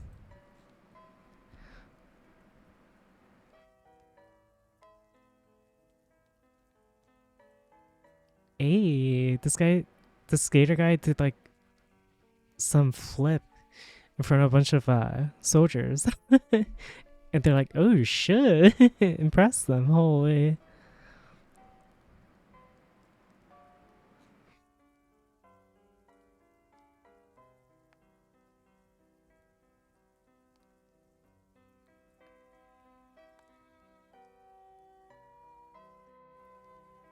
Where's the cuddle applications?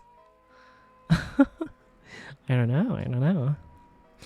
Lately on VR chat too, like Twitter VR chat, I've been seeing a lot of models. I'm not gonna lie, I've been seeing a lot of the same models. Maybe it's just because of like me paying extra attention. But I see a lot of the same models just like recolored. And it's just like, eh.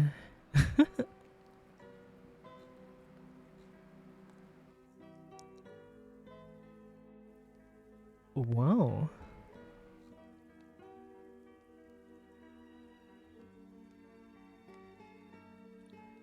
Godfall's all over? Or both?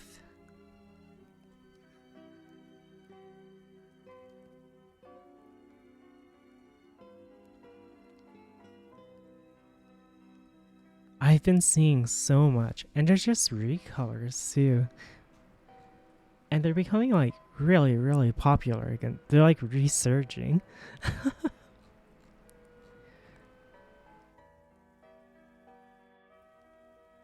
Breasts.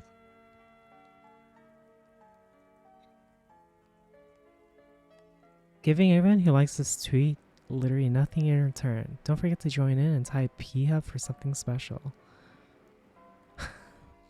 Okay then. Wait, what the heck? This company has...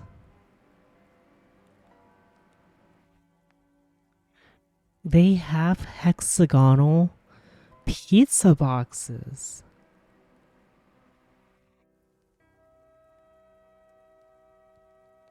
Whoa.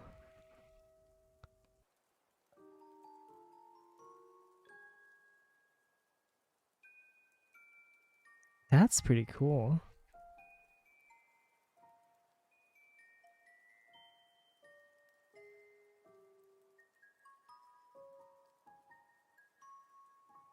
Oh my goodness. I keep seeing the same model over and over.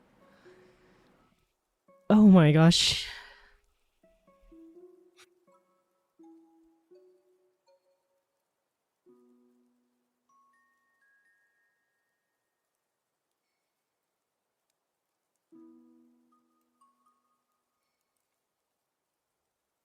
It's everywhere, chat. It's everywhere. What is this? Oh. I swear, even with booth models, as soon as one popular outfit comes out, everyone's in it. I'm just like...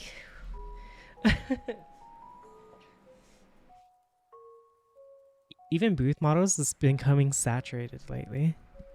At least in my opinion. With like the clothing style and whatnot.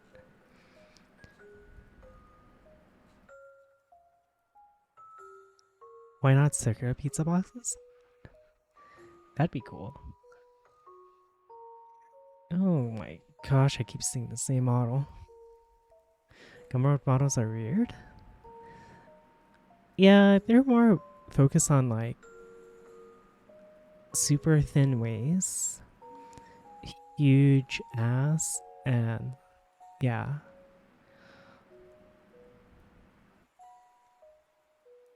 And yeah.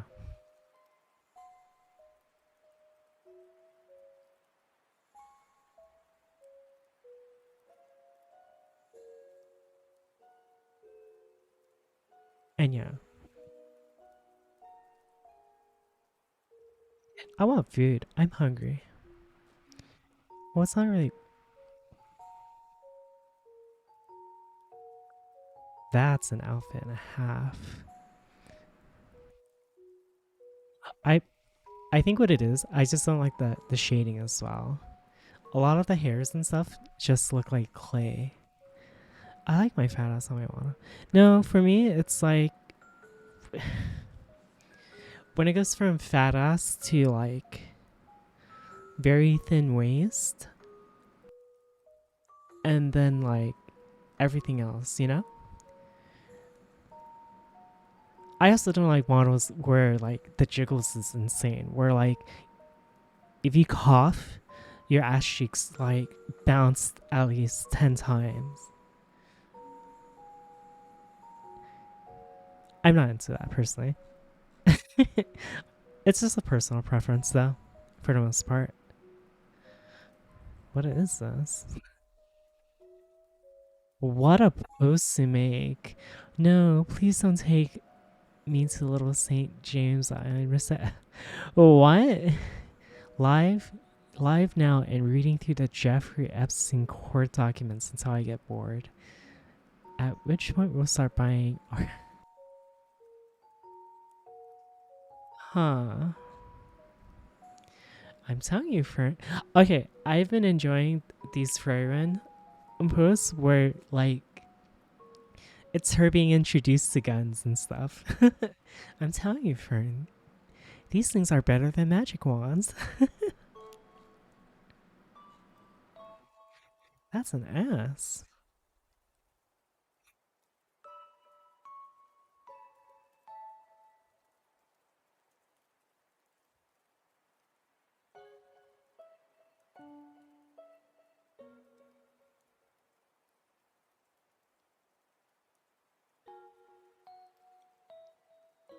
Oh.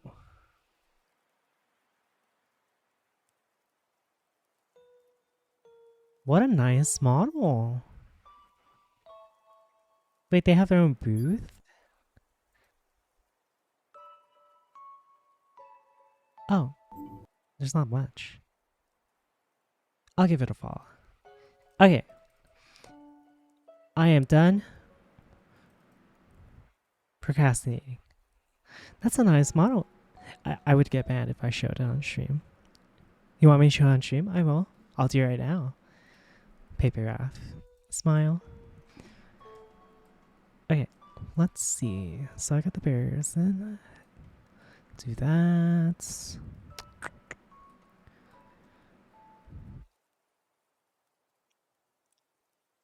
I think the head pat tech that came out, the one where you can head pat them physically and it like, if so, then yeah, I've seen it. I want one where it's like for your vagina. So like when they pat my vagina, it like, you know?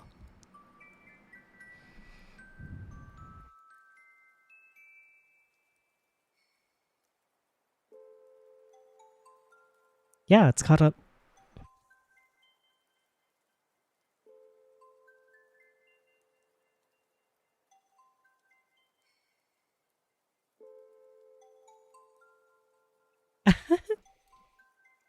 So anyways, I'm gonna invert this, then I'm gonna be like, hey, mesh, normal. Wait, I don't have to invert this. I can just keep it like this and just make it double faced. I think I have this all good now.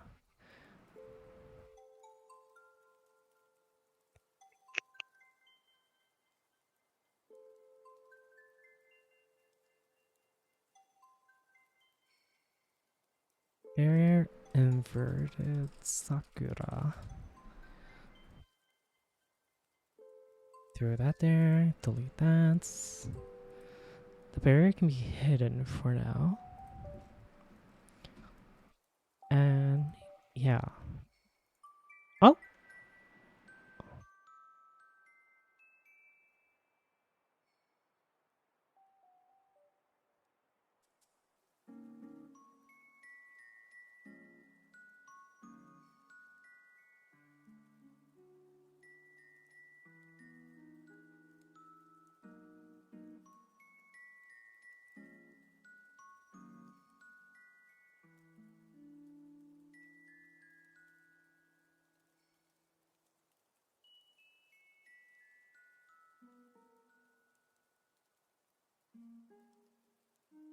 Okay, I fixed it. Finish that sentence.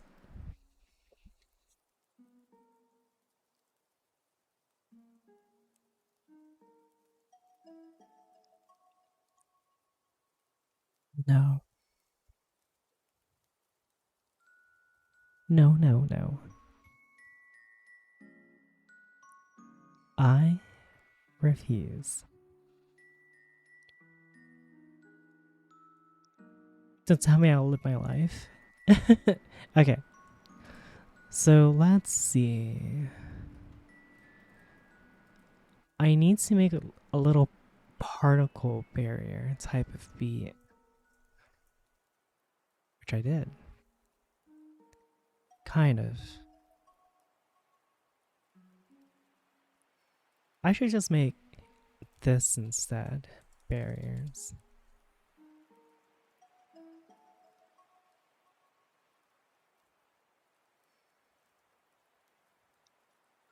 Don't sus me. Oh my gosh, look at me. I'm magenta now.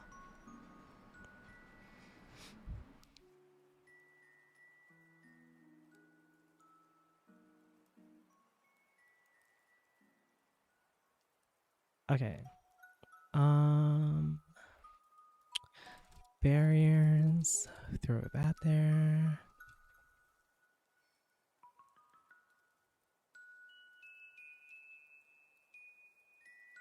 This one has the upper private boots.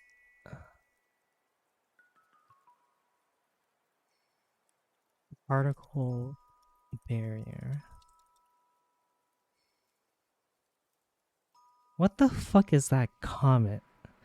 Excuse me, Val? Are you you bitch ass? I looked like I had hepatitis? You mean jaundice, you fucking cunt? What the fuck? Hepatitis?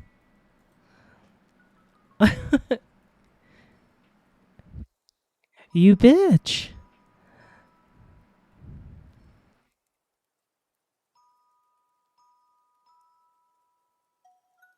You didn't even get the right thing. Hepatitis?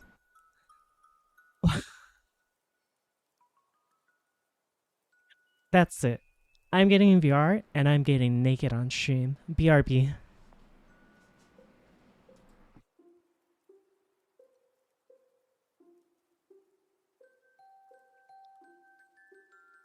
Okay, started my VR.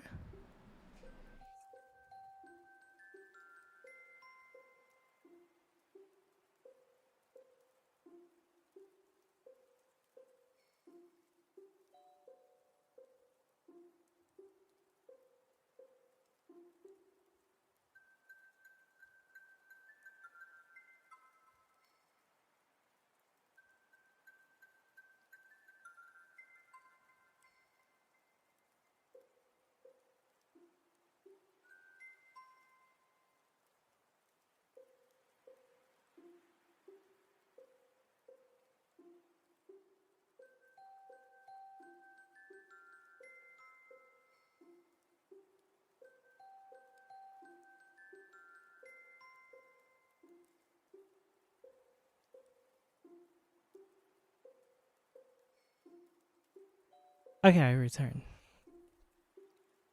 Don't give me that hope. What? You can just get that because I have a friend that looks exactly like me.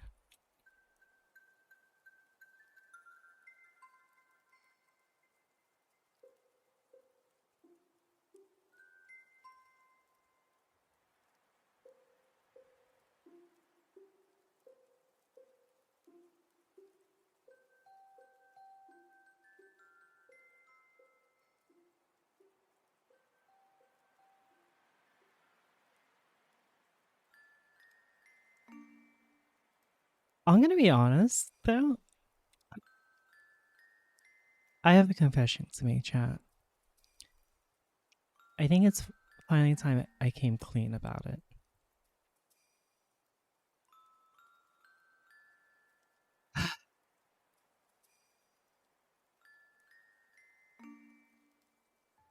I've been enjoying these off hours.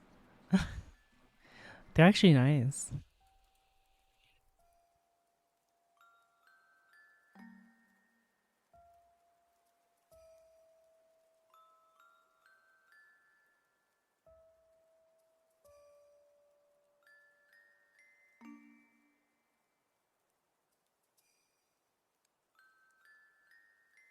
But they are chill.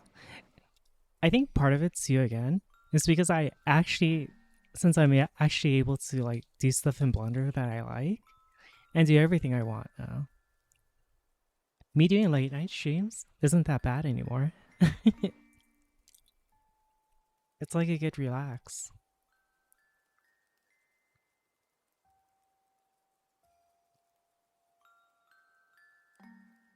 Especially since I've been a lot more busy lately. With the maids, the wife and everything. It makes it really hard to spend like a lot of time with them. So me switching back to the schedule a little bit, it's really nice.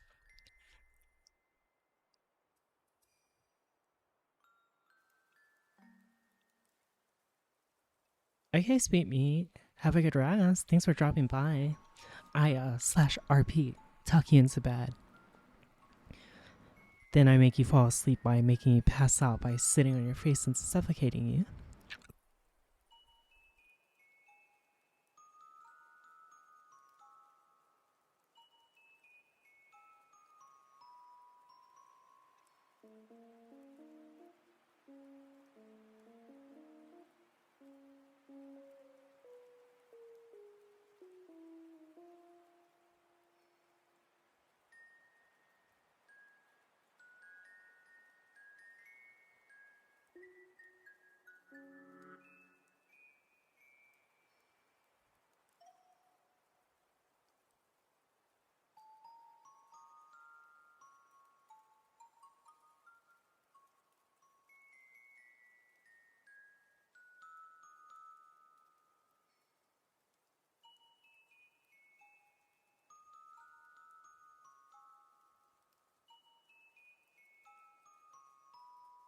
A warrior's death I gladly embrace.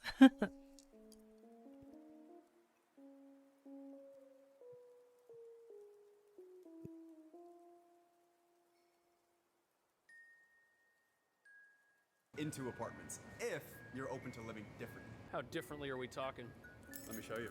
But in order to understand why some people think this crazy new plan might actually be the solution to New York's housing crisis, it's important to understand exactly what the city is facing. More empty offices than ever before, and hundreds of thousands of people are struggling to find affordable places to live. Plus, every week, more and more companies are shutting down their offices and moving out. WeWork, the company that revolutionized co-working spaces, is shutting down dozens of offices, which could put New York... Alright. Also, Val, if you want to make more clips to post on YouTube shorts and stuff like that, you can do past VODs if you want. But take your time with it.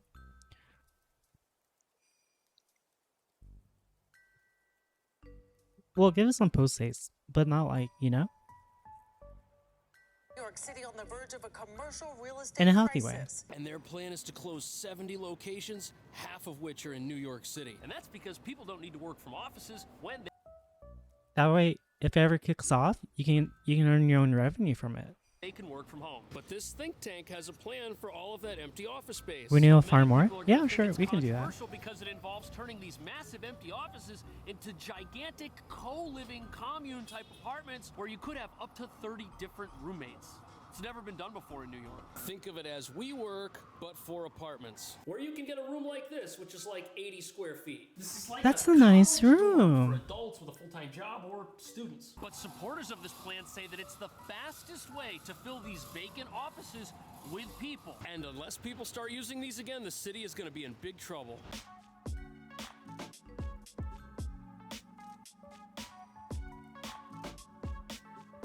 And all these empty offices are causing New York to enter what's called an urban doom loop. In 2019, 90% of office space was occupied. That dropped to 10% in 2020, and it's bounced back, but only to about 48%. And now, because of work from home, companies who'd normally lease a massive space are downsizing or just closing up altogether. Times have changed. They don't need a massive place for all their employees. They need a smaller space that their employees can use sometimes. But now that these offices are generating less rental income, their values have tanked, and the city's property tax revenue from the value of these buildings has also tanked. Lower property tax revenue means less money for schools, less money for the fire department and the police department. And then crime starts to skyrocket. And in order to make up for the lost income, the city has two bad options: cut spending or raise taxes, neither of which is going to make anybody happy. And the last thing you need to know, But if before you we introduce more investigate these people, there's going to be a communal lot living more arrangements, is issues. that as people leave the city, offices like this one will have even less people inside of them, and the cycle continues. The value drops further, the city has less tax revenue, crime and stuff continues to skyrocket. That's the loop.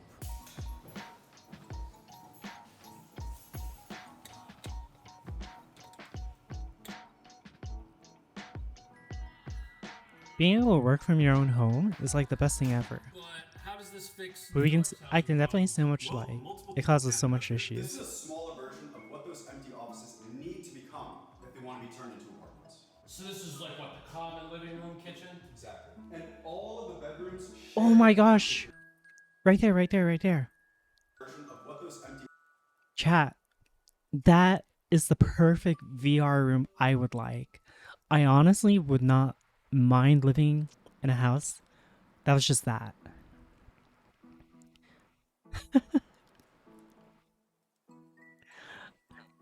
The other room being for like the PC, but then this one would be for like VR and stuff like that. Oh, next to the kitchen? Well, not next to the kitchen, but like my PC Let here and mommy this one. drink your thick, juicy cum. Yeah, Shinka. So come over. Anyway, anyways.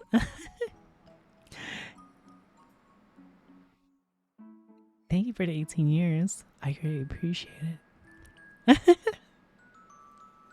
I'm glad you're enjoying your stay.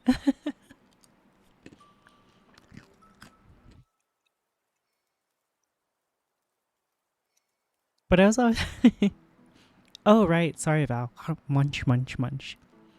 So as I was saying,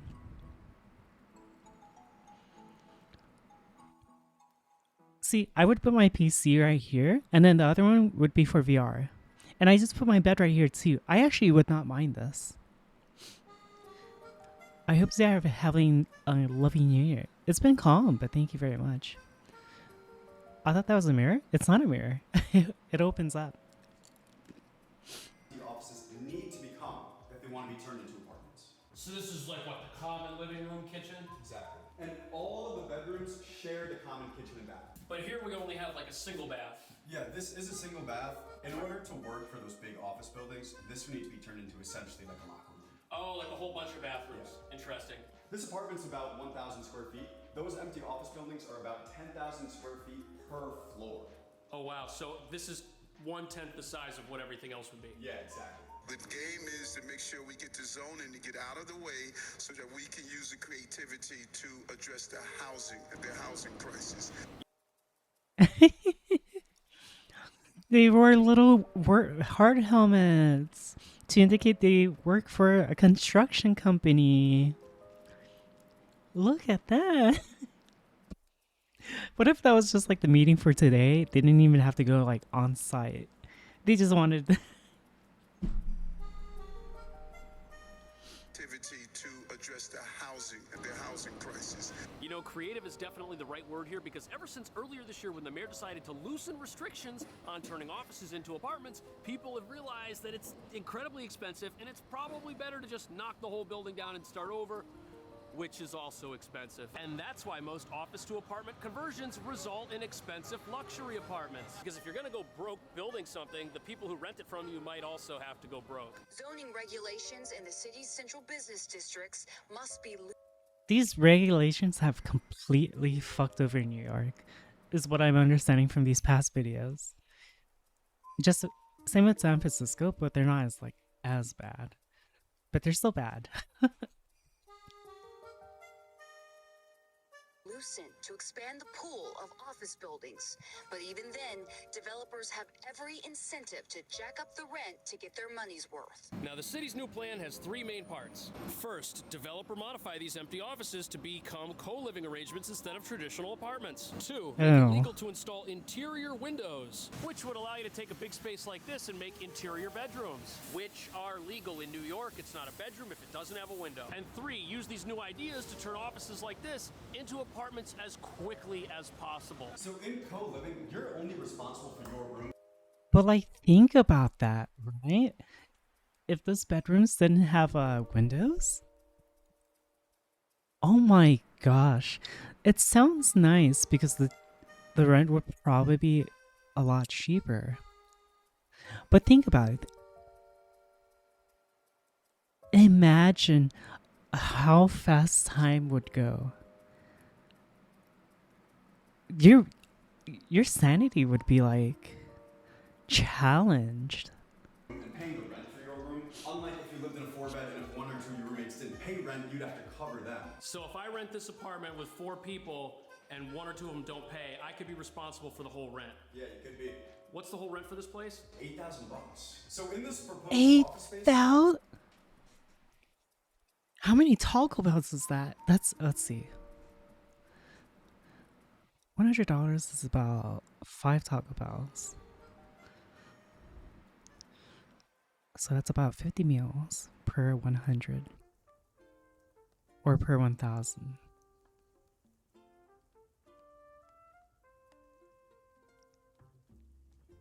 That's about 500 Taco Bell meals. That's a lot.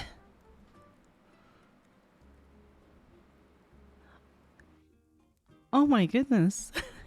I want Taco Bell. somebody doesn't pay the rent, you are not responsible for them. You're only responsible for your individual room. But believe it or not, co-living is perfect for offices that are legally way too large to be converted into apartments. And the problem with an office like this is look at how big and massive this floor plate is. It's super wide and super deep, and all of its windows are on the outside of the building. Inside the building, there's not going to be any light. It's going to be like a cave. And to comply with current laws, the office to residential conversions that have happened resulted only when the interior of the building was hollowed out. So now you can have apartments with windows on both sides, but that is super expensive. And generally, when a building does get hollowed out like this, they've got pretty much no choice but to turn these all into luxury apartments to get the money back. And look at this 30-bedroom apartment right here. Instead of hollowing out the core, the kitchens are in the middle and the bedrooms are along the edges where the windows are. And let's say you want to make each of these an individual apartment. They're all going to need their own bathroom. They're all going to need their own kitchen. You're going to be ripping up all the floors. It's going to be a ton of work. It's going to be very expensive. And again, the result of that has always been luxury apartments, especially if you're hollowing out the inside of the building to make interior windows. That's going to save millions of dollars in construction costs, because if you wanted 30 apartments, you'd need to build 30 kitchens and bathrooms, but now you're just building one of each that are really big, like a dorm. But will New Yorkers be willing to live with 40 unknown additional roommates?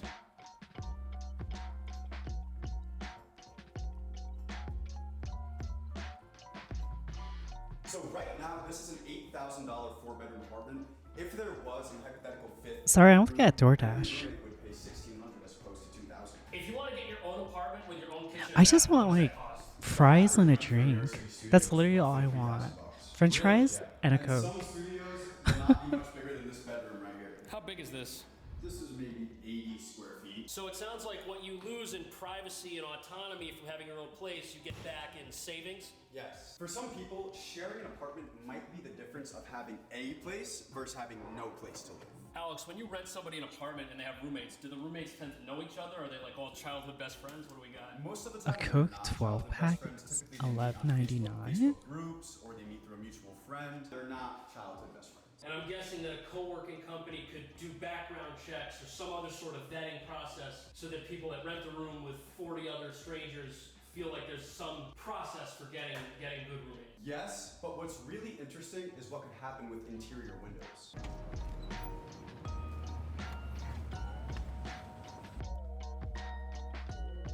Oh, I just realized. Does it come with a... Let's see.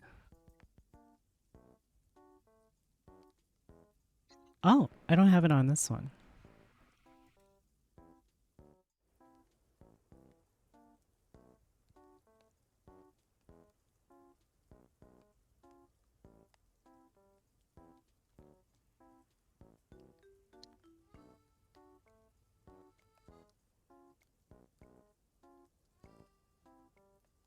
Huh? Oh, I guess it's okay. Fries and drinks sounds so good right now. It does, it does. Look at it, it's like outside the window. That's crazy. Is that the bedroom? Yum yum donuts. Whichever you choose. I just want fries. Oh man, this is pretty cool. It definitely feels like college or something all over again. Just like fries. Something cheese. They have French fries. You can add a second bedroom right here. Oh really? I don't like something. So these are interior I just want fries and a large drink. interesting. That's all I want. That's literally all I want. True bedroom is because of the window right here. Oh, in the bathroom over here. So with interior windows, the idea is that you borrow sunlight from other rooms that get it naturally. So that means that this room, which has no Gosh, looking at all this food, looks so good.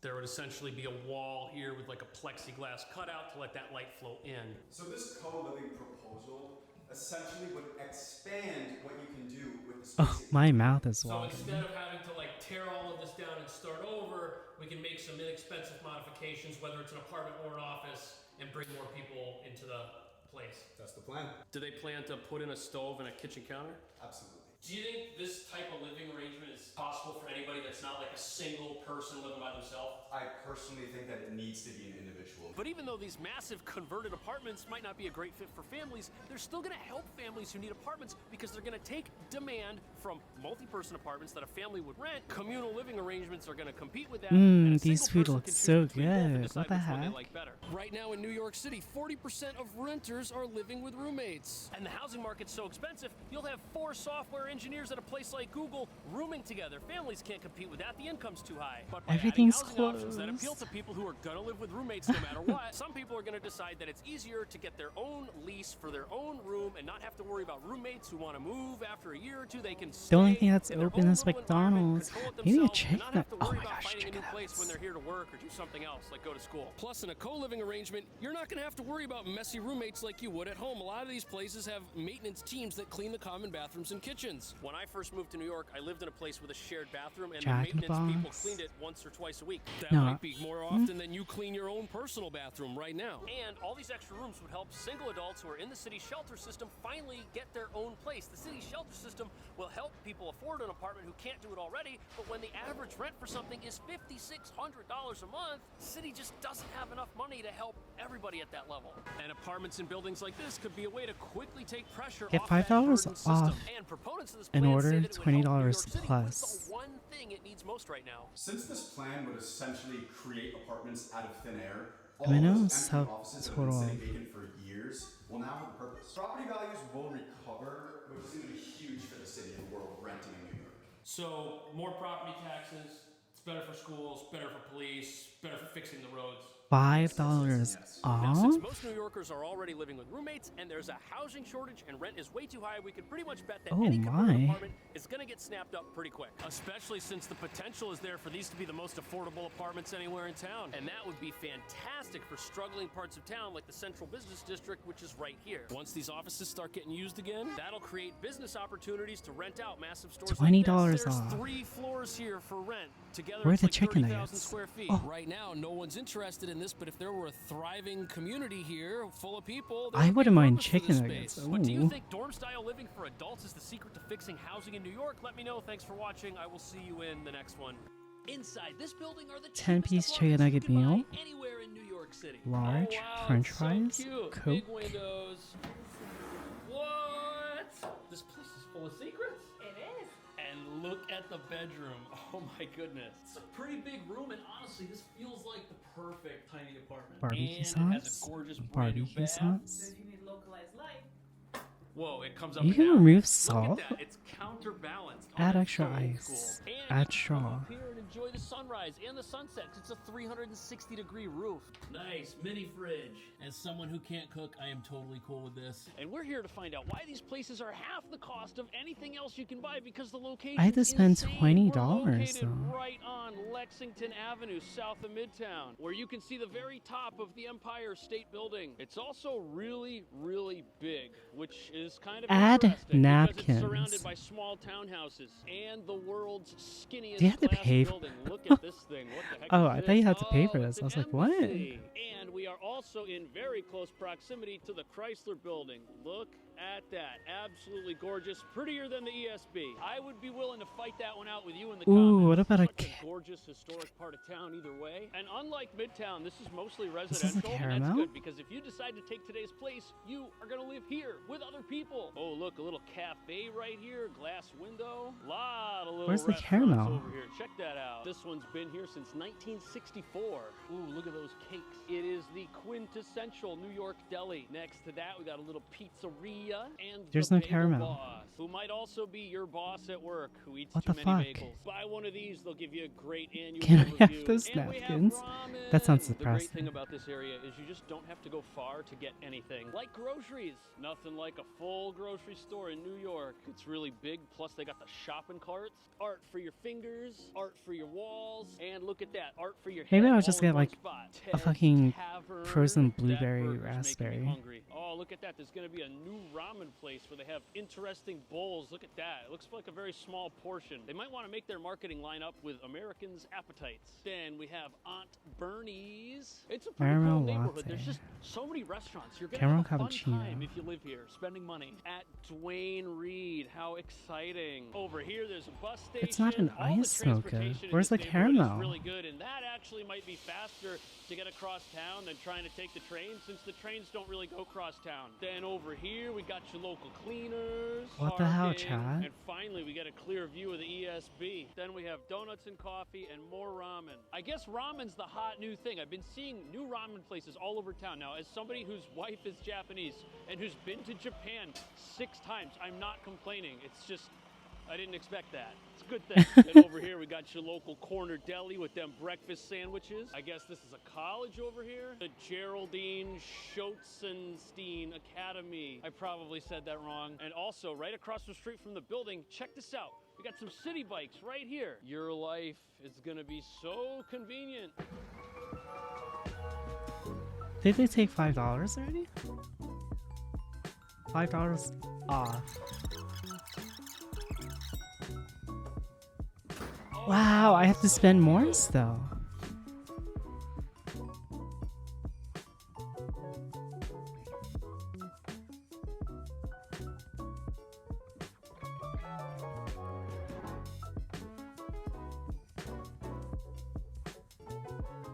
There's more shelves in here than I think there is in the entire East Village. What does it cost? $485. And how many square feet are you allowed to say or no, since it's a co-op? Well, we could say it, but it wouldn't be accurate. So check the floor plan and come see it for yourself to get a better view. Add promotion. Like 400-ish square feet. To use this? Okay. There'll be a floor plan in the description. What makes the layout here so special? So I need something that's like $4. Well, the living room and the kitchen are in this. So you have a separation of functions while also enjoying a square layout where you can have a lot of freedom on how to arrange it. Like putting the TV right there, or well, no, don't mess with that bookshelf. This is just so perfect. These are real candles. They are.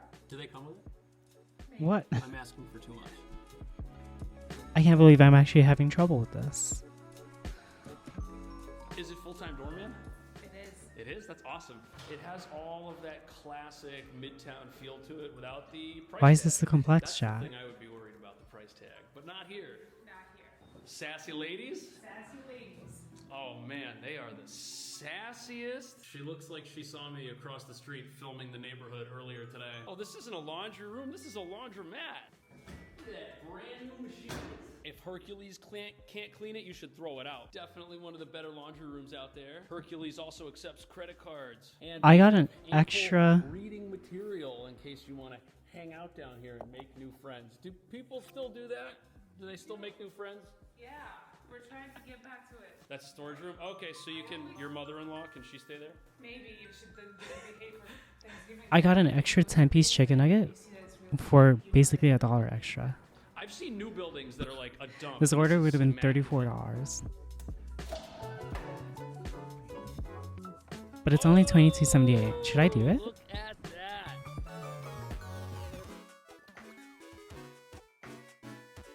Oh, that's a great view. Look at that. And this it's like a You're hungry? upstairs garden I didn't or make something. much This is resubs so today though. cool looking. It is also so much quieter up here than Because I usually ever would have I expected. eat based know on we how hear much an resubs ambulance, but like that's it. how Once much that goes subs away, I get for the day, to be honest, and then or check how out long I this stream. awesome looking water tower. That is so I guess I'll cool do looking. it. And that is again the most iconic thing you could possibly spend your time looking at. And you can come up here and enjoy the sunrise and the sunset. It's a 360-degree roof. It's almost Please like order, but I a little can't park or always something. afford That's to what I would keep buying describe this food. as. And then over here you can see the weird X building off in the distance. Are there fees for the amenities or no? No. Okay, that's a good thing. Maintenance and that's it. How many floors is the building? 12. 12. It's a good number. It's way better than 13. No, I can't have that. I can't have that And mindset. what's also pretty cool is Because most that's one what bedrooms don't have an actual foyer. did not help with my I know, PC look at that. We depths. put all of our stuff in here, and there's still like plenty of room. Look, there's shelves that go all the way up. Not only is that really convenient, Okay, right let's over here see you can though. put your shoes. Mirror and a media console here. And you could have like a bench here where you could sit and put your shoes on. Unless you put your shoes on and walk around in the house. But it added to it. That's the issue. Let's see. Particle barriers. And now we're getting light from a totally different direction. The light in here is moving around. Is it a bit too much? Like, look, the Well, I got kitchen, 20. it's just I got 20 blasted. chicken So nuggets. it's not a dark apartment, even though it might not. It have, gave me you know, $5 a off, central and then park. reduced It's it totally cool. further. Also, unlike other real estate agents, the pictures here are completely accurate. It's the exact same place. See. Ooh.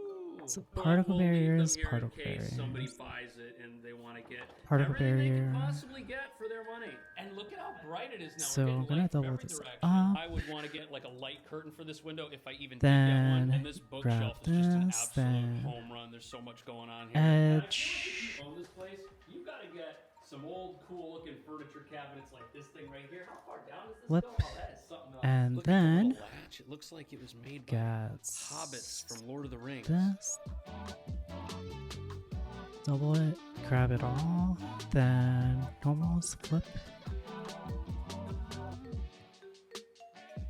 Oh, that is so cool. I've never seen this in any kitchen before. Just And okay. covering up the stove completely, and it's all so usable. Like you could literally prep stuff here, and like the way that this opens, look at that. Everything is just Wait, it's huh? here and it's hidden. Oh. You gotta love that. And when you're done, just wheel it back over. You got your sink sprayer right here. Oh, that's some good pre-war water pressure right there. And the sink is Okay, very large. You're I not gonna would have problems say washing stuff in this here. map And over by the is kitchen, going all these little to drawers and receive cabinets. Perfect. fine detail I right can't now. cook, so again, I'm loving this kitchen. Look at that. Those go back so far. You think it's possible to put a So little let me kitchen grab table all here of over by the window? this. Maybe like a little two-person deal in the corner. I think with a little bit of imagination, you could fit it forward. Plus, it comes with an AC, nice and bright, lots Map of light. has been optimized as much as possible. Doing finer detail work I now. love this bedroom. It's awesome. What size bed is this?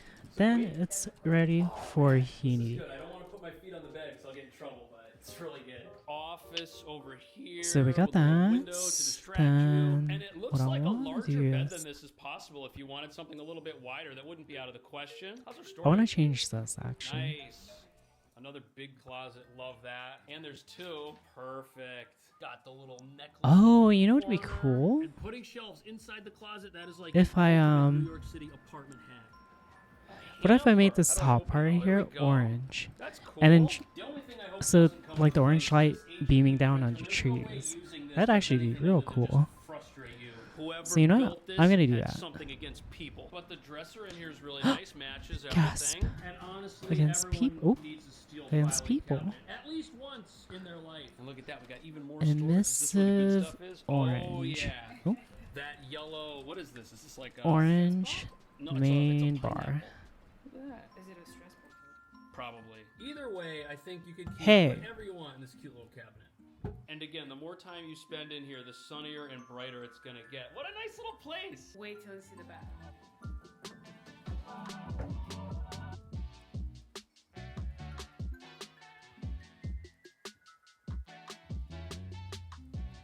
What the frick? So you have a mirror and What the heck? under Okay. the mirror you have a tiny cabinet. Oh, that's so useful. Look at that little guy. Emissive orange main The bar. water's not loud. If you had like a loud aerating faucet Cut in here, that it'd be so out. annoying. And the shower tub area, this is actually pretty good. It's not like a small space. Orange. Maybe it's not the biggest bathroom out there, but it has Use absolutely everything, node. and it doesn't feel like a cramped little spot for sure. And I just like that if you're here with somebody else and you forget to lock the door and they open it. I think red with orange would be really cool. Oh, I wasn't watching TikToks, I swear.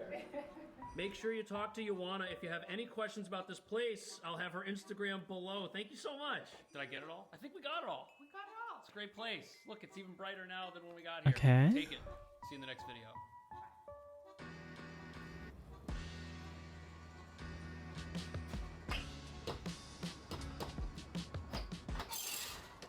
So, the city of New York recently made certain types of apartments illegal, but they're still out there secretly being rented.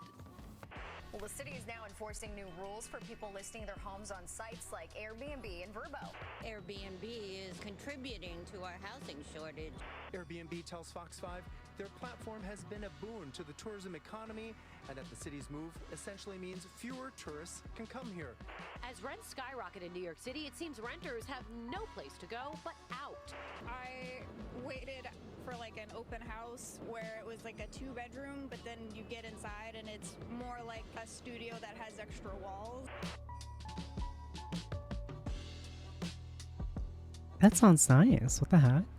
These are the keys to some interesting New York City apartments. And that's because back in September, New York City made short-term apartment rentals illegal. But the problem for the city is that short-term rentals make their owners so much money that certain hosts still want to operate them illegally. And that's exactly what is happening right here. Pure chaos, because these apartments are still out there. But the hosts of these places have had to go underground to market them because you can't put a short-term rental on a site like Airbnb anymore. You're gonna get caught.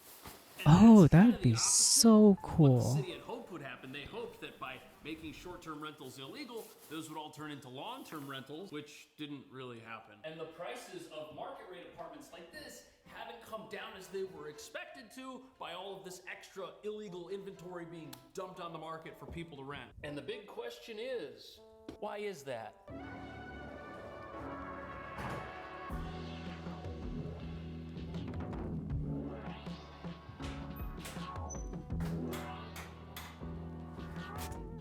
So this is a 2-bedroom apartment. It's got vented laundry in it, and it's $4,500 a month. But the prices on places like this were expected to come down more than they have because there were Oh, supposed this to could be more sick. legal apartments for people to rent. I have an idea. Countless New Yorkers who has experienced the pains of trying to rent an apartment in New York. I waited for like an open house one time where it was like a 2-bedroom, but then you get inside and it's more like a studio that has extra walls, and it was like $4,000. Okay, she's describing how bad the housing market in New York City is, and it's terrible. It's terribly competitive. In fact, the average rent for an apartment in New York hit $5,600 a month this past year. And experts are predicting that it could go even higher. And that's because demand for apartment rentals continues to increase even though the economy's not doing that great. And that's because New York City And this one is for the main bar. skilled professionals, tech, finance, skilled consultants. Professionals in those careers can make more here than anywhere else in the world. Which means there's quite a bit of demand to live in New York, and over the past 10 years, the population of New York grew by 800,000 people, but the city only added 200,000 new homes. We're not keeping pace. It's the main reason rents are staying up, and it's also the reason why illegal short-term rentals continue to be operated. It is what some are calling the most dramatic change to the housing market in New York City and will eliminate thousands of listings from short-term rental platforms. Officials expect a flood of units to return to the residential market, and by increasing supply, This feels might even nice. reduce the cost of renting for some. So that's a great plan in theory, but that's not what's happened at all. In fact, the average price of an apartment has only changed by less than 2%. Look at that. It's not exactly progress. And proponents of the ban on short-term rentals figured that the ban would just eliminate that whole thing. For this one, I'm gonna do like an But in artwork order to spanning understand why across. short-term apartments are still being rented on secretive markets, it's important to first understand how people are getting around the bans that the city put in place. Now, when this ban on short-term rentals went into effect, it didn't completely outlaw the practice. I knew I forgot something. But it did change the conditions for renting them out so that most of the apartments became illegal by default. And the main rule here is that the host of a short-term rental in New York City now has to reside in the unit Where the is it? entire time it's being rented out for a period of less than 30 days. Which means in this here 2-bedroom apartment, one of these rooms could no longer be rented. Which means the best case scenario for a short-term rental like this is that somebody doesn't think it's weird that you're in the apartment with them and they're still willing to rent that room down the hall for half of what you used to get for the whole thing. At least in this place, they'd be pretty don't far talk about away it. at the other end over there by the fireplace. But if that's the case, there's no way a place like this is gonna generate hotel room rent like it used to.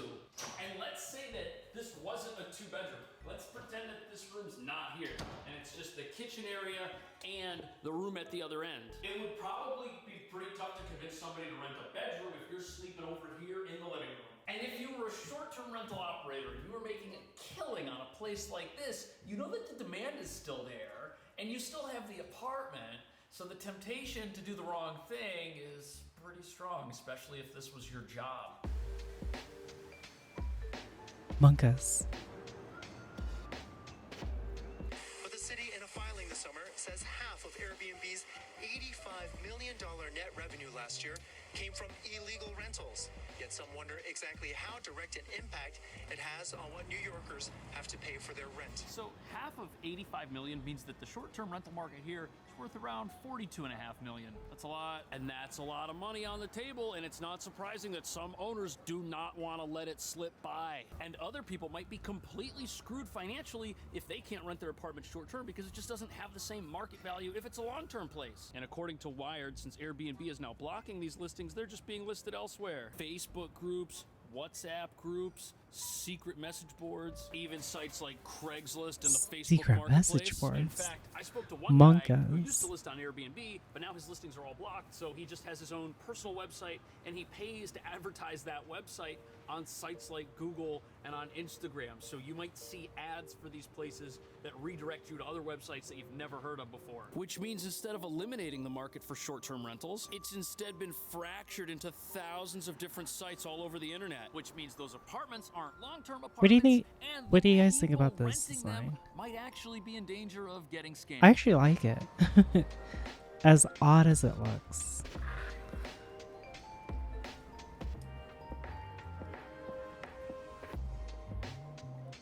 So there's several ways that this puts people in danger, and the first is that instead of having a legitimate place to go and look for this type of apartment, now you could be looking anywhere. There's so much information on Airbnb. Look, you can read reviews of the property before you stay there that are left by other users. It's also very easy to see what's included, and there's even a reassurance from Airbnb that they've verified who this person is. And it's easy to take stuff like this for granted, but if you're messaging a complete stranger over WhatsApp who may not even have a picture, all the information you get from them about themselves can only come from them. There's no way to verify anything until it's too late. If there are reviews for you to read, they're probably on their own personal website. We know how legit those are gonna be. And you don't have a clear readout of what the fees are, you're gonna probably be hit No, with these aren't surprises. interrogation what's rooms. that? You wanted there to be Though I did mess electricity? something up Oh, again. that's extra.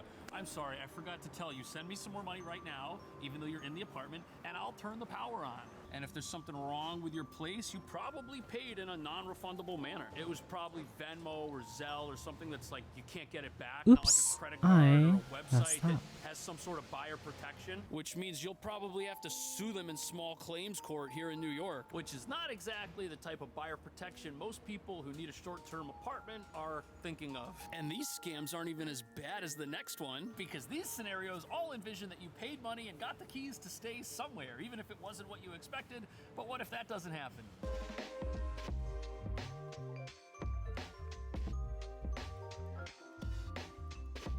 So every every single online website or online group where people do transactions between themselves will be discovered and targeted by scammers at some point. You could have a group of people that trust each other and rent out apartments together, but once the scammers find out about it, they'll say that they've got apartments for rent. They'll find some pictures on the internet and claim that that's their place. You'll pay them for it, and then you'll never hear back from them. Scammers. And it's sad to say that happens even with regular apartments in New York City, on sites like Craigslist, which is why it's best to stay away from dark corners of the internet. Because since there's now no oversight of these markets, they're basically going to become the Monkos. wild west.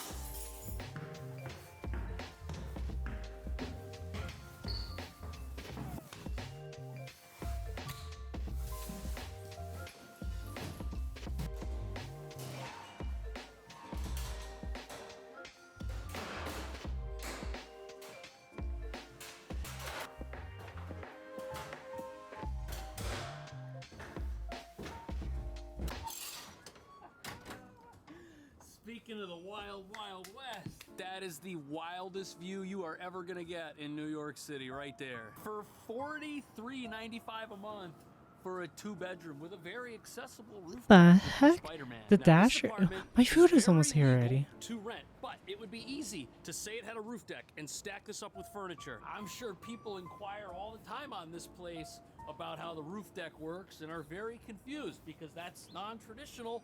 And if something like that happens during your booking on some weird website and you can't use something like this, you're gonna be out of luck. But because this apartment's being rented by an actual company, and because it's a long-term rental, they're pretty upfront with everything. They don't want you to rent this place and then move out because you were deceived. No, no, no. The way this closes, pull down the hatch and slam it and it stays shut.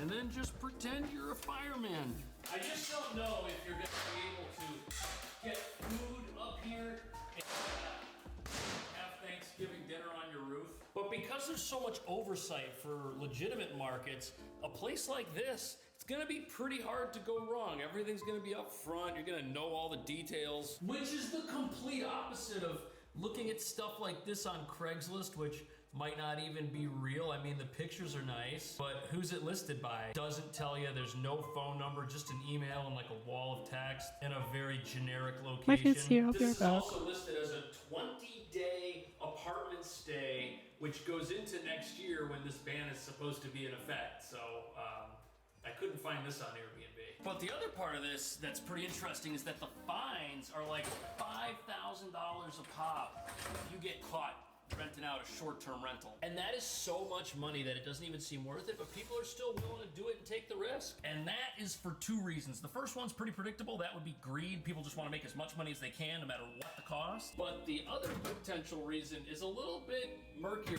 and that is Airbnb was a legitimate business for many people. I know people that would rent an apartment at a very low price and then spend the time renting it out in addition to their day job to host on Airbnb to make an extra $20,000, $30,000 a Wow, year. the McDonald's is like all sealed Go up. and buy the apartment instead of renting it out from somebody else. That way you own it. You can do whatever you want with it.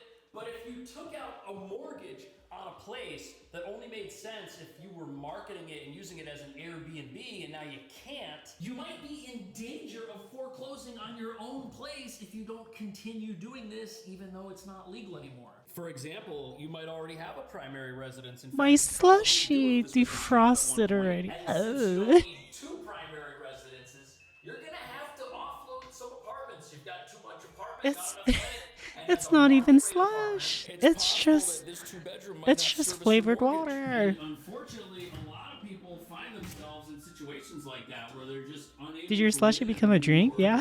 hold on to their homes. They might have to sell their homes.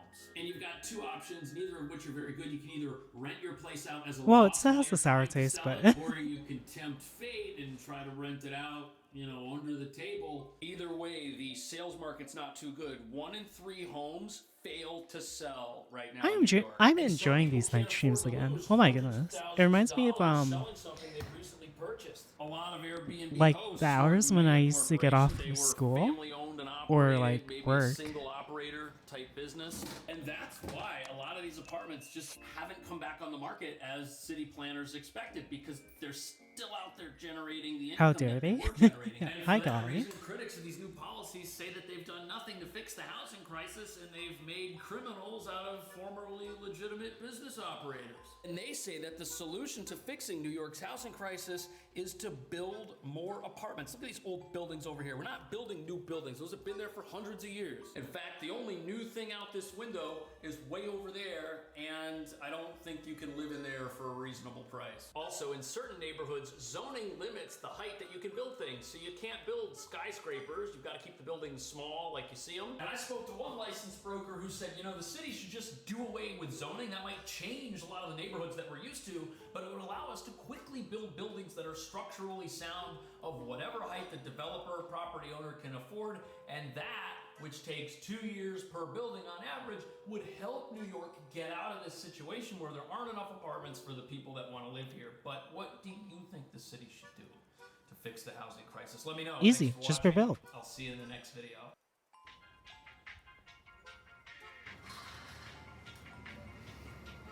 You see that long line right there that goes around the corner? This line is here because people are waiting for shelter beds, but there aren't any left. For almost a week, there's been a line outside the reticketing center in the East Village with hundreds of migrants waiting to reapply for a shelter bed.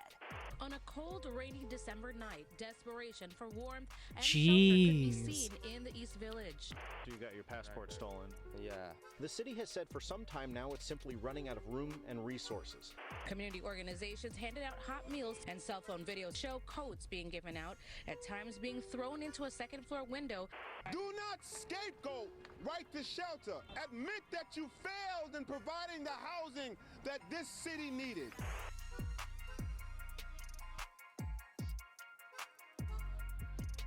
New York is in a very tough position right now. Just consider this. Last week alone, 3,600 new migrants came to New York City, and most, if not all, need a place to live, at least temporarily. 3,600 people a week. That's 14,000 people a month, all coming here by bus from the southern border. And look at these temperatures. It's freezing in New York right now. Some people thought the cold weather would impact the number of folks seeking asylum. But this unfortunate crisis shows no signs of slowing down anytime soon. And at the heart of it all are New York City's right to shelter rules. These go back to the 1980s when a judge ordered the city to temporarily shelter anyone who requested it. And the problem now is that every shelter the city has, even the former airfield, which is now a large disaster relief center at Floyd Bennett Field with showers and an outdoor building, they're all at capacity. There's no more room. City officials say almost 150,000 asylum seekers have come to New York City seeking shelter since last spring. This is straining every resource the city has, so much so that the mayor has ordered all city agencies to cut their budgets drastically. This is going to impact the fire department. Okay, so this is my opinion. I'm all for helping people coming in, especially from war-torn places, right? But one, they should do it properly, just like everyone else does, right? But two, the state should understand that,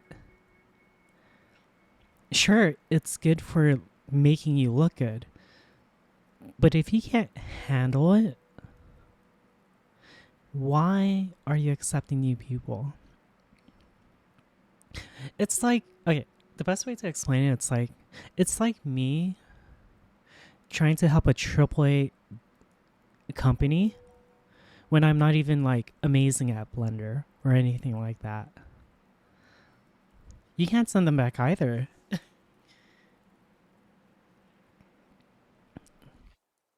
It'd be inhumane. But you know what I mean? The police department, It's like, we need to fix our own issues first before we start helping more.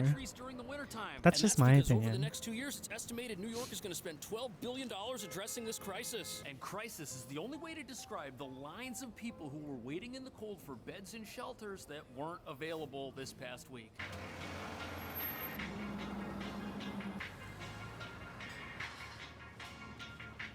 That is miserable. Almost a week. This has been the scene. Hundreds of migrants Hi, sleeping outside Star. this site in the East Village. Once adult migrants have been living in a shelter for 30 days, they have to come here to reapply for a shelter bed. So the shelter population in New York City has grown to over 120,000 people, half of which are here seeking asylum. And right here, this is the St. Bridget Academy. This is where people who have A lost their Netherlands stay movie? in I a don't know shelter anything have to about go that. to reapply for it. The long lines that we're seeing here at this facility, Hope which your go night's around the going corner, good. are what Yeah, we elected did a lot of officials mapping. have been predicting, because the city's been saying for months that shelter beds are in short supply. Back in September, the city instituted 30-day limits on shelter stays for single adults. And sadly, after 30 days expire, you've got to come here to this reticketing center where you've got two options. Option number one is to wait in line indefinitely to see if a shelter bed opens up.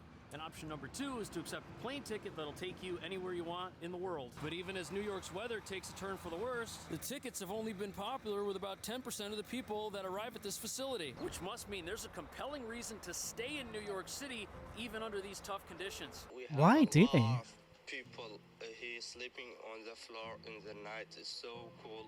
No food, no nothing. Al-Mustafa is one of several migrants who've spent time camped out on the sidewalk in front of the old St. Bridget School. So this poor gentleman, he's in the same position as many asylum seekers. It's freezing cold out right now. Beds are in short supply, and as you can see, the lines here today are very long. And the only way to get one of the Had way beds too much is to be one refugees of the coming first in. people in line at this facility when it So they close the opens, and border. that's why so many people Unfortunately, are this is risking America. everything They're to gonna be spend like, so much oh, time out it's in the cold, waiting to just get inhumane. inside this facility and It's see like, if there are any it's resources more left inhumane to out. make Also, them many of the suffer people in a here place from that they climates can't that are even much be warmer helped. than New York City. And in Venezuela this past week, temperatures got down into the 60s, which is much warmer than it is in New York, even during the daytime. But sadly, the freezing cold temperatures at this facility aren't the only problem these folks are dealing with. His stuff was stolen while on the streets. I have my paper there, my passport. Yeah, his passport. So you got your passport stolen? Yeah. Man, that's so tough. You're out here waiting in the freezing cold, you have nothing, and then the little that you have gets taken away. And it's not like the folks who are here can just get jobs See? and replace all Just- their lost stuff. And that's because federal law doesn't let you start working as soon as you get here. You first have to apply for asylum, and then you can submit paperwork for work authorization. It all has to get done at the same time, and you can't do one ahead of the other. And without work authorization, working a popular delivery style job like Uber Eats or Grubhub isn't on the table. But sadly, it seems like this is just the beginning, and things could soon get even worse. Give them These two men agricultural from work. Venezuela say they have been applying for a shelter bed for 3 days now, returning each day to see if a bed is open. So the city doesn't want people sleeping on the streets, which is incredibly dangerous. And luckily, they found a facility where people can go to stay warm while they wait for this facility to reopen. But the problem is it's in the Bronx, which is over an hour away from where What they should do for that kind of, they should make like lower end temporary jobs at least, you know? Like, the fucking freeways need to be cleaned here in California. Give them that, you know? Give them something to work with. It would keep the fucking roads a lot more clean. It'd give them a job. It's like an in the middle type of beat, but I wouldn't know how it would work necessarily. So I don't know like how much work it would take. Yeah, exactly. Works that people don't want to do normally. Give it to them. It's a win-win for everyone. Literally.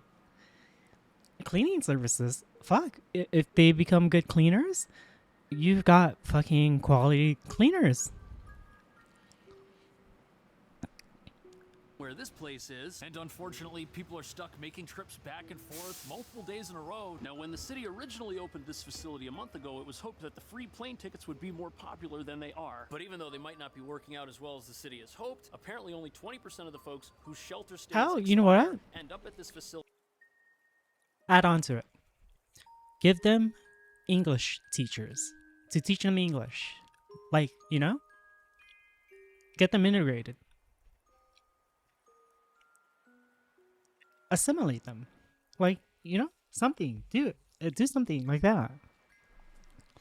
I have to say a lot of work people don't want to do. It doesn't pay well. But they would do it because it's better than nothing.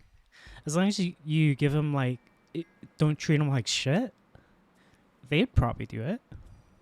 Because it's a fucking income.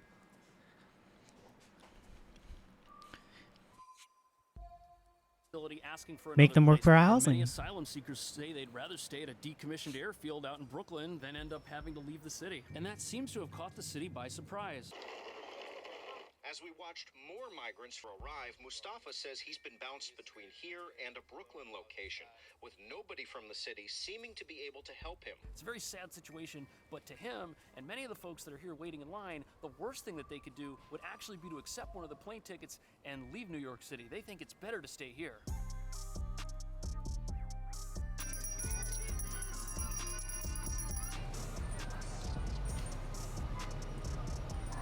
So, official statistics say The that pay is about horrible for teachers? 5,500 Yeah, people without a have doubt. gone through that facility in the East Village, but only 10% of them, 570 people, have accepted the free flights out of New York.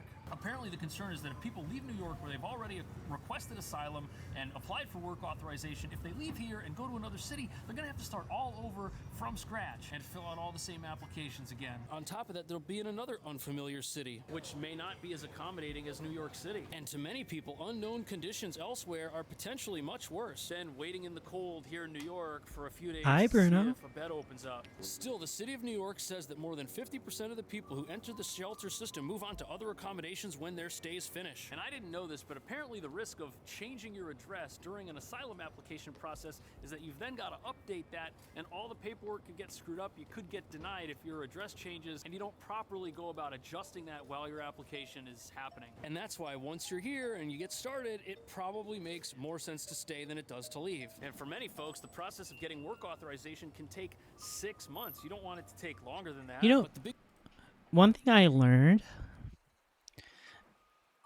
because one of my parents is wanting like a permanent stay, like permanent residency, right? Like they're applying for citizenship. Mind you, they are a fucking bachelor nurse, a BSN, which is really up there. Now get this. She got denied. You know why? Take a guess. What denied her into having to wait another year or two?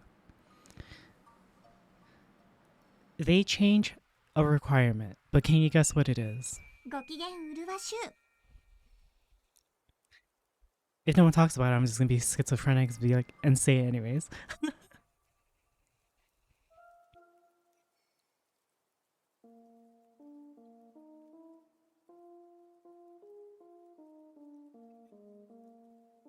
She got denied US citizenship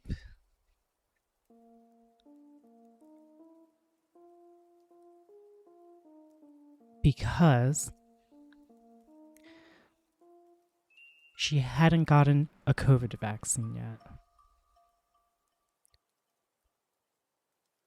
For nurses, having a COVID vaccination is mandatory. You can't say no to it. And they changed it. That was when I was told that, I was like, are you serious? Just because of all because 2 weeks hadn't passed after their vaccination.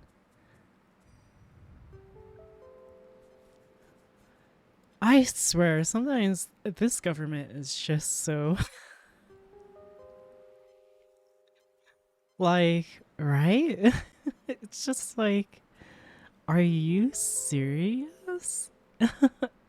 Big question now is what's going to happen to families who are here with kids in a local school system? Because pretty soon, families that are in the shelter system are going to be in the same position as single adults, and we just saw how well that's working out. And now that the city's shelters are completely full, the Adams Well, administration ours is in court seems to right do now the trying most to get the right stupid to shelter ones of rules them amended all. so that they no longer apply the same way that they used to. And this could put families in jeopardy. And people are scared to see how that's going to play out.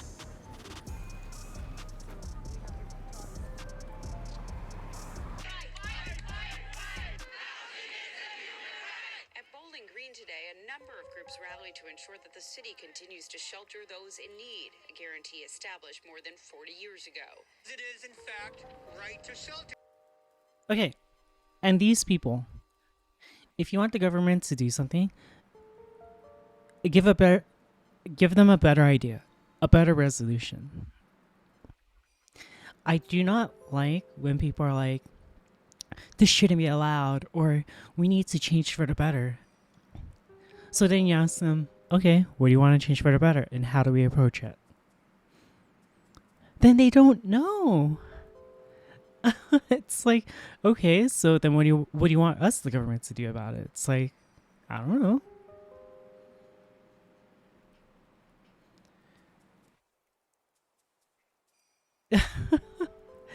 Oh my! So that rally I'm gonna have an aneurysm. in support of the city's right to shelter rules, which the mayor and the governor are in court right now trying to have amended. Right now, the city's right to shelter accommodations are being applied to everybody. But city officials want to have those rules adjusted so that they don't apply in circumstances like what the city is facing today. And the folks rallying in favor of maintaining right to shelter say that the rules aren't the problem. The city's implementation of those rules is the problem. And they say that the city could be doing a better job with the resources that it has to help the folks who are here right now.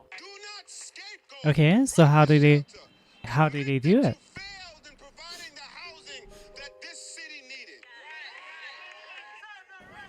So that was New York City's public advocate, Jamani Williams. According to Wikipedia, he's a member of the Democratic Party and a self-described democratic socialist. Now, he's held the position of public advocate since 2019, and that position was created as a liaison between the local government and the voters. And should the mayor of New York resign for any reason, the public advocate is next in line for the throne. Former public advocates include Mayor Bill de Blasio and the current Attorney General. But it remains to be seen what resources the city has left to help those who are in need. And the city's facing a $12 billion budget deficit, and the mayor has asked all city agencies to cut their spending. And that's because by law, New York City has to operate with a balanced budget. And spending more money on one thing means there's now less money to spend on other things. So cuts have to happen so everything balances out. And apparently the cuts have already led to reduced staffing at some firehouses, which means there are now less resources to respond in the event of an emergency. Other city leaders have proposed raising taxes and fees to help cover the budget gap. And to some people, this might make it seem like New York City is falling Guess what apart those and people won't be do with around this money? forever. But to many Probably folks who are here drugs. seeking Nothing. asylum, New York City is still their preferred destination and their best shot at achieving a better future. But then again, I don't know about the Dutch, like everything but pink. Family calls the Row Hotel home for now. 53, he says, explaining how many days they have left until they have to leave. A little worried, he tells us, as he thinks about all the uncertainty they're facing. So this family is staying here at the Row Hotel for the next 53 days before their shelter stay expires. This is a former luxury hotel built in 1928, and it's got 1,300 rooms. And when their shelter stay expires, they and the other families that are here will have to go to that re-ticketing facility. But still, as tough as living in a New York City shelter can be, the conditions here are preferable to the situations many asylum seekers have fled. And if you're wondering why all these mopeds are here, asylum seekers will rent them out because they can get one from somebody who already has an app set up with Uber. Now, the largest group of asylum seekers that's come here is from Venezuela. And sadly, people there only make around $140 a month, less than $2,000 a year. And when you consider how little that is, it makes perfect sense why so many are desperate to make the journey here for a better opportunity. They went through 8 countries before crossing the U.S.-Mexico border into Texas. Touching American soil was the goal, he explains, but the destination was always New York City. Now, in spite of the cold weather, from the perspective of many asylum seekers, New York City is probably the best option because of its unique right to shelter rules. Other parts of the country don't have that. And once you've got a place to live, you can apply for work authorization and for asylum. And if you have kids, they can enroll in a school. And in spite of the weather, which is only going to get worse, the people coming to New York City think it's their only hope. But the one part of this story we don't know yet is what's going to happen to families like those inside the Row Hotel once the 60-day shelter stays expire. Are they really going to have to go to that re-ticketing center, or will something else be done? Although we don't know the answer to that yet, apparently half the beds in the Floyd Bennett Field facility are empty right now, and they're being reserved for families. And even though those accommodations are very different than the Row Hotel, it's definitely preferable to having to wait on the street. And even though this unfortunate situation is very far from perfect, it seems that the city is doing what it can to make sure that families aren't left out in the cold. But what do you think the city should do? Are they doing enough? Not enough? Let me know. Thanks for watching. I'll see you in the next video. Personally, for me,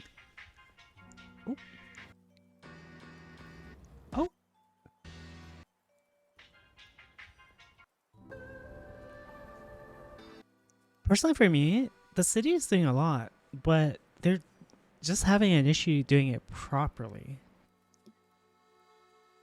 That's just my take on it, though. Like, you know what I mean? It's like they have the capacity to do it.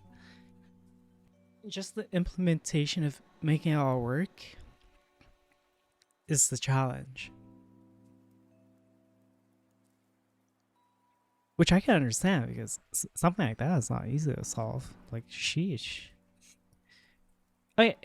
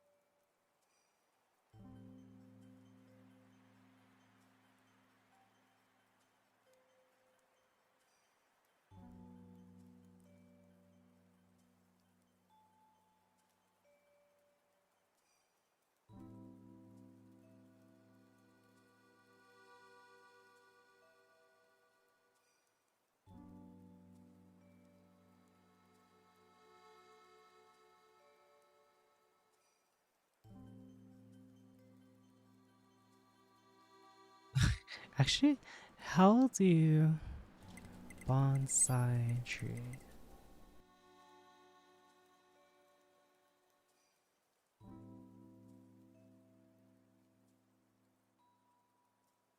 Oh.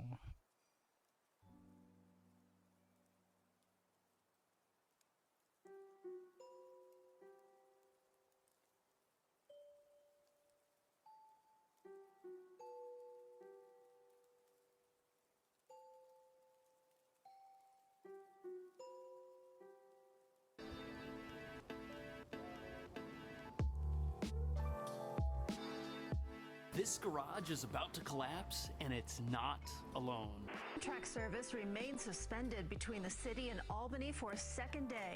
You can see through this hole in the parking garage at 524 West 51st Street. This is a lose-lose situation, both for drivers who cannot get their cars here and train commuters who are now stranded. 57 N Street between William and Nassau. An explosion in a parking garage was collapsed. Did it sound like a bomb going off? Like something like a little explosion that happened?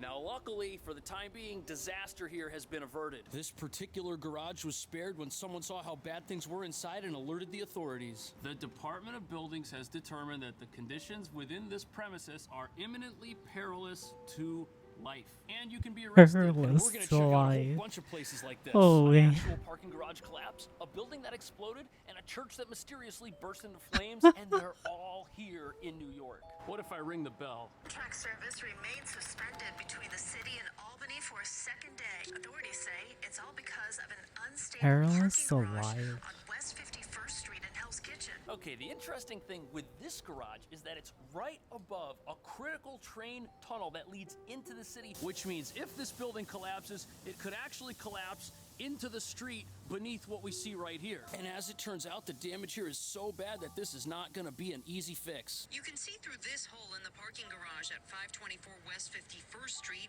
Train tracks below. The Department of Buildings says an engineer contracted by the property owner called 911 Friday. You know what's truly unbelievable about this is that this place I fell into forgot how massive to do disrepair without this. anyone noticing until it was almost too late. Now, luckily, the owners knew something was up because they had people here investigating what was going on. All the while, people were parking their cars in here and trains were traveling underneath it. Do you hear that? I hear drilling and stuff in there. It sounds like they're working on fixing it. And this place was one phone call away from total disaster. Is it fine? No. Which means icon parking customers like Allegra Torres haven't been able to access access their vehicles since Subdivision. Friday. Now, No. it has been a couple of weeks since these problems were discovered, and some of the cars have been removed from the garage, and the Amtrak service I beneath think the it garage is has been this. I restored. just- But I'm sure some people, they parked here in the morning, they were going to leave their car here for the whole day, maybe even a couple of days, and the place got cleaned out, shut down, and their cars got trapped. But early Sunday morning, Amtrak workers performing the installation found additional structural defects, including Excuse me. cracked and deteriorated steel beams. And you gotta wonder, like, how long was it like this before someone said something? Was there a hole and the owners were like, I keep yeah, we'll forgetting get around to it when we can? what was it to something that do. was dealt with right away? It's really frightening to think that perhaps the people that are supposed to be looking out for what's inside may not have known about that immediately. And I don't actually know if these boards are here because of the construction work that's being done or if they were here already. And what's crazy is the true extent of the damage was Let's only see. visible from the train tracks because those are beneath Wonder it. And that means how to nobody at make Amtrak was checking the a tunnel for tree. structural damage either. They only realized once this place got called in. But let's be real, if this is the outside all rotting away like this with holes and stuff everywhere, I'm sure the inside wasn't much different. Look at those crazy old wires in there. That's nuts. A deeper dive on the Department of Buildings website shows. Press M and merge the default cube to one vertex. Make sure you're in vertex select mode, then press A so the vertex is definitely selected. Press E to extrude it and create some branches. Rotate the view occasionally while you do this. In object mode, add a skin modifier. Go back to edit mode and press A to select all the vertices, then press Ctrl A and drag the mouse. Oh, I was right. So skin modifier. Control A. Oh.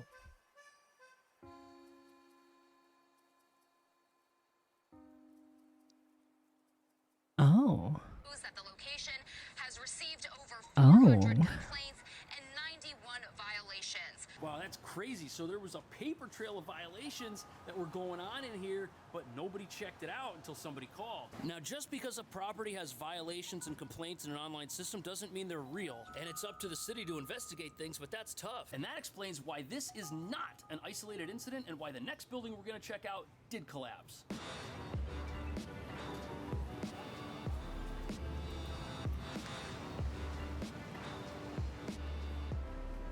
What a disaster. 8 months ago, this is what the street looked like, and now it's this. And that's because the parking garage on the other side of that tunnel collapsed. A parking garage partially collapsed in lower Manhattan late this afternoon. Emergency crews arrived on the scene within minutes of frantic search for victims. That's crazy. Also, we're in Manhattan's financial center, pretty close to World Trade, and the garage was likely used by commuters who were working down here. The damage was so bad, they've actually got the entire street shut down. There's construction equipment all over the place. Look at that massive crane right there. The garage in question was right over here, next to that Pace University building. It had 4 stories, and it collapsed. Did sound like a bomb going off, like something like a little explosion that happened, because the whole ceiling, from what I've been told, completely. And a lot of skyscrapers are like hundreds of years I feel old. like this is exactly what would have happened at the first building had no one caught it. Police are here, going real slow. Interesting. And when something like this happens, the neighboring structures can be damaged in the collapse, and those also ended up getting evacuated. Just in the event that they too suffered structural damage. And that's the thing, if a building falls down because it has structural problems, the neighboring buildings are going to be a little suspect. Firefighters used a drone and robotic dogs to search for survivors over concerns the rest of the building could fall. Now, sadly, since New York City is as old as it is, there's really no way to just keep tabs on all these buildings all the time. It's impossible. There's too many. Especially down here, you've got some really old pieces of architecture. And it was smart of the fire people to send in drones and that robot. Just look at how old these structures are. Check this out. Right around the corner, this garage, it's 4 stories, and it has a lot in common with the one that ended up coming down. Just look at this place. It is falling apart as well. Oh, would you look at that? This garage was closed by the Department of Buildings. And it says right here, it was because of the other building that collapsed around the corner on Ann Street. Street. This looks really familiar. It's exactly the same scene as over in Midtown. And you see that hole back there? Jeez. That hole is actually on the street where the other building fell down. And that likely means that the buildings department was worried that the same thing was going to happen in there. And that's usually how enforcement works with stuff like this. Once one place comes down, all the others get checked immediately for problems, because now there's an indication that structures in the area next door probably most likely have the same problems. Indications are this was a structural collapse. This building has several active violations going back to 2003 for cracks in the concrete. One official said workers within 2 blocks should stay home. That's crazy. So the other garage had violations that were 20 years old and they were active. That's ridiculous. How in the world can something like that happen? Especially when it's a structural violation. And that makes you wonder what other buildings are out there, what's happening beneath our feet. But what happens when a building has no structural violations, but the people who own it do something illegal inside of it that causes it to blow up?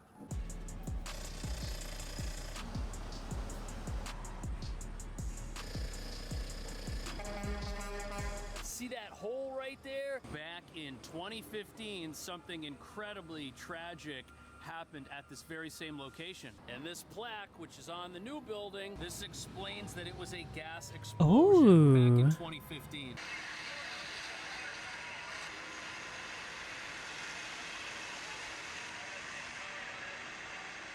That is absolutely crazy. And the building that was here, it looked very similar to the neighboring buildings. This older style of place, these are all landmark structures. And when this explosion happened, I was actually in this very same neighborhood working as a real estate agent, and I heard it. When it happened, I was in a different building a few blocks away, heard a very loud bang, didn't know what it was, and I was with other people. Everybody was very confused. There were also no sirens or alarms from emergency vehicles, and out on the street, you could just hear yelling and pandemonium, and there were people running in the streets all towards this location to see what had happened. I thought that it was something else. I didn't think it was a building explosion because I heard that loud bang and I heard the running. I was waiting to hear other things, but I told everybody that I was with to just stay put because we didn't know what was happening.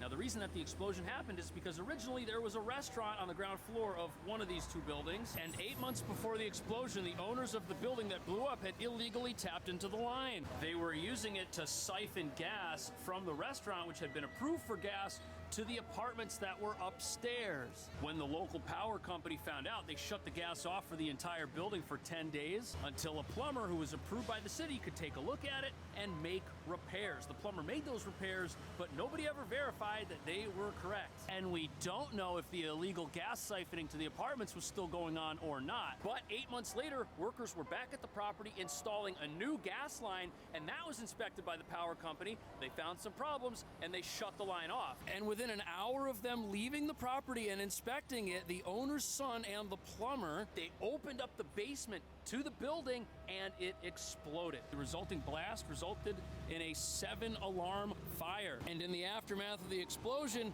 many of the other buildings in the neighborhood that had gas service had it shut off because the power company didn't want to take any chances. If you rented an apartment in this neighborhood in 2015, there's a pretty good chance your landlord gave you a hot plate, because with no gas, your oven's not working. Now, currently, we've got this luxury apartment building, which is in place of what was New York City. For a long time, this was just a fenced-off vacant lot, but it looks like they got some storefronts getting put in down here on the first floor. And judging by what I see on the window right there, it's not obvious if all of these apartments are rentable yet. And what's crazy is this corner is known for problems because our next disaster is actually right here across the street.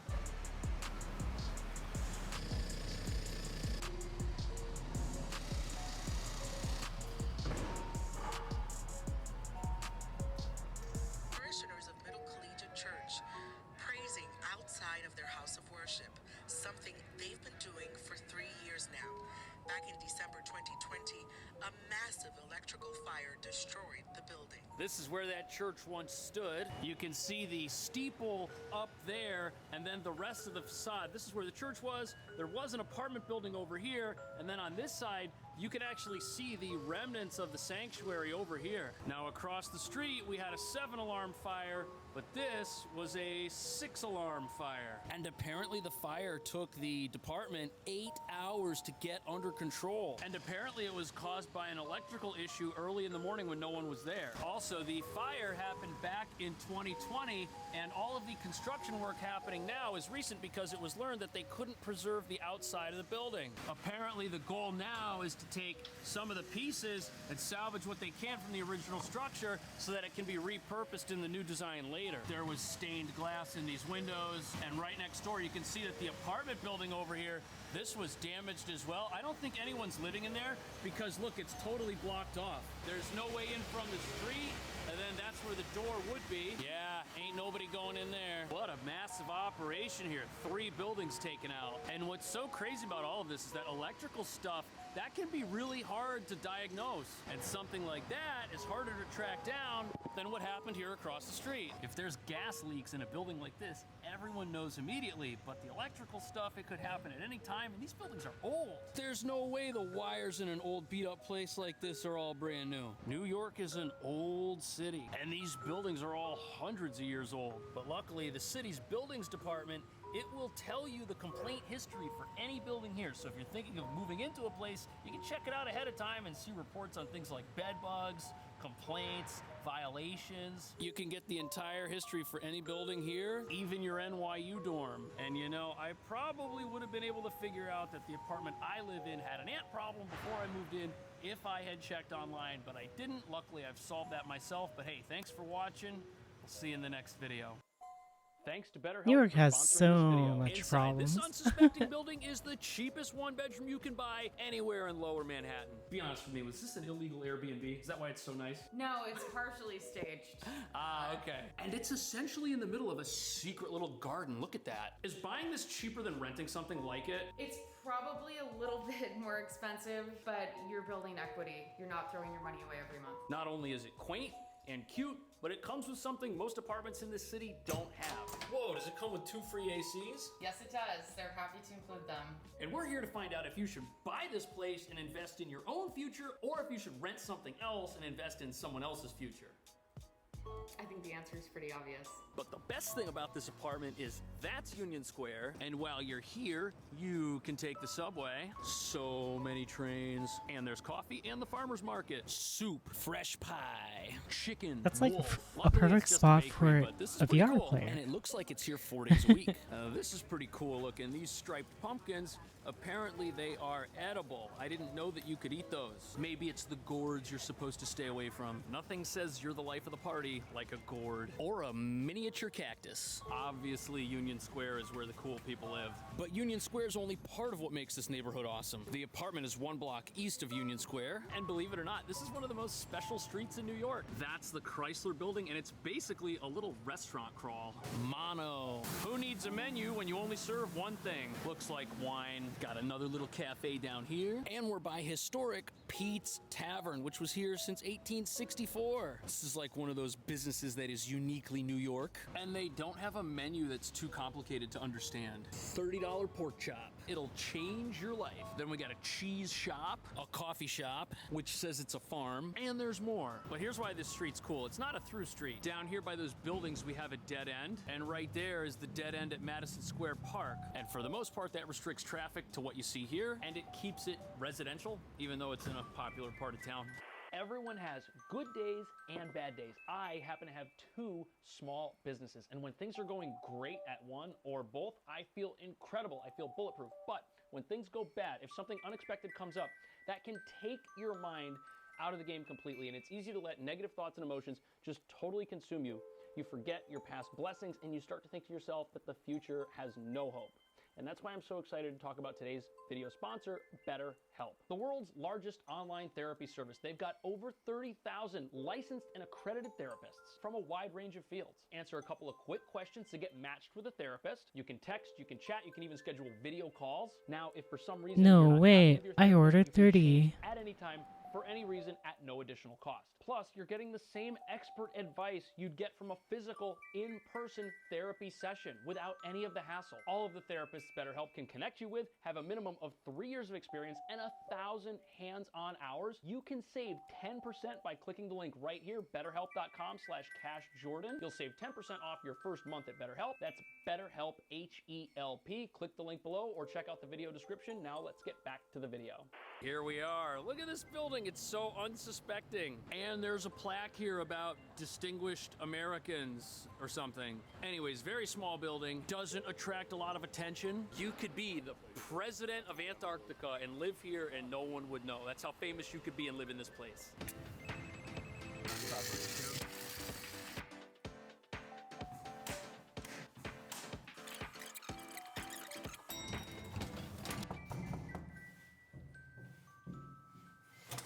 Hello. Hi, welcome.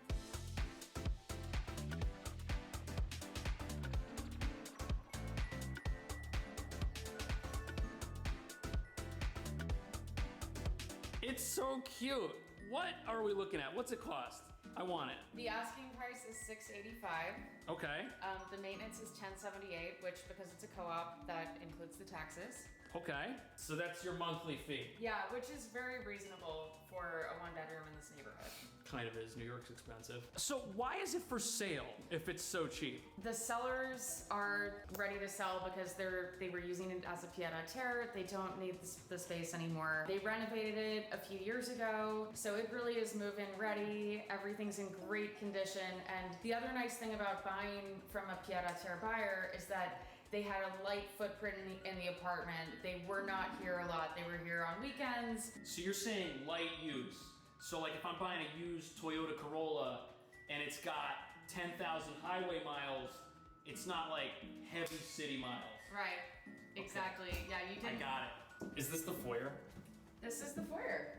I like it. Or foyer. Foyer. I don't know. It's big. This is a great coat closet. Does it have a light inside? That's what she said. And the stuff, but lots of great storage in here. There's also basement storage that comes with the apartment. And there's laundry in the basement of the building, There's right? laundry in the basement, exactly. Sweet. Liz, what do you think somebody could do with this little area here? Maybe like a little bench for shoes or something? What do you think? I think that this corner here would be the logical place to do maybe a table, a place to put down your keys. A mirror. Yeah. Because we're vain and conceited and we want to know what we look like.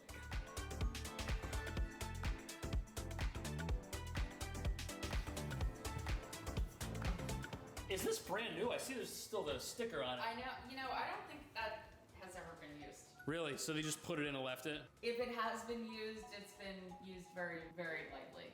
It's actually a pretty big kitchen though, considering it just takes up like this one wall. I mean, there's serious counter space. We got the burners, we've got the prep space, we've got your lemon storage right there. The sink is nice and big, the water pressure is solid. There's even a separate soap dispenser, which I've been told only successful people have. So this is a very high-end microwave. It's Ooh, a Viking. Viking designer. Oh, they knew how to heat up their food, didn't they?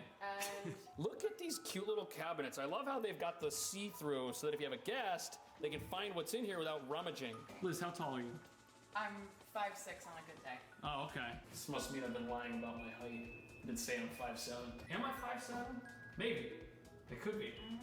Drawer space here is incredible. Oh, this is all the stuff you need to know about if you want to buy the place. We put it in there so nobody would see it, and now that's ruined. Maybe not everyone loves the mini fridge. I think this is fine. I like how there's the little, pantry / wine space around it. And do you really want a bigger fridge? Because then you lose the breakfast island. That's where the bigger fridge would have to be. Is it an ice maker too or no? You don't think so? And this is like so functional. If it's just you, maybe you and one other person, you've got a spot for those fruity pebbles. They put in this tile too. I think this looks pretty good. It's got a shimmer to it. I believe that this is not a load-bearing wall. Oh, really? So if you wanted to open this space up, I think You know, I thought adding little fucking bonsai trees would look nice, but it doesn't. Gosh, dang it. It is so quiet out here.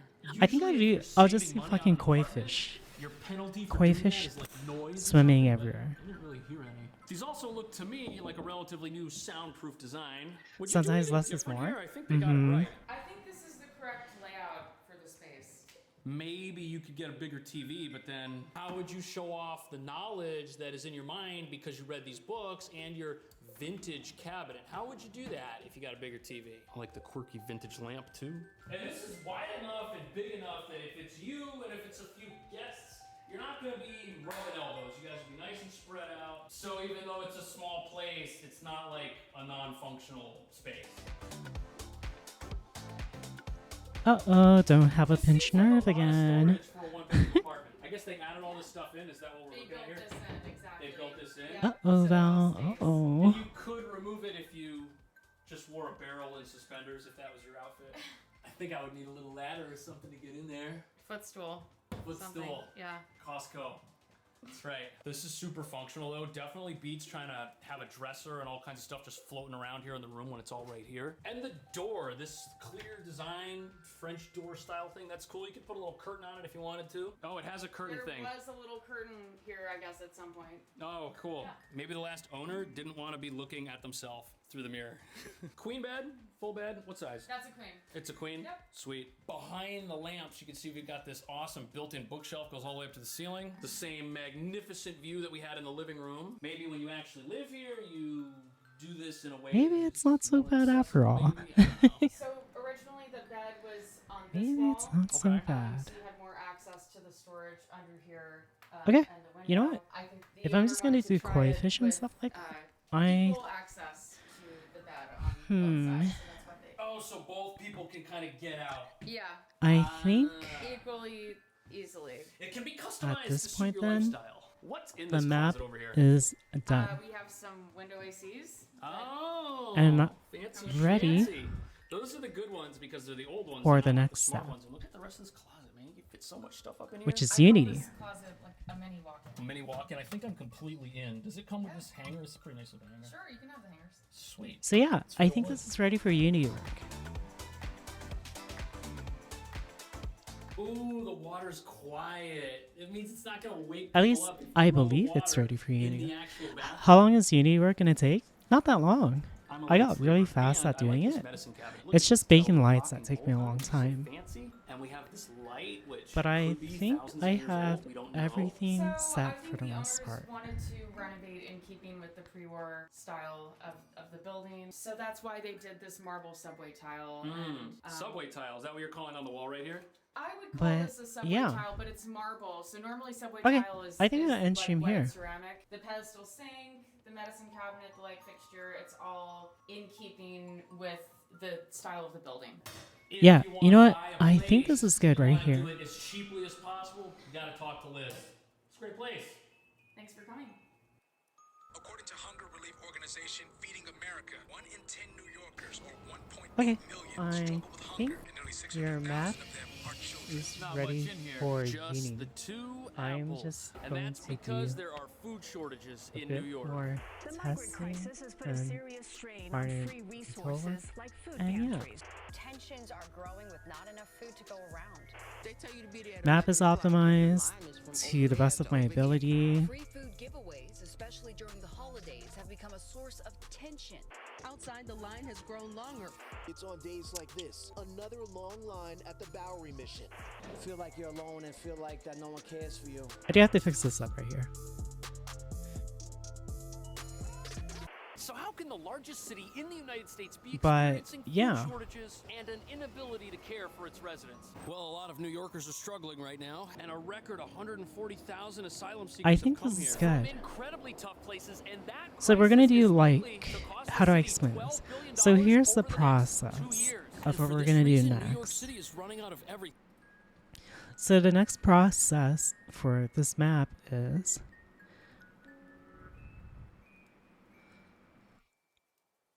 simple because it's the larger city. I wasn't paying attention to the video because let's focus on this. So what I'm gonna do now is I'm gonna do light work and testing and such on my own time because when I do light baking, it makes stream lag. Unless I had a second computer where the PC or where the stream wouldn't get affected, Yeah. So I'm gonna do some light bake, just like light touch, and check on that. If the map comes out real nice, then we'll do finer detail work. Because I do have more ideas on what to add. But for now, I think this is good. I really don't know what else to add. Well, I have to see how the light baking goes first, though, inevitably. But yeah. Yeah. So what do you guys think about the whole map now? So this is the game room. I'm going to have the pool table and the other stuff. Look at this wall. Look at it. Look at it. It looks nice, right? Super fancy. Asymmetric. Hide videos so you can fully appreciate it. Okay, we'll start from the beginning. So first, we have the entrance, right? You spawn into this, basically.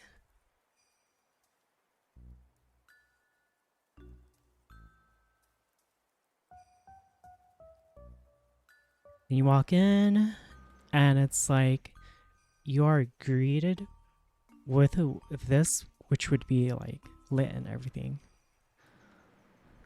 It's very compact and small, but at the same time very large. This isn't gonna be shiny. It's gonna be pitch black. So like a little city like nightscape type of beat, right? You're greeted with the bar on the right. And I'll just add like a bunch of koi fish swimming around and jellyfish as well. I think that's the way to go. Because I was going to add more bonsai trees, but honestly, I think this covers it. It's the main focus. And having a bunch of fish around, it's kind of like this tree, it gives life to everything else, if that makes sense. So we'll do that.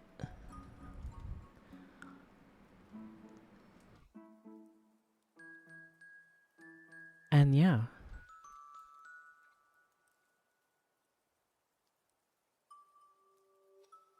I like this.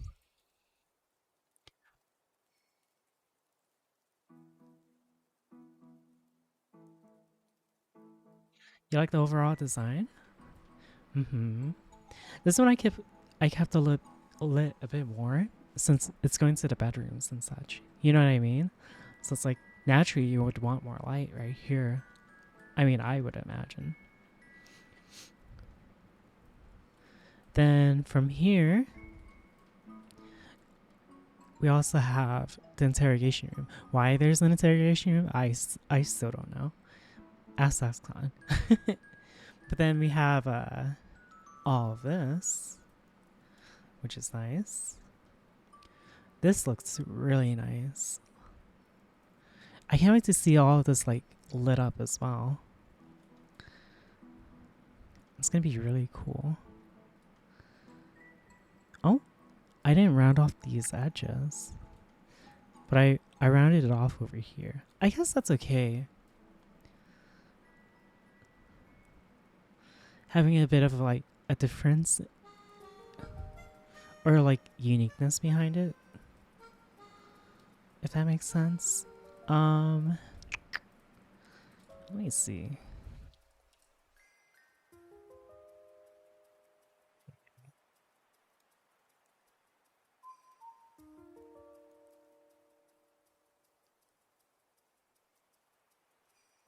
Let me round it.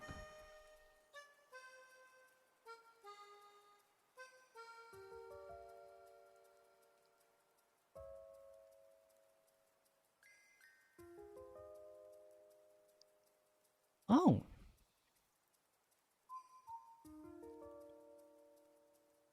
Well, shit. Look at that. I rounded it off and it came out nice.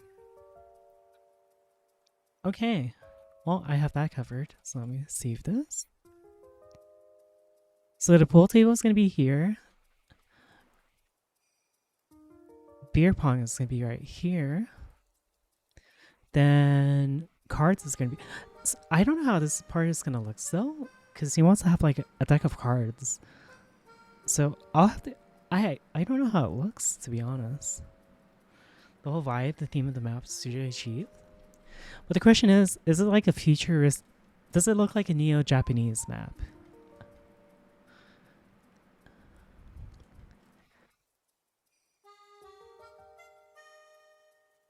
That's the question.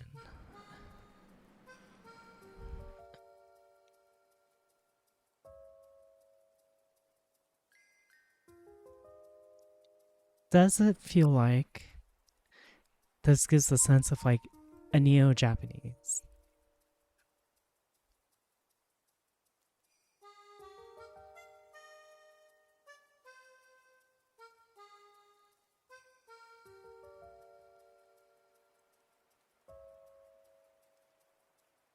I mean, to me, I feel like it does.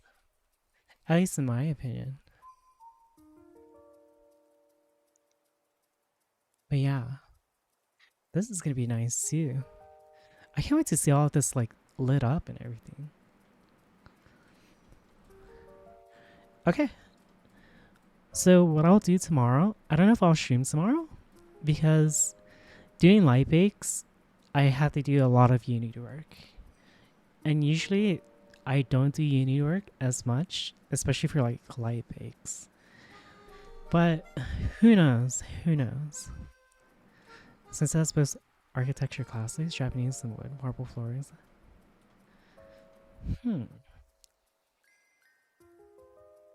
This one I kind of...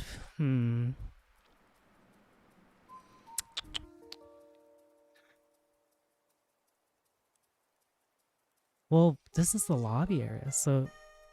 I think this is like the most least Japanese aesthetic part.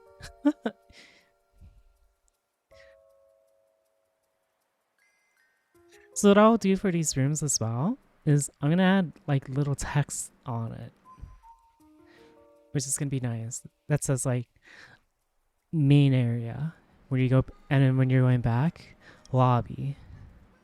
Hi, wife. Good morning. I'm about to end stream. I've been streaming for a while. You're not touching to sleep? Yeah, I could tell.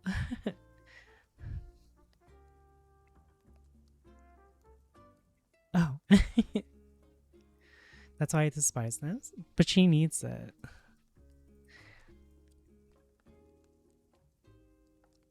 Do you want to do this some Dead by Daylight? Oh, this part looks so cool. Just seeing this, and then both of these sides are so nice. I'll be honest. I just like this one too. Like, oh my goodness. I cannot wait to. Oh my goodness. Okay, we'll do some Dead by Daylight, and then I'll end stream.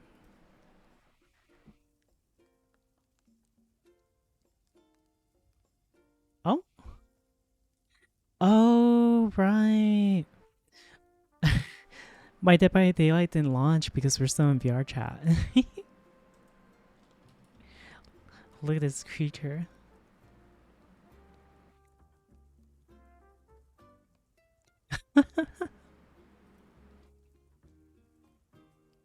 Oh. Well, that's my life.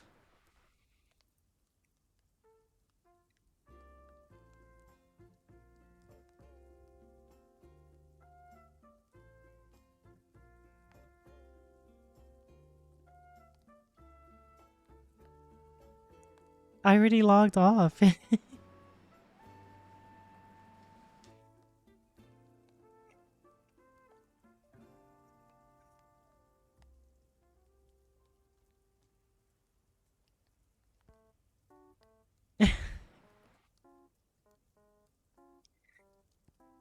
Hum.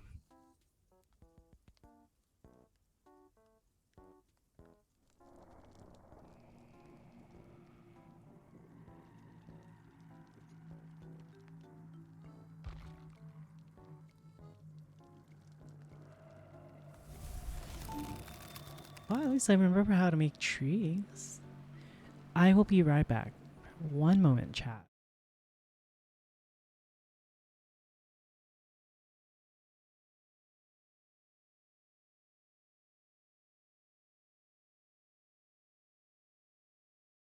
Your new best friend. That timing on the video, though.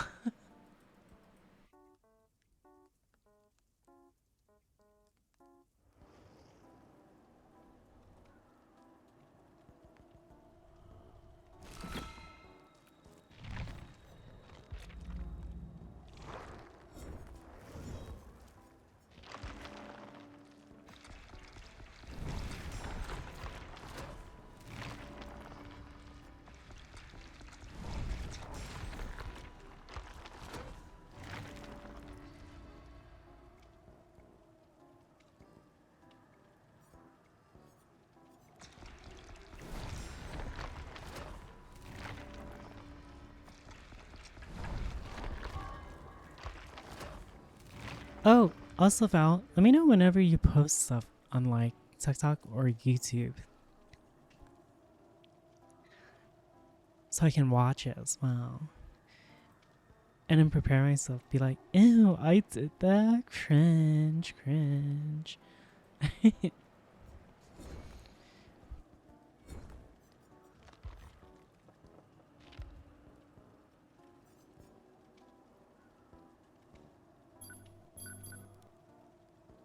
Okay, while we wait, I'm gonna go on Twitter.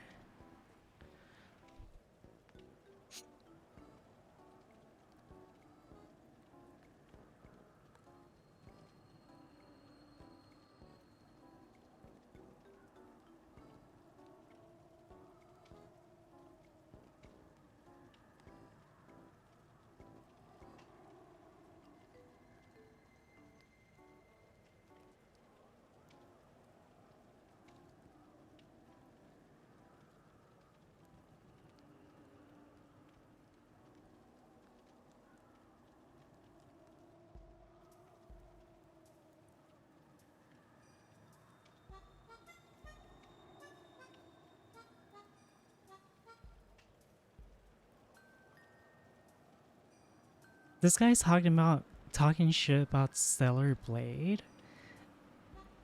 Hello? They got the girls ratio 101. Yikes.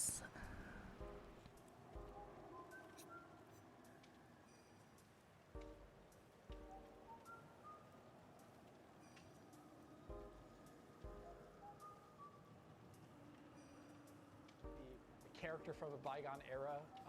I do think the character model was actually like very distracting in not a good way, because like with the camera angles chosen, it just felt like this game seems like a game that came out in like 002 in terms of its, you know, like. This game feels like it came out 2002? Good night, Hayden. Thanks for hanging out. Man, this person must have never seen like Azure Lane, Arc Knights, and stuff like that. Character design. It's like a bit old and not flattering for a modern audience. In comparison to something like Forspoken, which has, you know, I mean, yes, it has a much more realistic looking character designs. It's not these hyper proportioned something or another's, but it also seemed.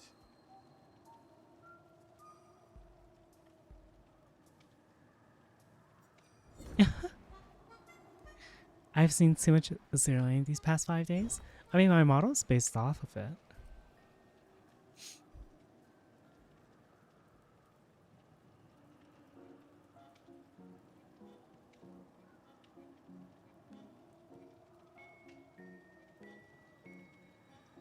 You've been playing too much?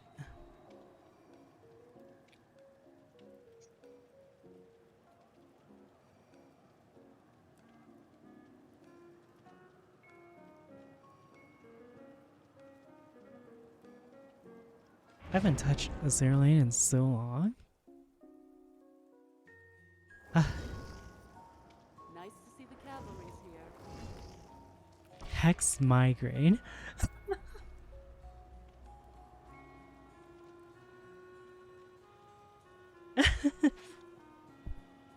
Okay, that's pretty good. I know the feeling.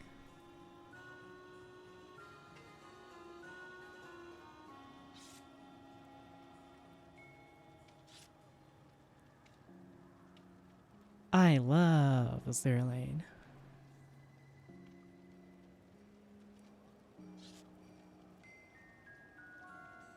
Good one, Claudette. Haha.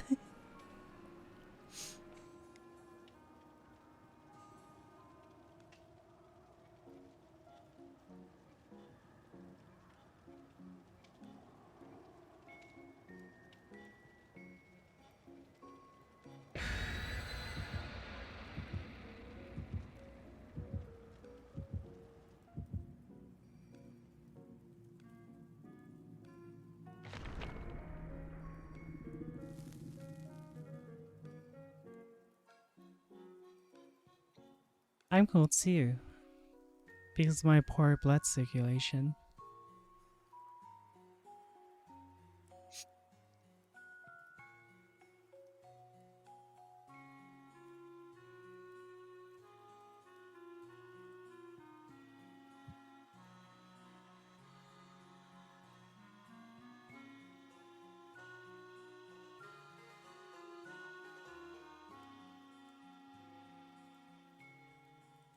Okay, I'm all comfortable now.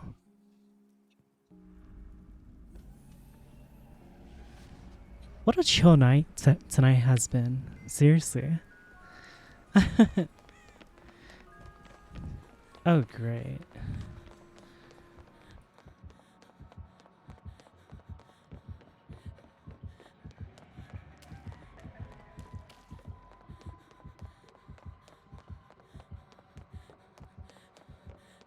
Oh, did he follow me?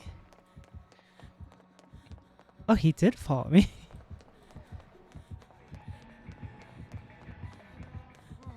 Oh, he left me.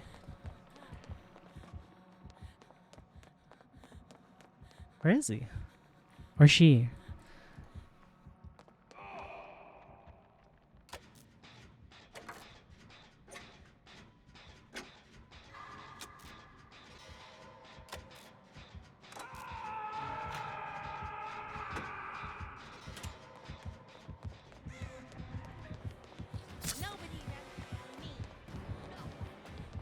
Oh, sorry.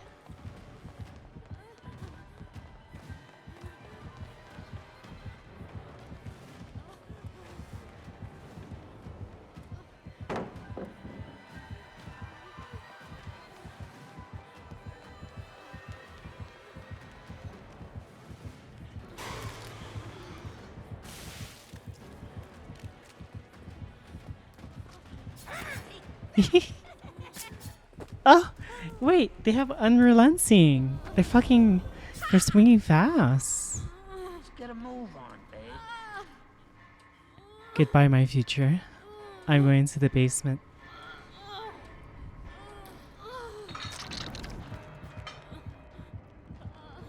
Good luck, have fun. Remember me. On Roblox, it was quite fun.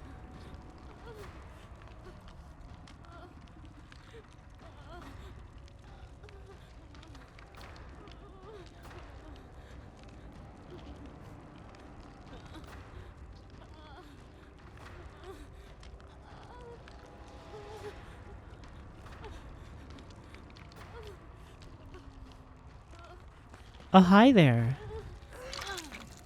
Thanks, Claudette. You want me to go up? Okay.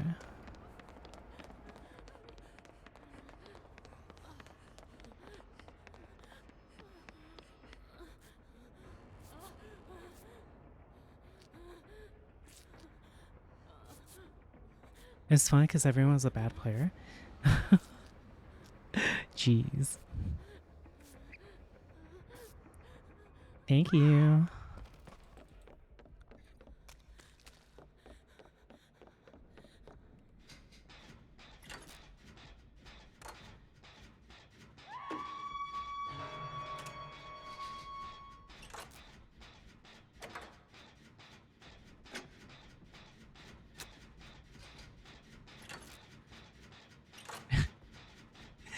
I like that wife has been playing this game for a while now. That she's become like me.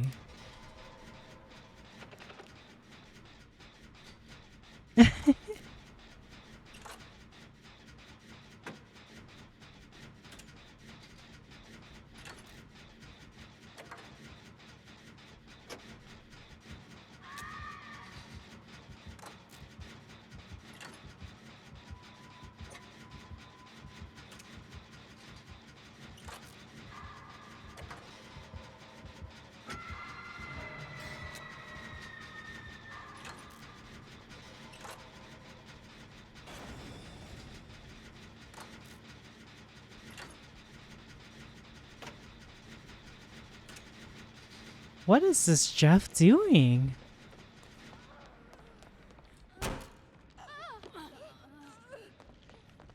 Hey, what's up, guys?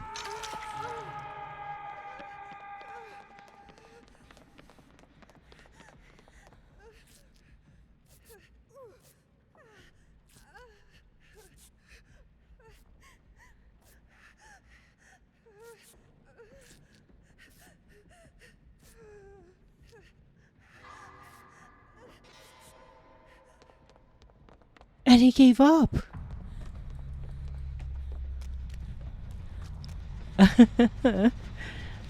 Well then.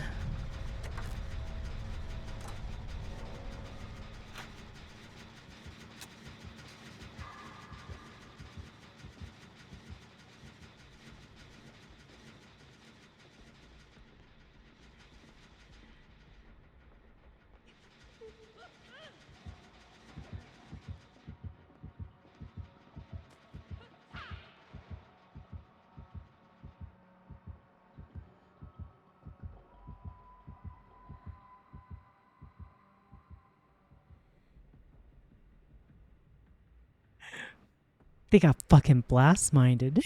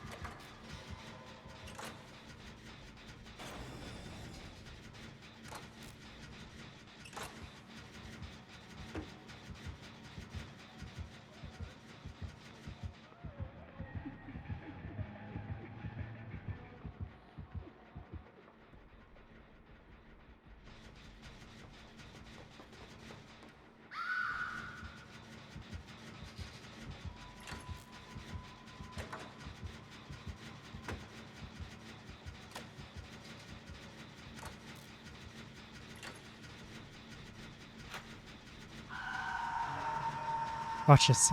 Watch. Are you guys ready?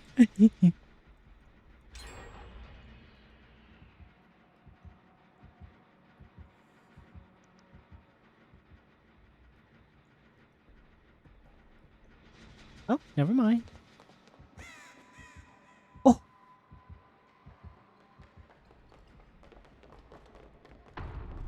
They gave up! Oh!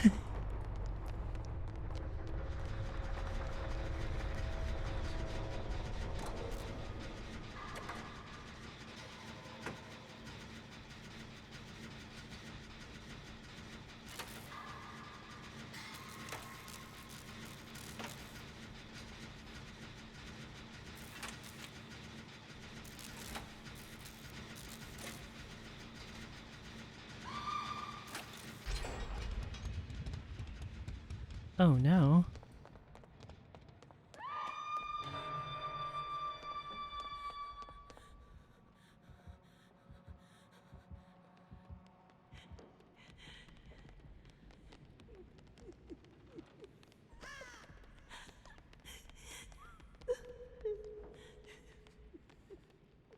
No way!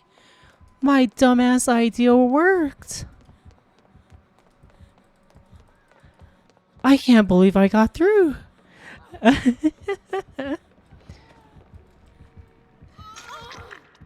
Start running.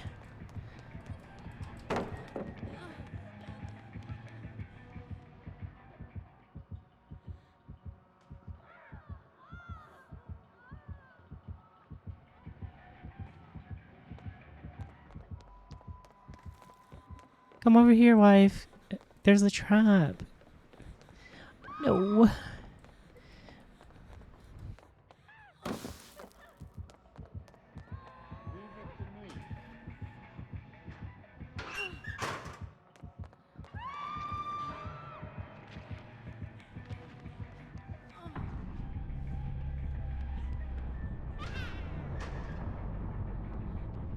What an idiot.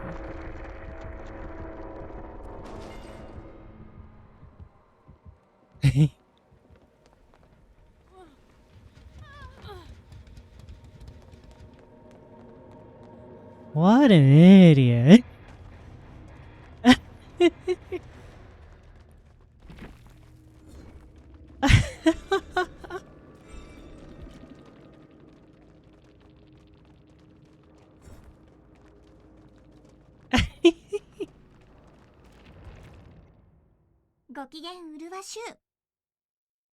I can't believe they didn't see me though.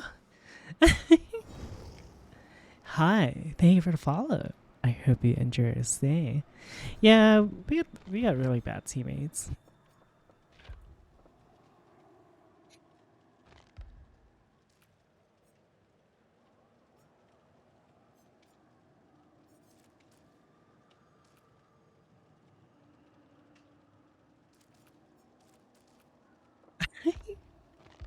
I can't believe I made it though. They needed glasses? No, the Claudette did pretty good, but it was the first one that threw. I was looking at something as well, but I don't remember what I was looking at. What was I looking at?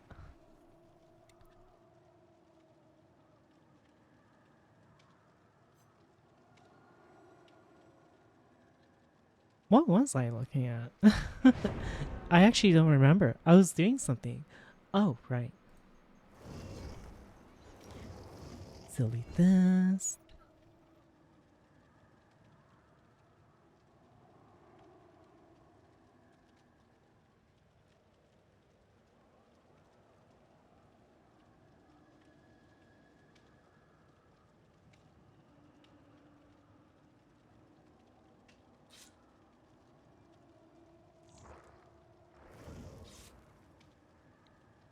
Delete that. Delete this.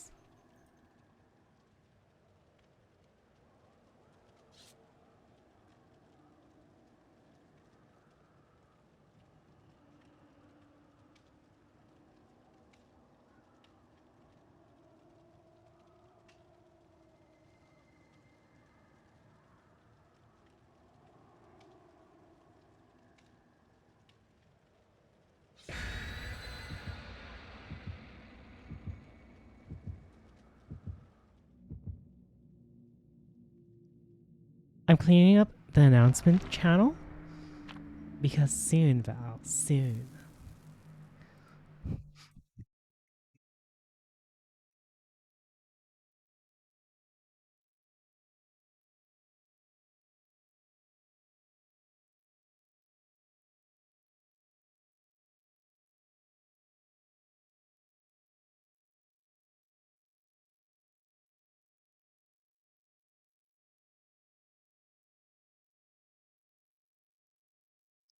Soon.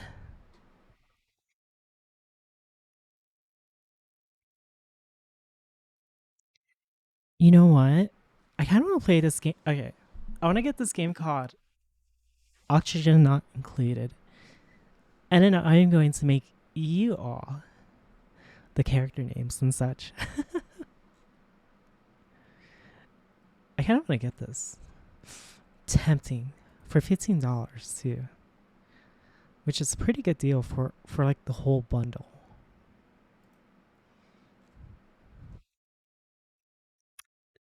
Tempting.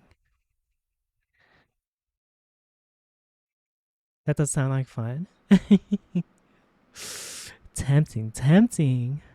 It's on sale right now too. Claim reward? What is this? Industries of Titan. Auto nuts.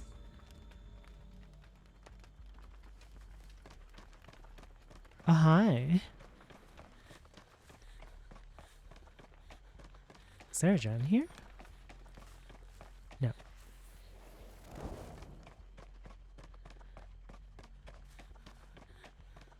There's a gen right there.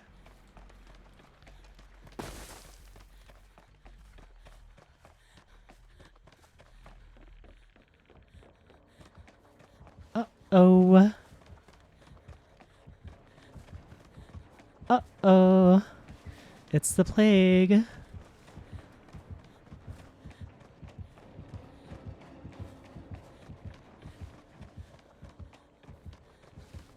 Uh-oh. Uh-oh.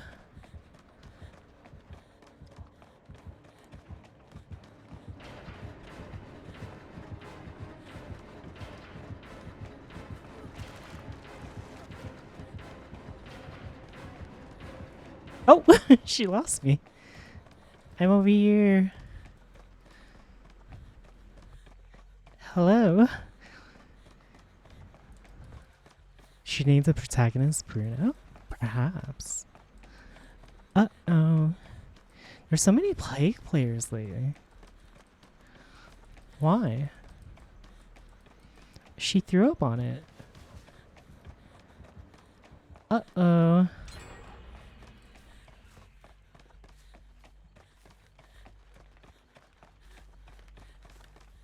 She's throwing up on everything.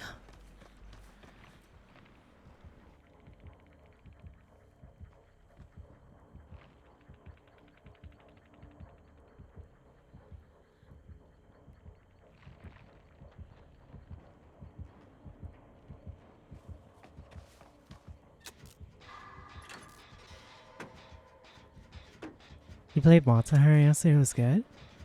Good, the game's fine.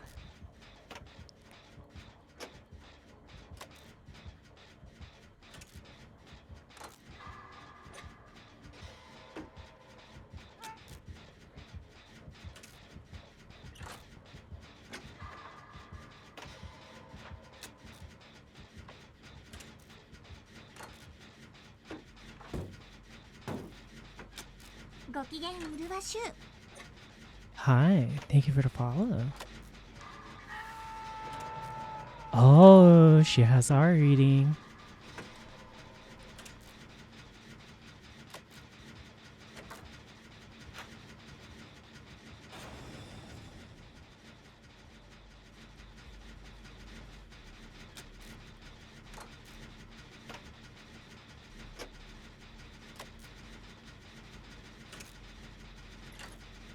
Heavy bowgun. War to warships? Oh, please don't remind me. I wanted to become a ship girl.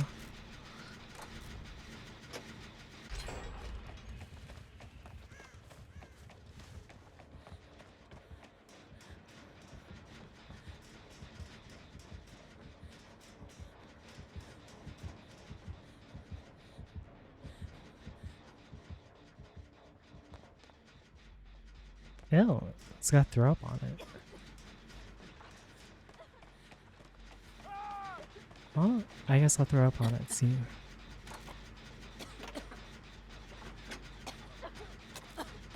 Oh, hi, you wanna throw up on me?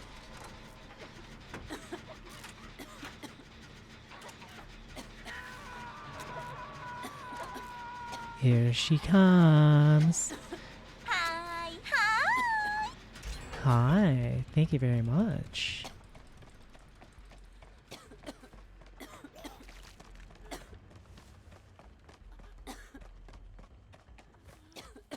There's a gen here. Have a good night. Thank you too. Assuming you're going to sleep. Oh. Oh gosh.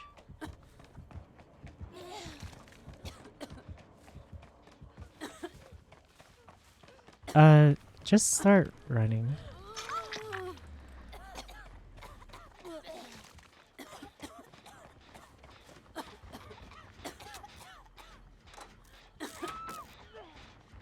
She's starting a snowball. Why did that guy cleanse?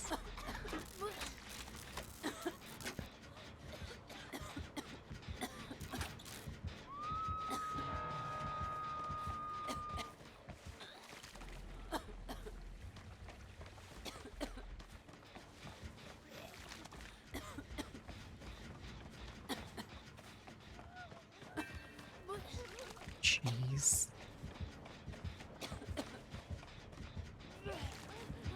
Oh, jeez. Oh, goodness gracious. Oh, gosh. Oh, my. She left me alone. She left me alone.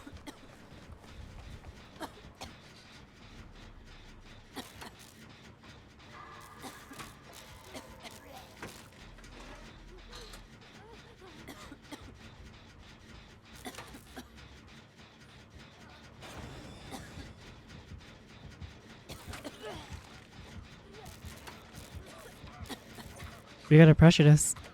She's trying to tunnel.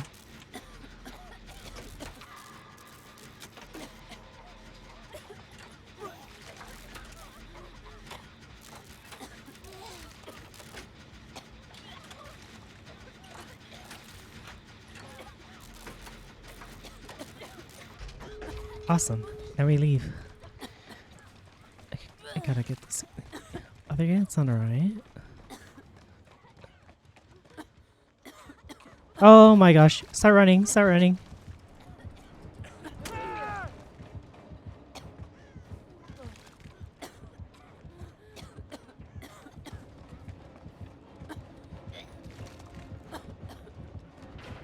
I'm not gonna drop it.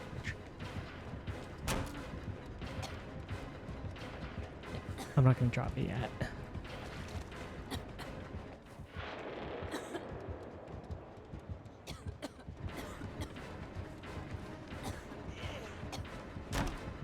No, I didn't make it. Shit. Oh, there's a hook, right? I forgot about that.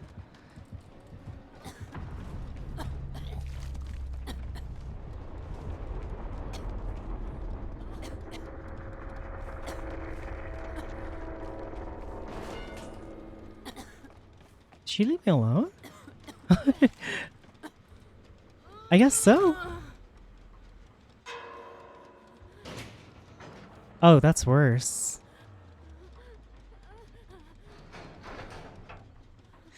Wife, if you can hear me, it's time to go.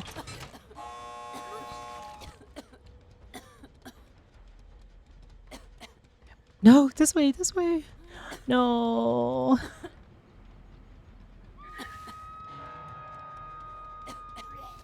You're... No. Oh, no. Gosh. I'm getting pushed out. Come on, go for the fucking pickup. Go for the fucking pickup. Go for the pickup. I gotta leave.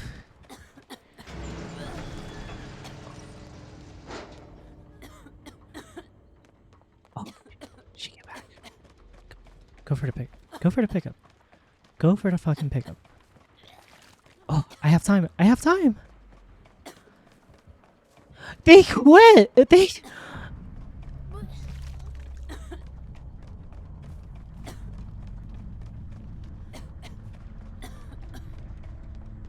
They fucking died. I can't save. Why would they quit? I was coming back. They're BMing? Oh, they're a console player. I was gonna come back. Gosh, dang it.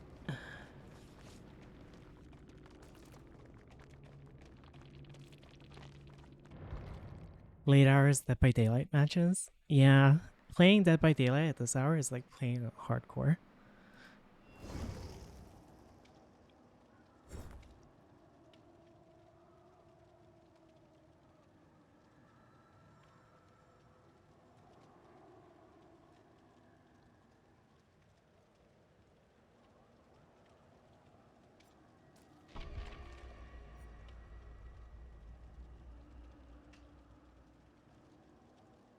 We don't need the archive channel, right? Because we can make a rules channel now.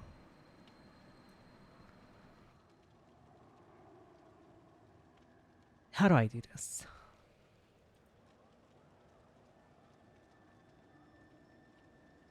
Server settings, overview, safety setup? No. Overviews? No. Custom invite. Disable streamer.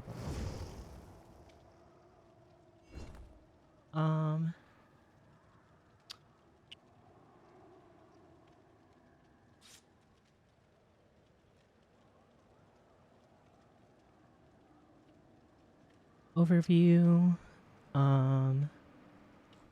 Show progress bar. Oh. Roles. Emojis. No. Stickers. No. Soundboard. No. Widget. No. Server template. No. Custom invite link. No. I know servers can have a rules page now, right? Overview. Set up onboarding? Wait, what?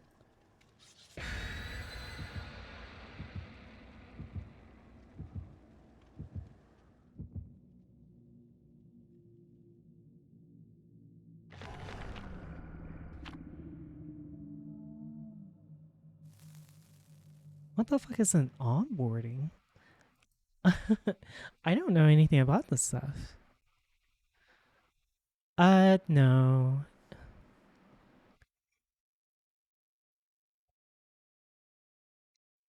I'm looking at Discord stuff because I'm getting ready to push out a map pretty soon. So yeah, apply for discovery.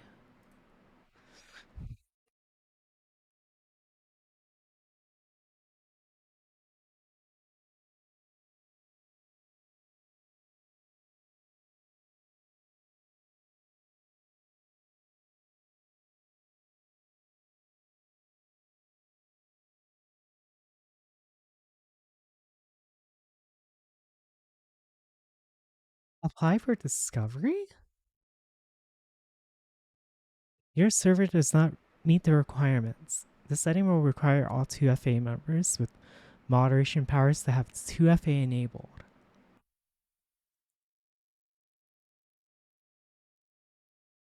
What? I have to enable 2FA to apply for discovery? I mean, two-factor isn't bad, but ugh, gosh. For mod stuff, though. Should I do it, Val? Should I apply for discovery? Think about it. Oh, great. It's another tiny person.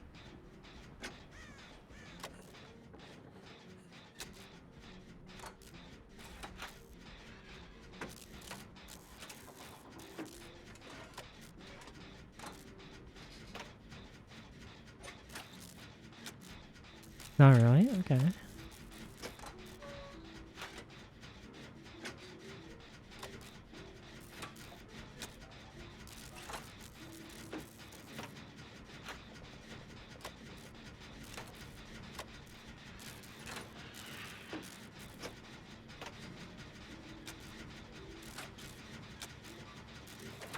More bots joining.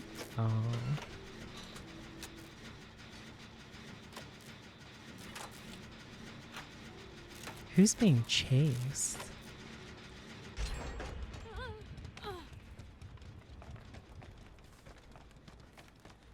No one's being chased.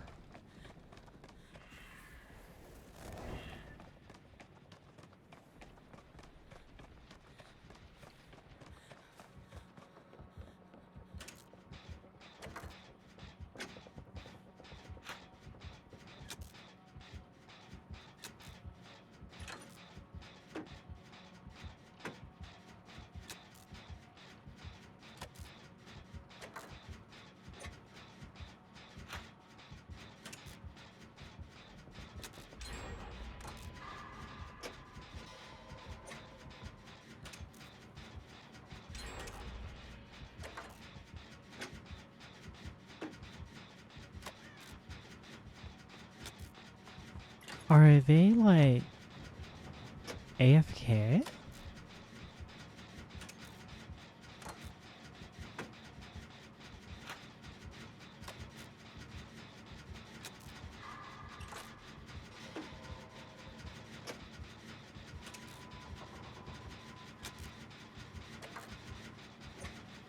Oh, they are AFK.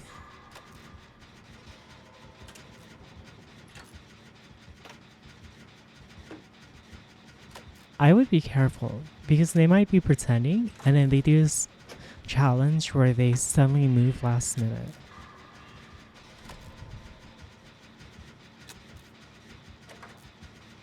Free points? But it's not fun.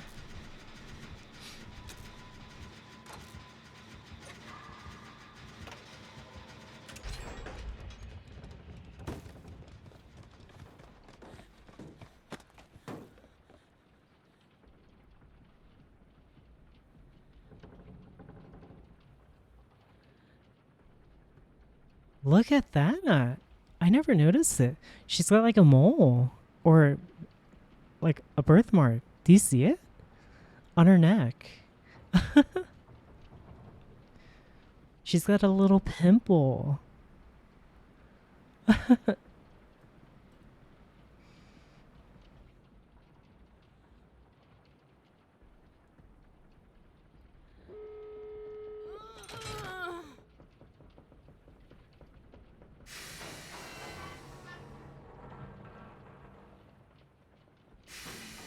What?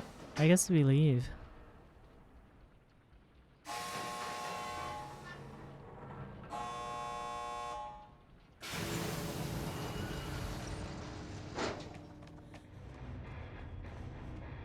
Let's go.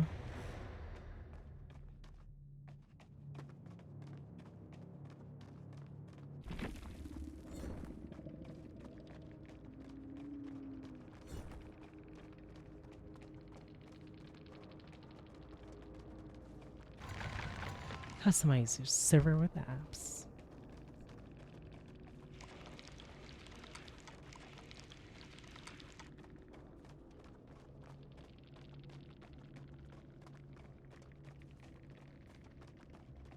Oh, you already made a rules page. What the heck? We didn't even need this.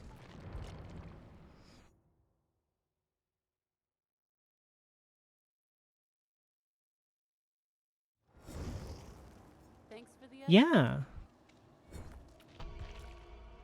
Your best games? Hey, what the heck? I played it in the other ones. There's a browse channels?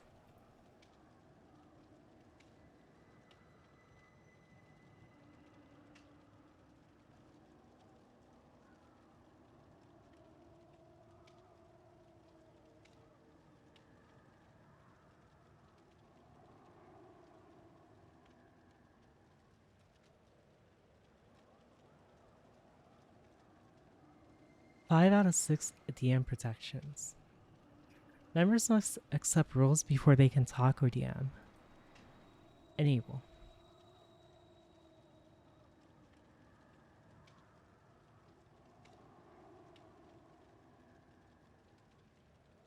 There's an event too? What is it, Discord? Where did Bruna collect? Oh! Edit onboarding. Back?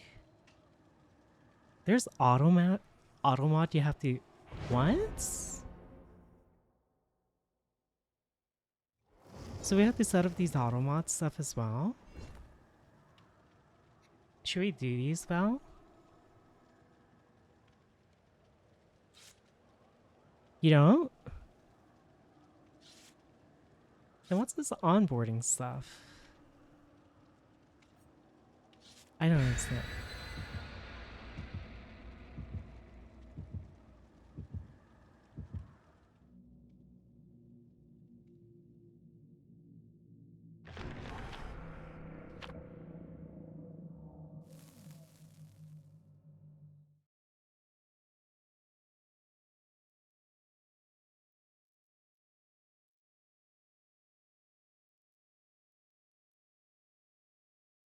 Oh, this browse channel lets you enable and disable channels. Oh.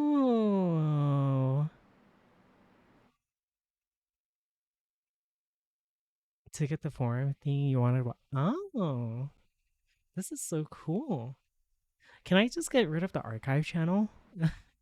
I don't think we need it. We just need to put like... Or we can get rid of one of these channels.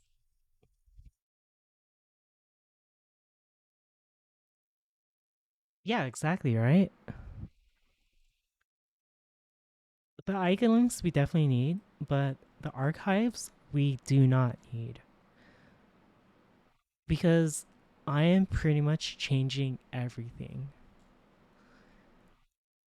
The only thing we would need is the invite, the server invite thing. So I'll make a template for it and everything.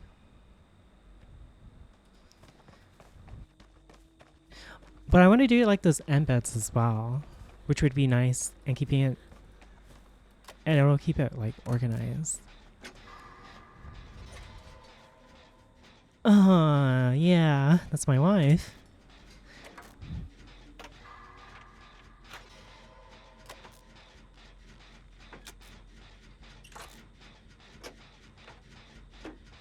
Oh, it's Ghostface. Well.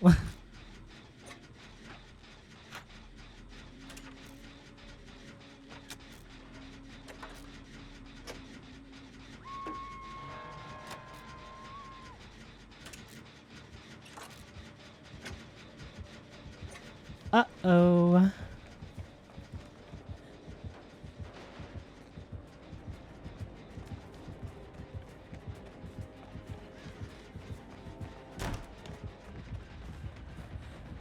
Why is he so fast?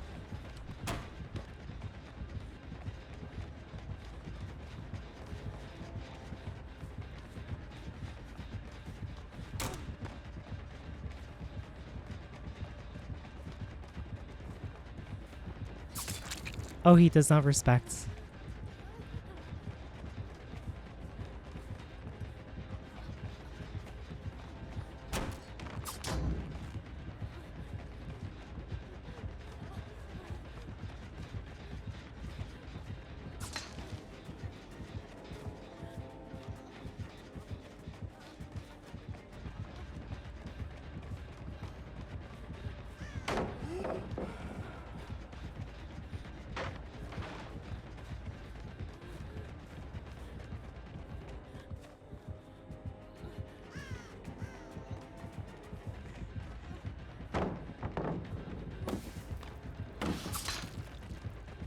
Wow. Sorry, Ghostface.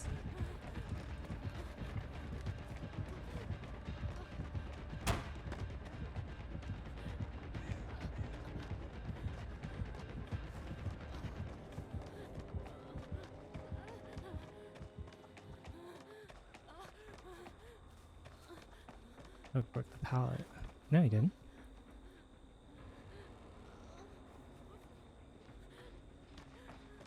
He just went to someone else. I like Ghostface. He's very scary.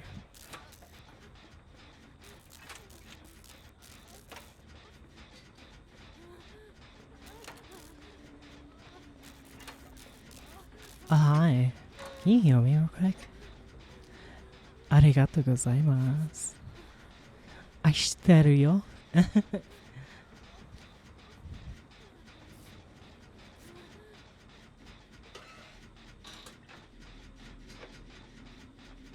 Oh shoot.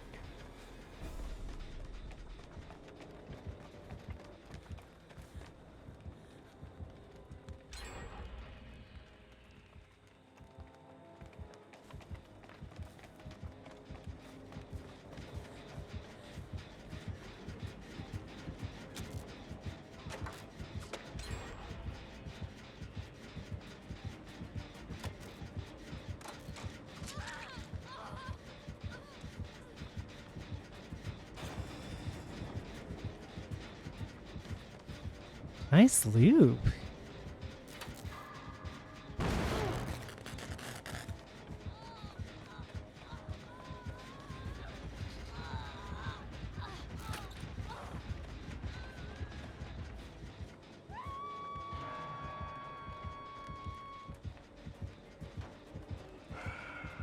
Aha.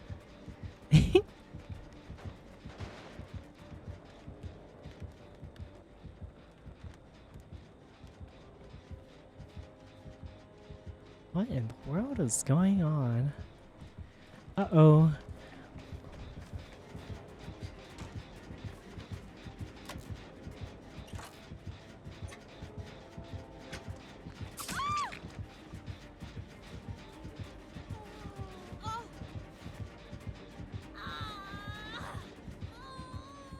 Kinda got farmed.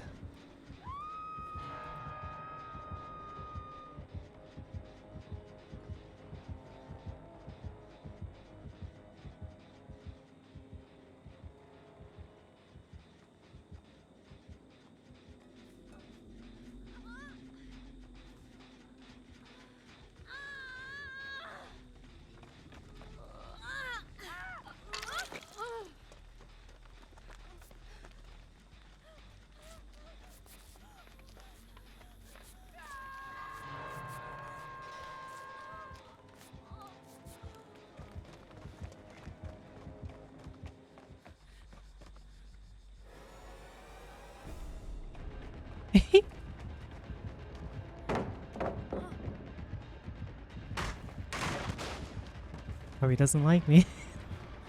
Why do you bounce like that? Hi, Dark.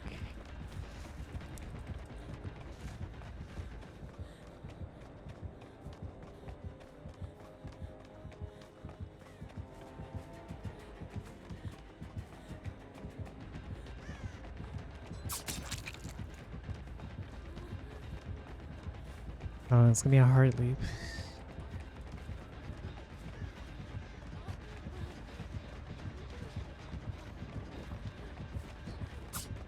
Oh!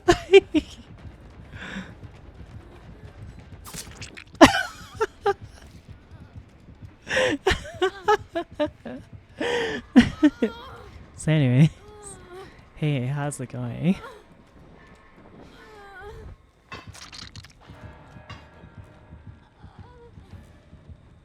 Uh-oh. I got him. Look at this creature. What is this Kate doing?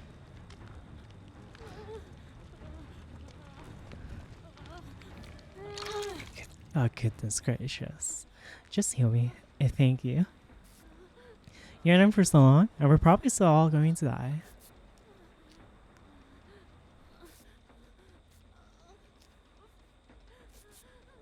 Oh shoot, there he is. Let's get out of here.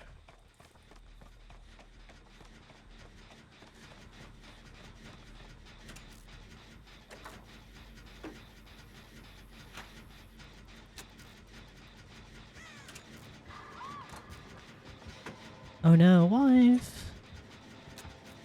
He's probably a console player.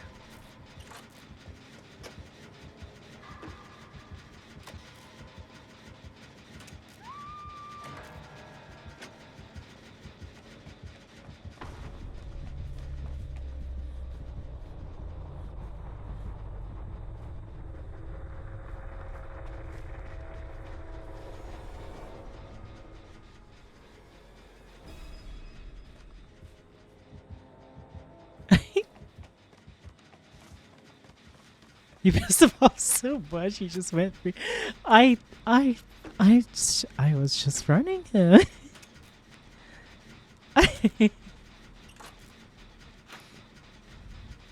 I swear, I was just running. I swear, it was a joke. It was a joke. Jordan does. See, I do have a pal on the right side.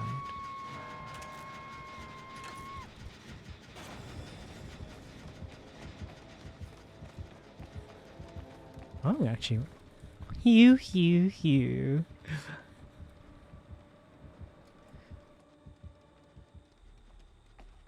Look at him.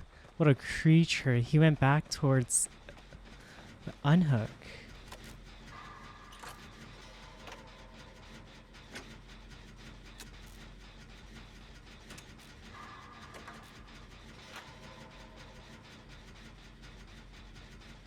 Look at that guy. Look at him.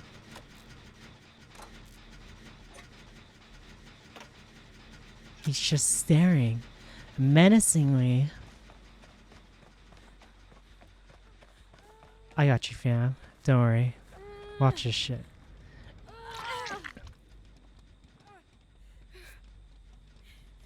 Can you?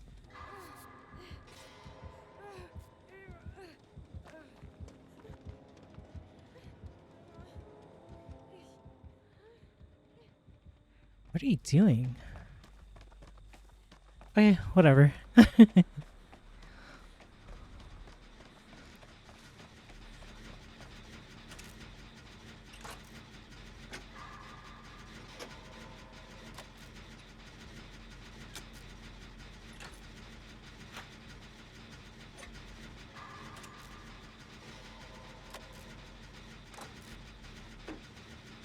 Oh, hopefully you have adrenaline. Because, yeah.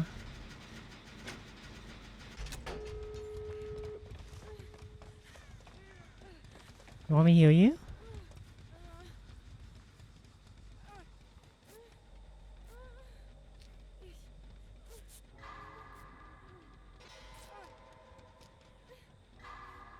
I think I have 2 pallets, 3 pallets side by side on that. Probably one over there as well.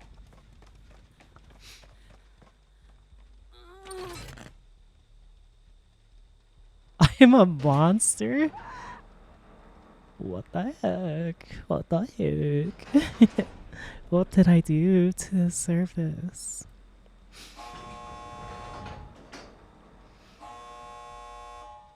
I might have blood warden. I'm gonna wait for the hook.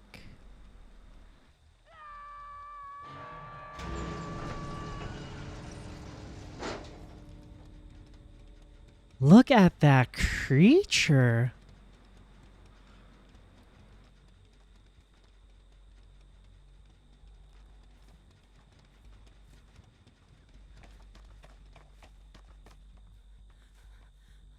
Oh, there he is.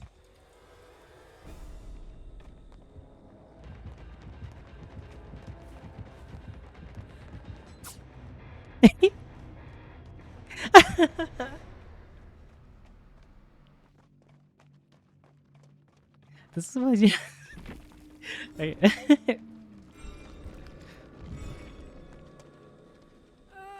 Oh, you fucked up. You. Why would you go to? Oh gosh. Oh. He's friendly. He's definitely gotta be salty. Yeah, mercy.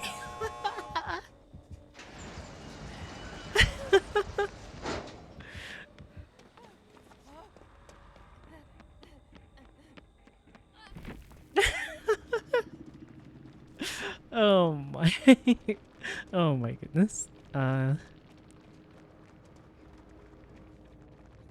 Oh, that's how he kept finding us. He had the discordance. What? Well.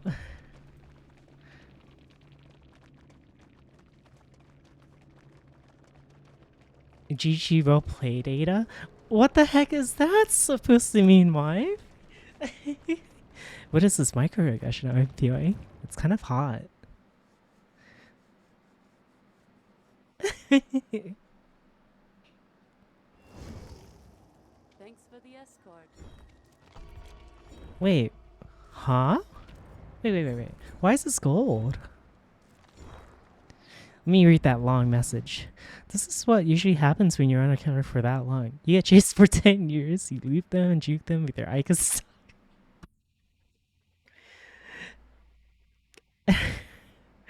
Then they feel defeated and take it out on your teammates and stop chasing you at all.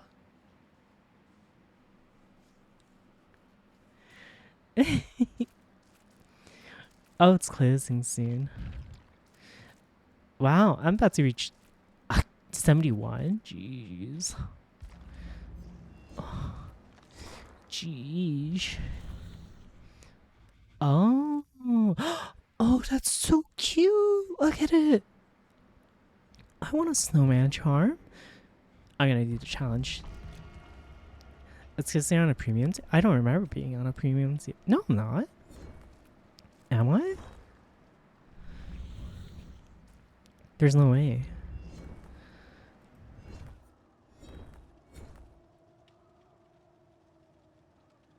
I don't know.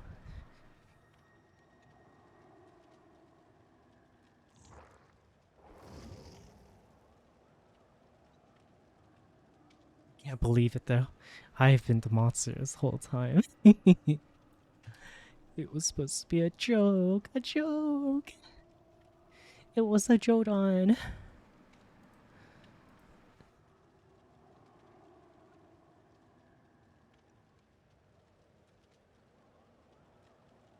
It was supposed to be a Jodan.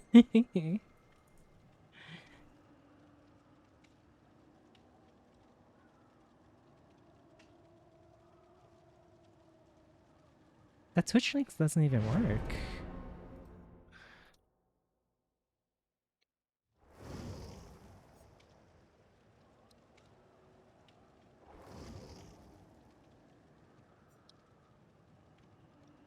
Let's see. Oh, this is taken care of. Let's see. Archive. We do not need the archive. Goodbye, archive channel.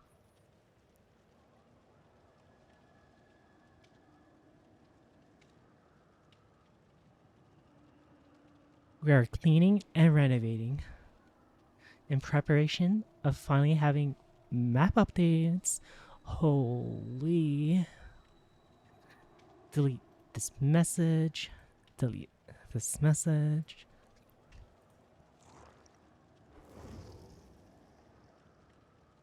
Delete that message. Delete that message. Delete this message. Cheers. Operator log. Need challengers. This one doesn't have to be visible either. To be honest.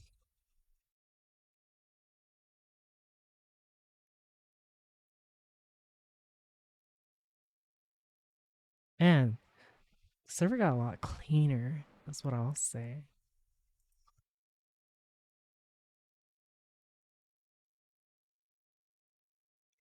We don't even use this video share for React to Andy.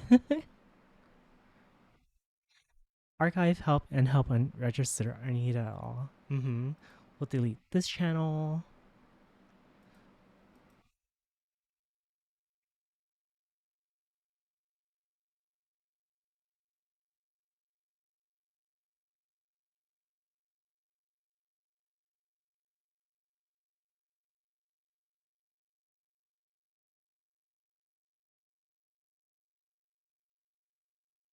Delete that. Help unregistered. Doesn't even fucking work anymore. Delete. Sheesh.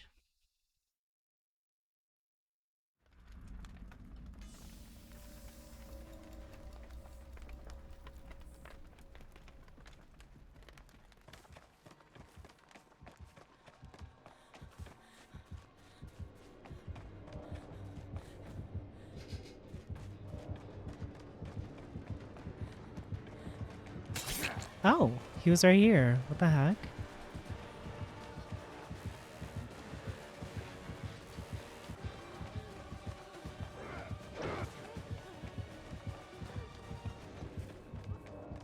Help me, I'm being chased. Oh, did he? I guess he left me alone.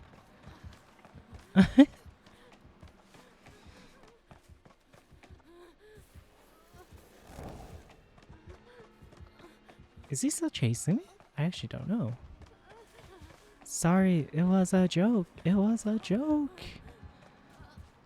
I'm sorry. I would like a generator, please. Thank you very much. I hear a generator. Oh, it's up here.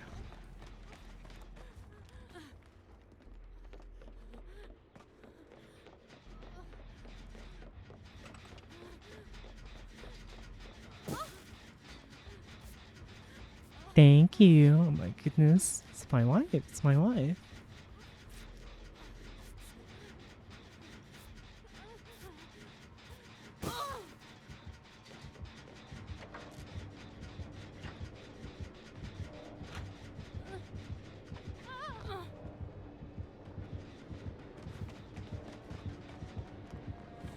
Help me, help me. Oh, he left me alone.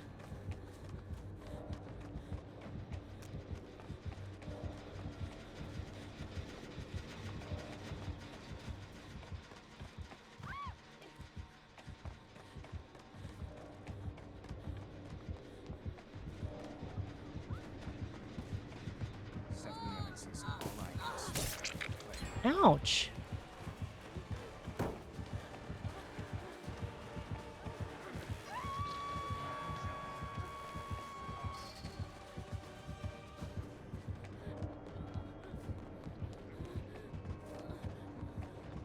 Witness.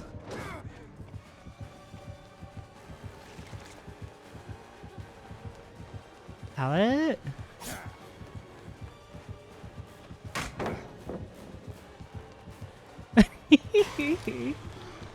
Witness. Everyone witness.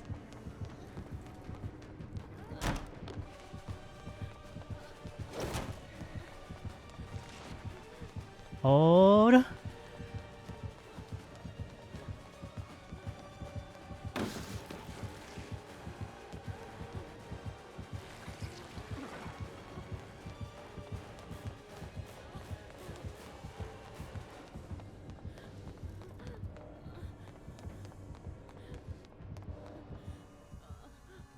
Oh, he left me alone.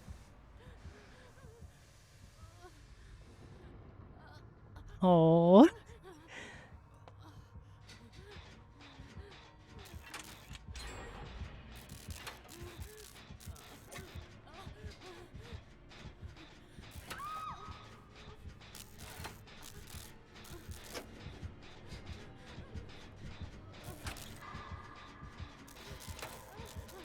That was me. What do you mean? I'm just a mapper.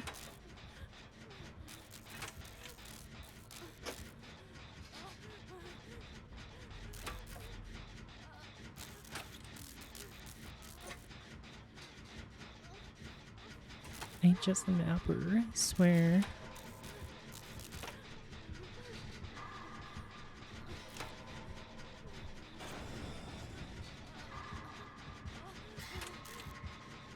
Sounds like he's getting close.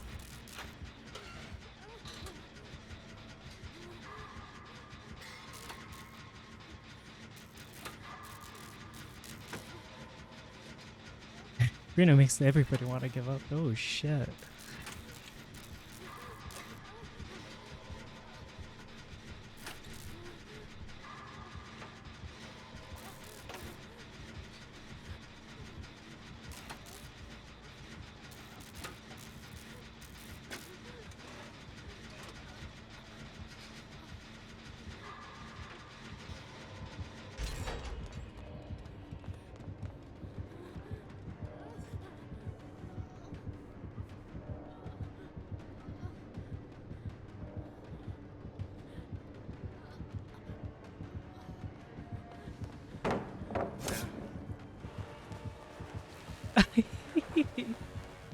Oh shit. He's probably pissed now. I better get out of here because basement's. Oh shit. I knew he was gonna double back. Well, I have the basement. Good luck, have fun.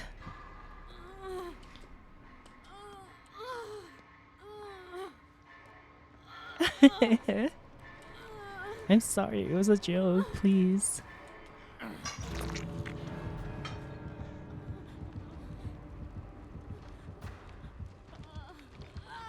Somebody once told me the world was gonna roll me. I ain't the sharpest tool in the shed.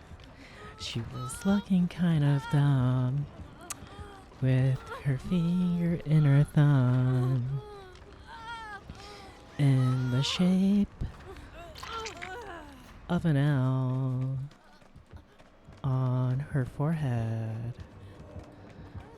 And they don't stop coming. They don't stop coming. Da da da da da. They don't stop coming. So much to say, to do. Do you want to heal me? Thank you. Do do do do do do do do do do do do do do do do.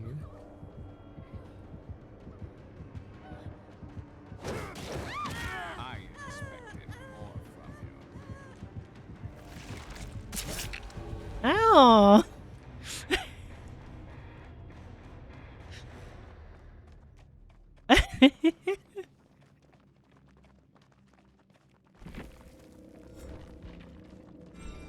Oh!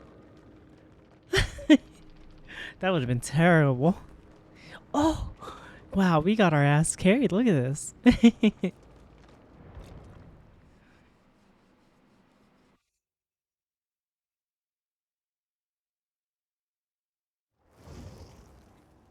to see the cavalry's here. Definitely had amore.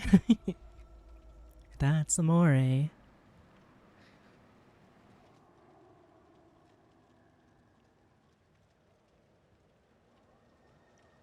So much to say, so much to do. Something, lyrics, blah blah blah blah blah blah.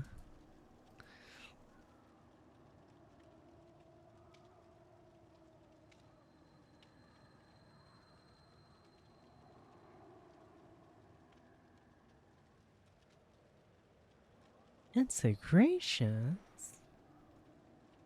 What's that?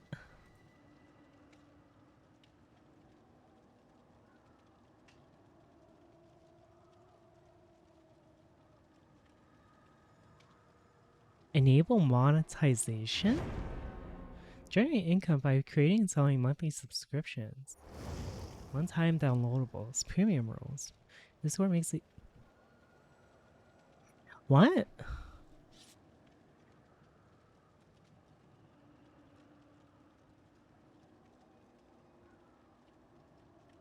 Earn income by selling digital goods and experience?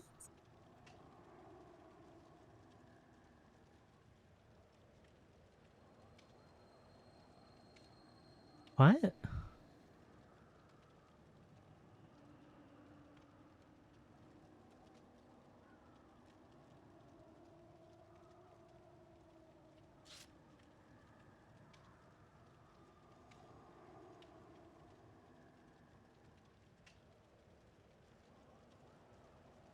You can make money on this.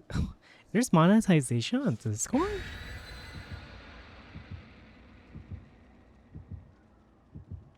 So, does that mean instead of doing like Patreon, I can just literally do Discord?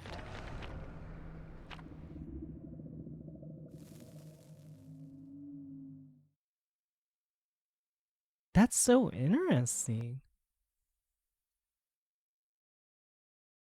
And it has a 90% revenue share. So which would be better, doing Discord or Patreon?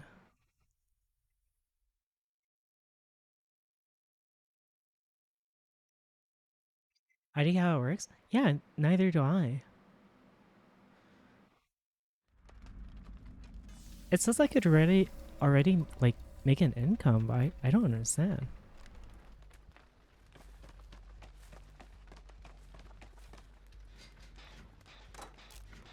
Auction House Killer 1000. French Tactics.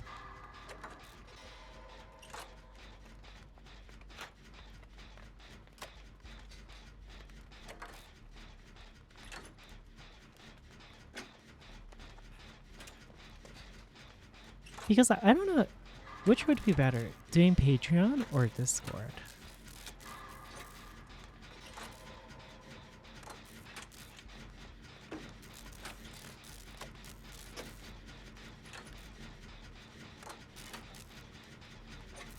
It's a stealth killer.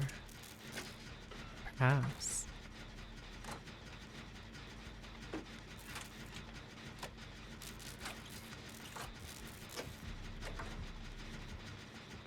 Oh, great. I know who it is. It's fucking Skull Merchant.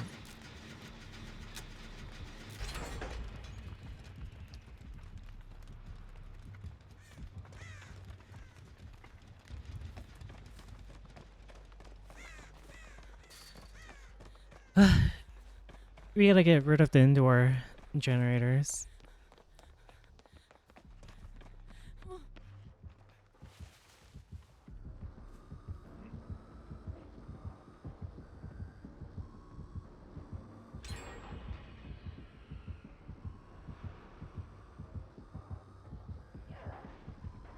Maybe not. Is there a gen there? No. There's a gen here.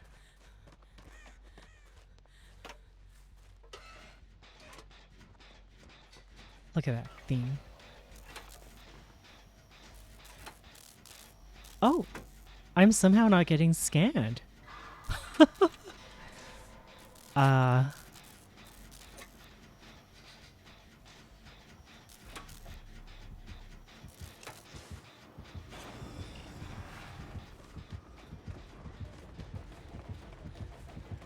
She's not ready. She's not ready. She's not ready.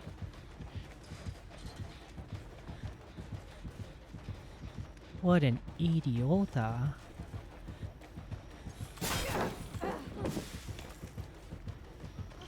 Totally not ready. She's so not ready for it.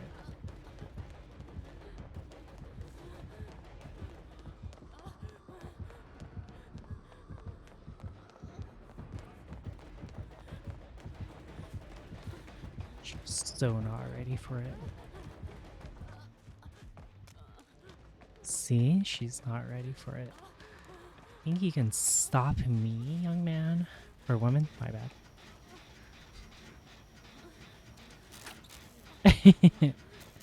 I'm hacking. It's not true. It's not true.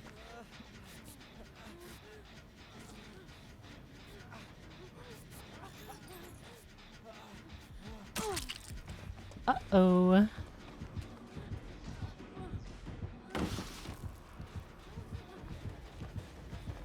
Oh, she's so not ready for it. That's right, baby cakes. See this drone? It's mine.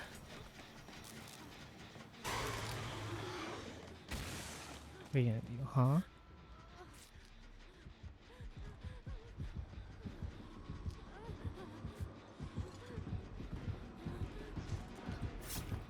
Yeah.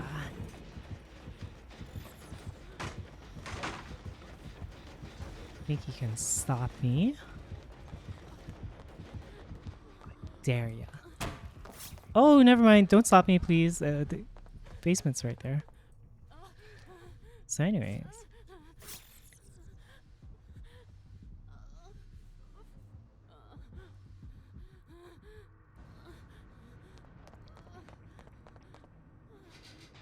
So anyways.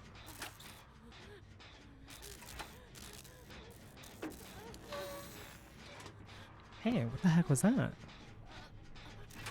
Man, we're in. You're in 2024 now. True.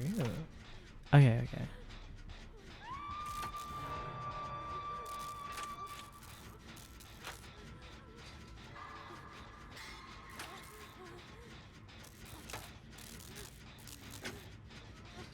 I'm assuming someone's gonna go for you because two people are not on gens. One person is on gens.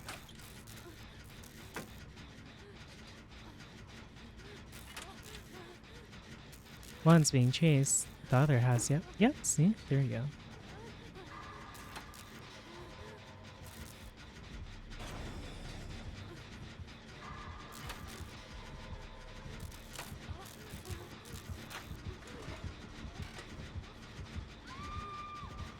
Are you getting tunneled out?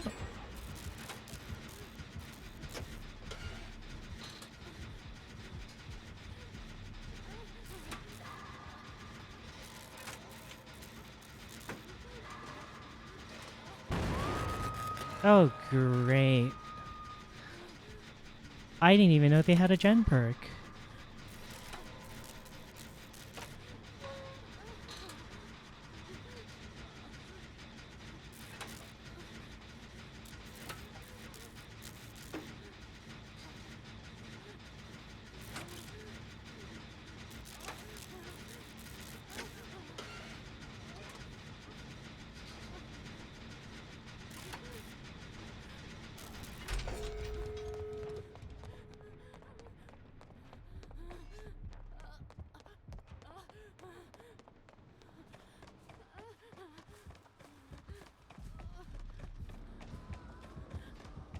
Great. She's spawn camping you.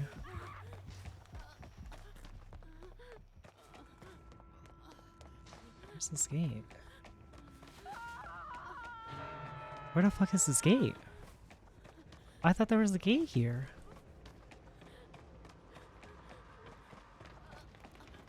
What the Where in the world is this gate? I'll come back. Oh my gosh.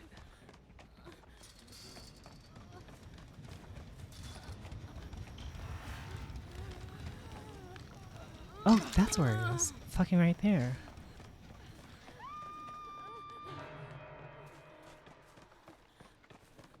BM days.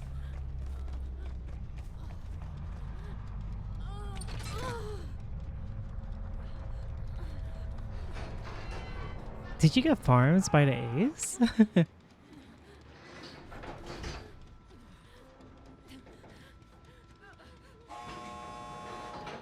Pretty sure she's headed this way.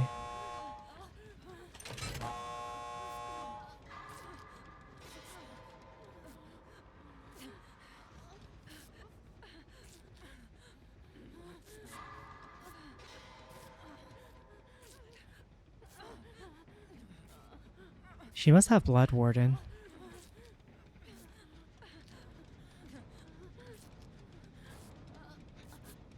Why not take a hit?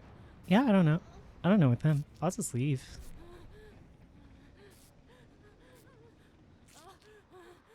She definitely has Blood Warden. I ain't risking it.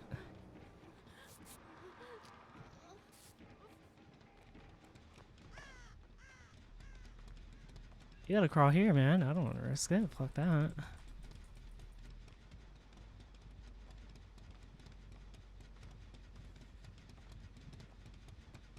I'll stay here where it's safe. She has Blood Warden. I'm calling it. She must have Blood Warden.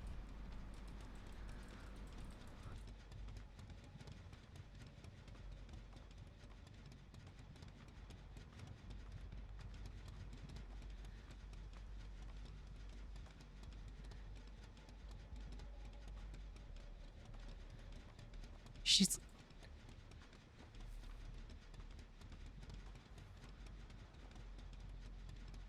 Uh-oh.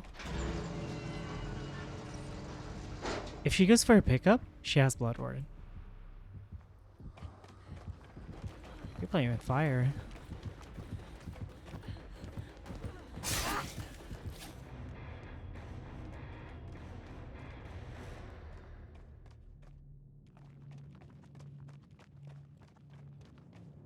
Did he like farm you?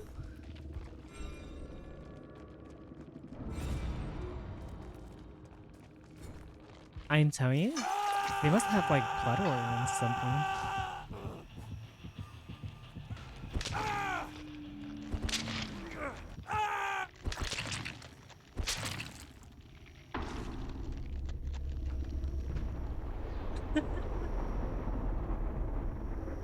Vive, this arc you've been on with Dead by Daylight has been awesome. Oh, they had saved the best for last.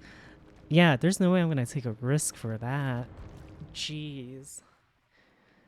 They have like insta cooldown on their hit. There's no way I took a hit for that. But at least I got my challenge then.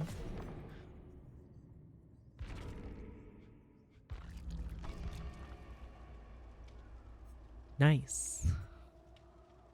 I'm so curious about this Discord thing though.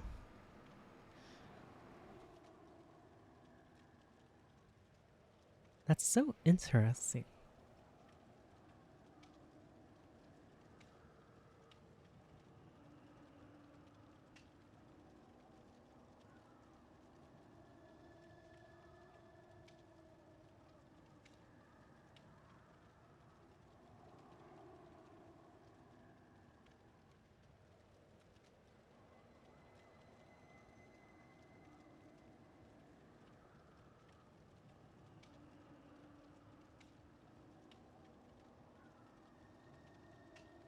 Unlock?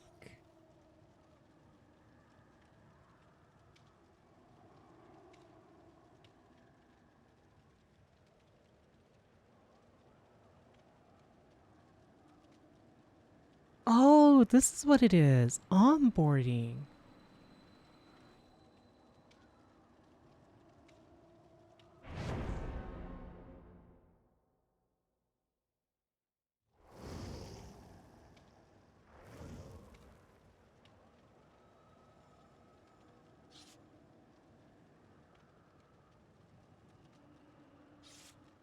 Main channel.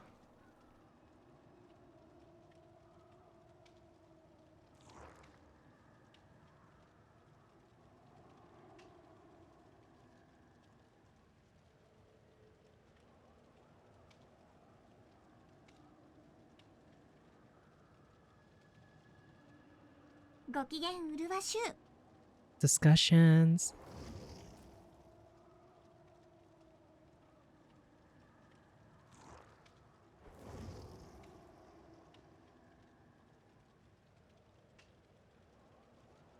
Oh.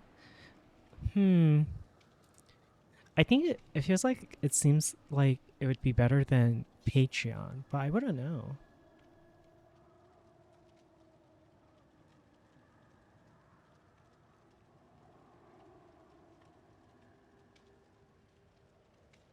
Must include at least 7 channels.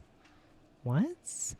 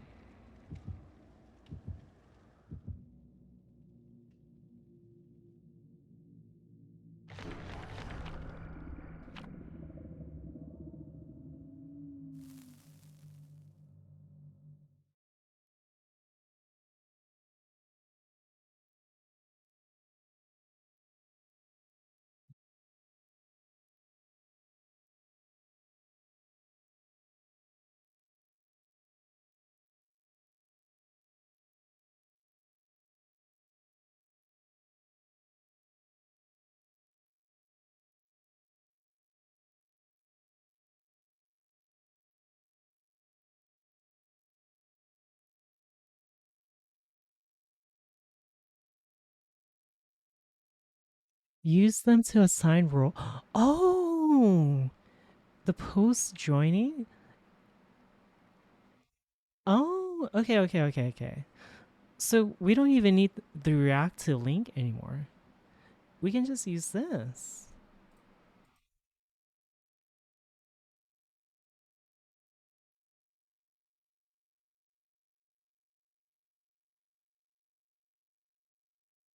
Let's join questions.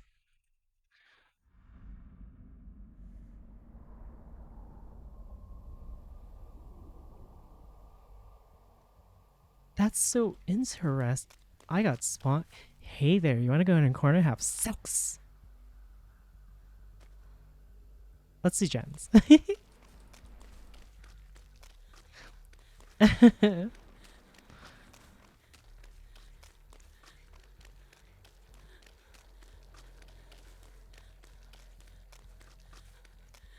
The birds. It's a stealth killer. Probably.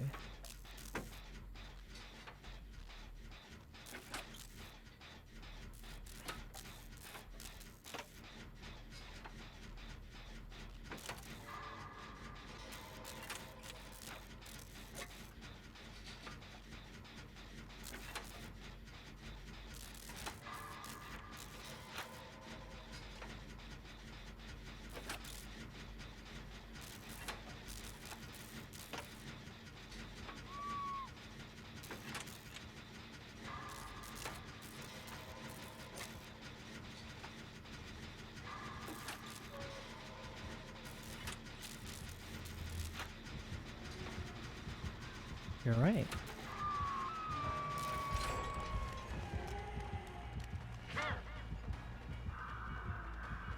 How'd she miss?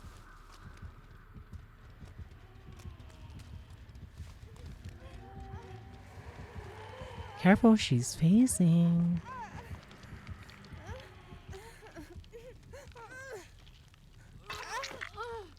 You spun her!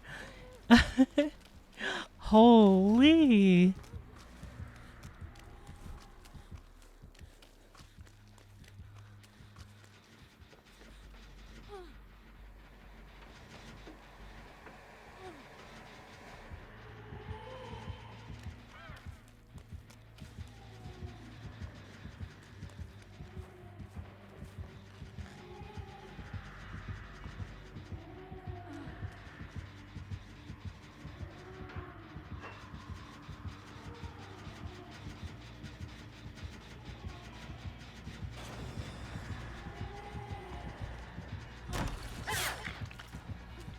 Ouch.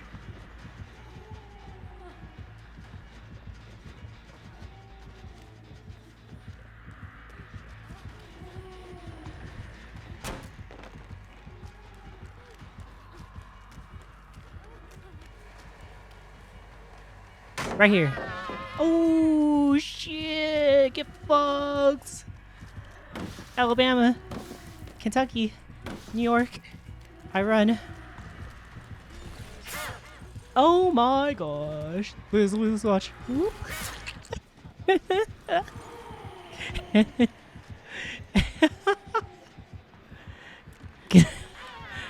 And get blinded. Good night, Leviathan.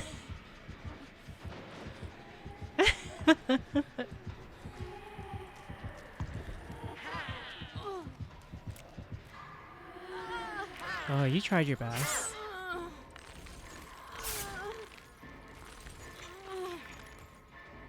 Oh, she has iron grass.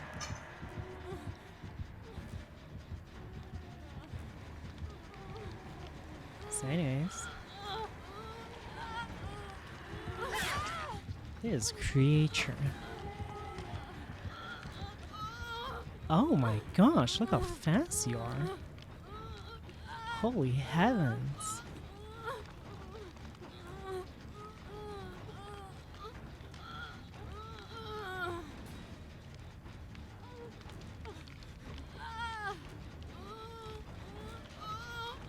Yo, what's up? I'll heal ya.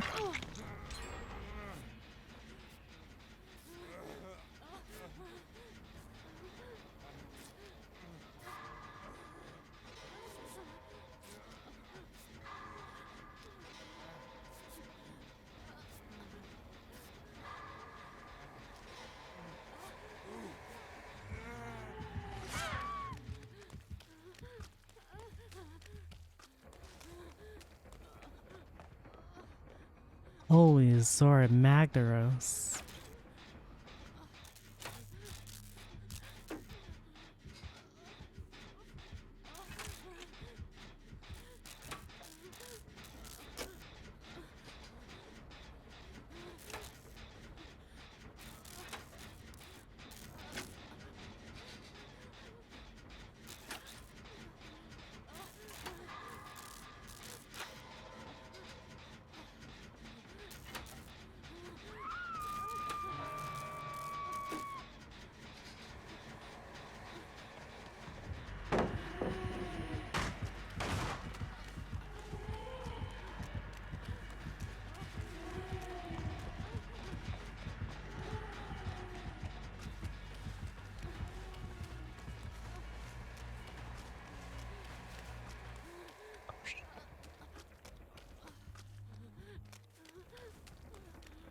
Oh, I escaped.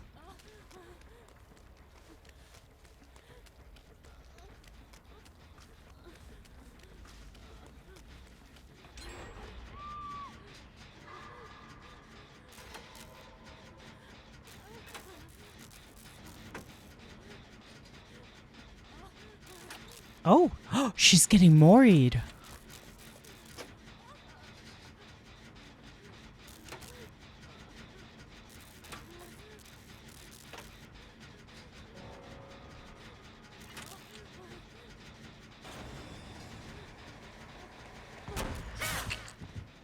Oh, you're a fucking wizard. But so am I.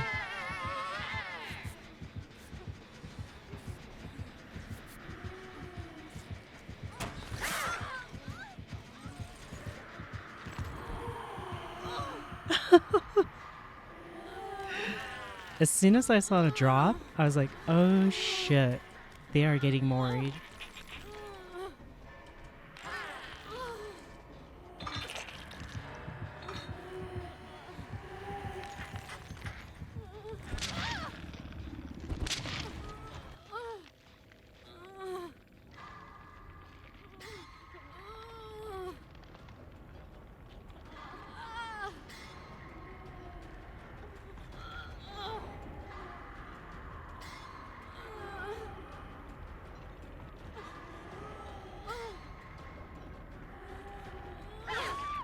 Oh, you trapped yourself?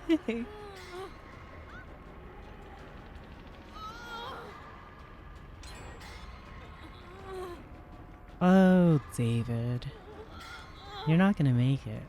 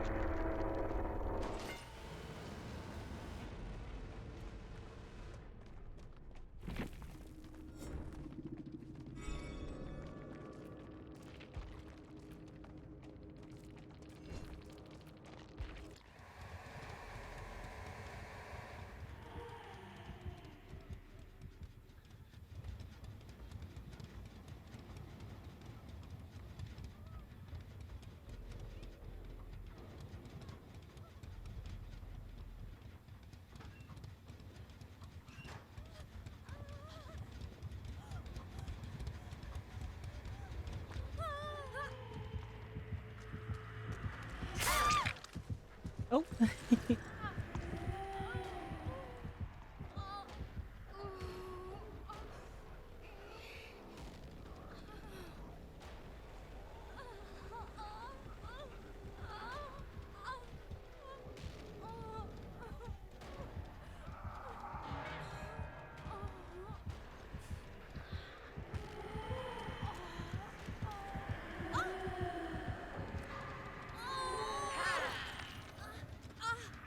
Oh no, you're getting moried.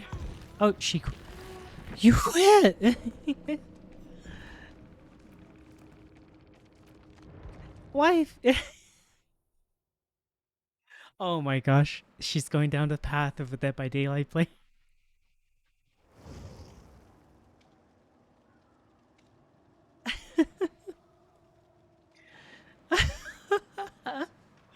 Oh no. Maybe we've gone too far.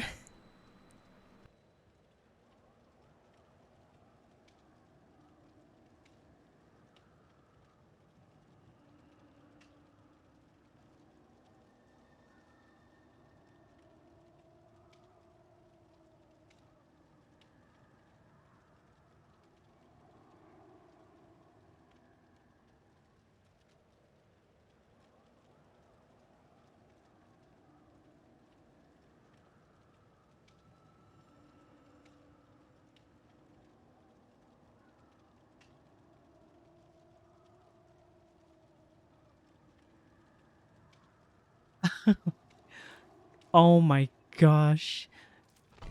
Wife.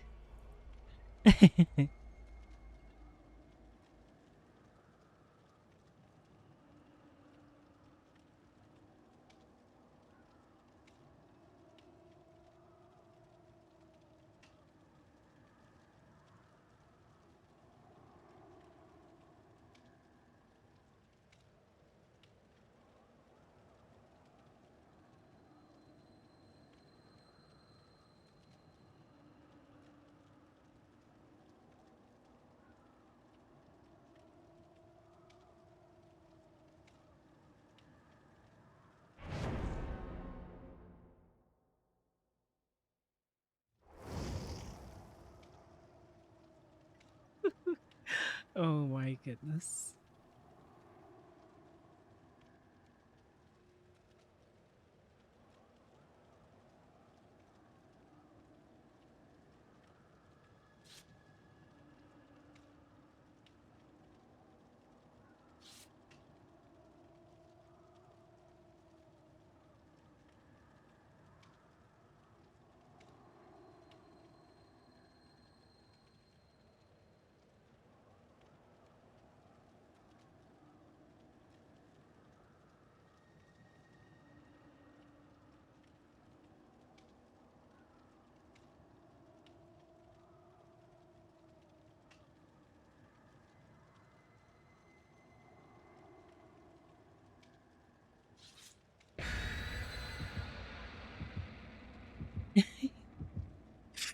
That's so funny.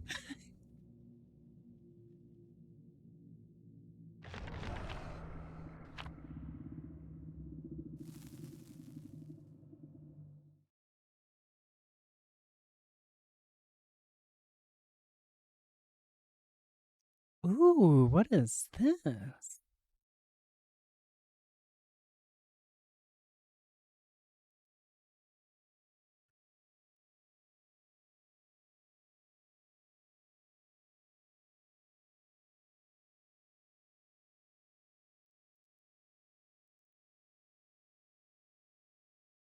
Oh, you do one more? Okay.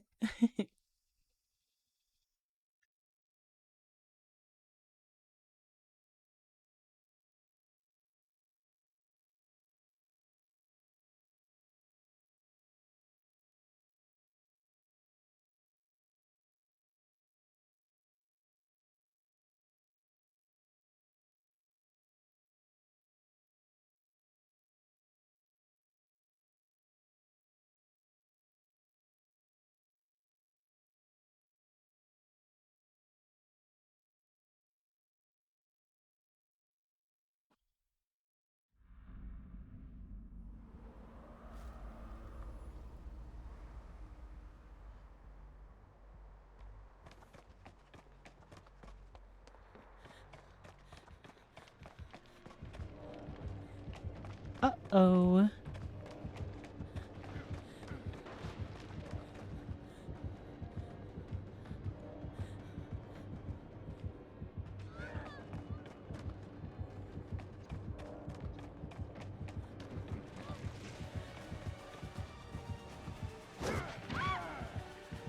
Oh no, he's got that skill. He's got that perk. That's actually 5 head.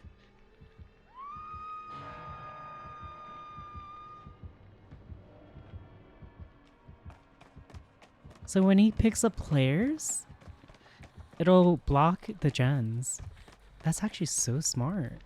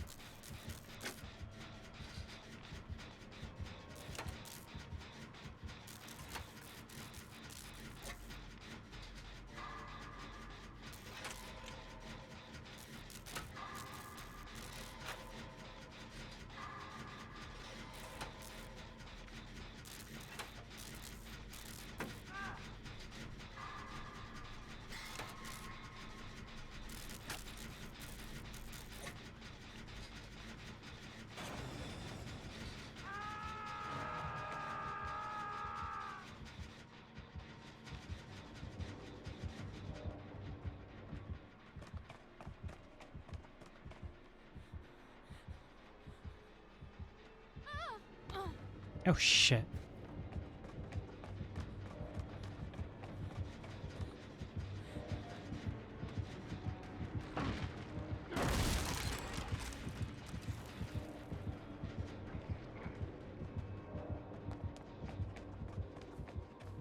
Well, that works. Sorry, you might get farmed. I'll take a hit for you.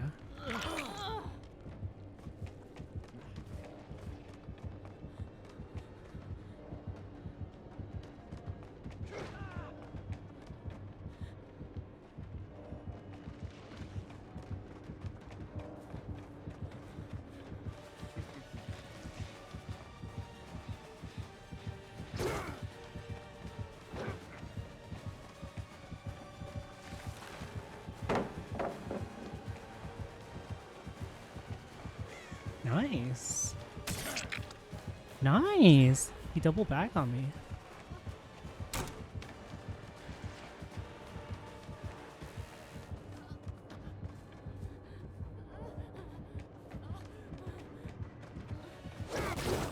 Ow.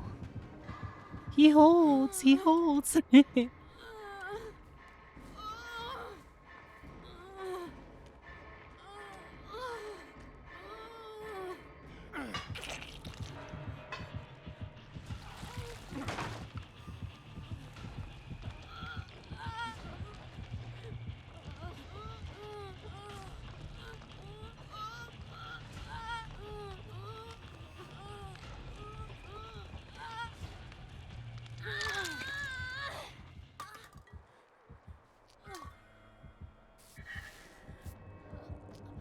Oh, you might want to run.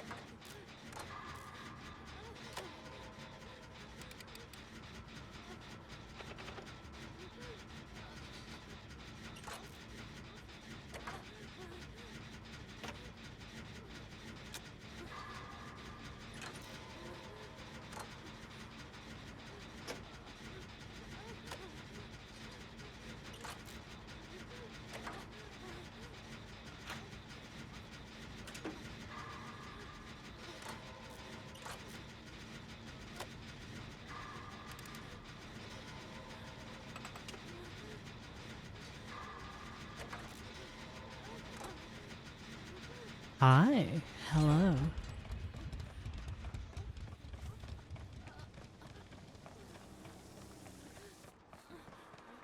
There should be a generator here. I was right.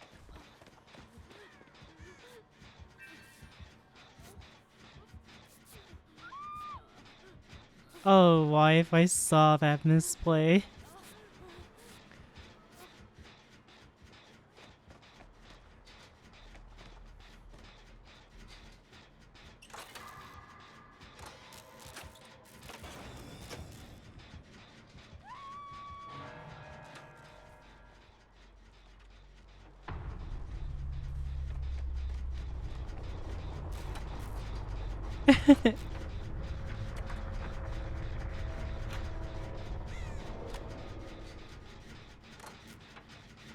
You took the wrong side of the pallet.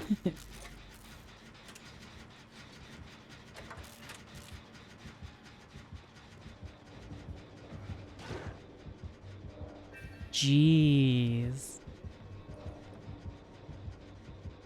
He landed that.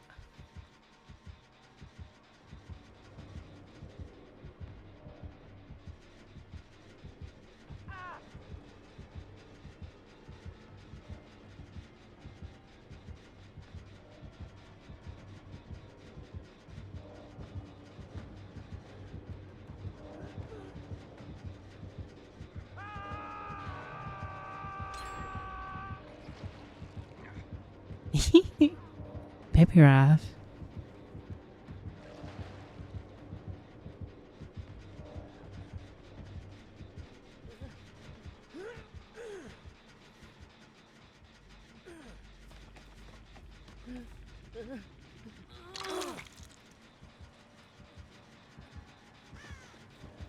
Oh, great.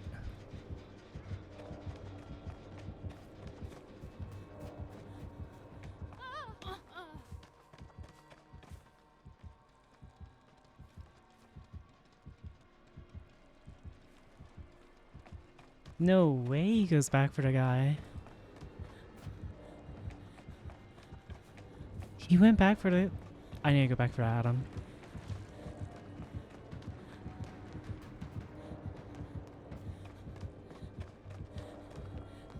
Where's Adam? Adam? No! He actually went for the Adam again! Oh, sorry, man.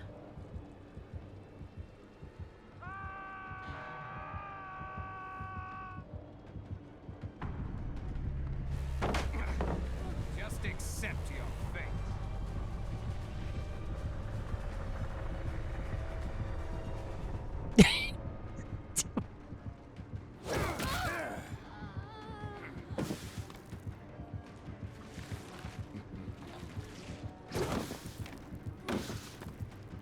Yeah, I didn't know I could do that, huh?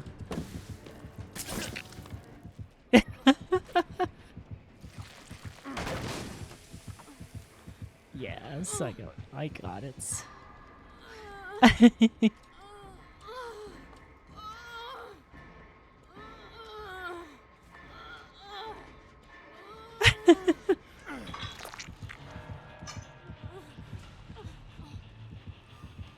That was pretty funny.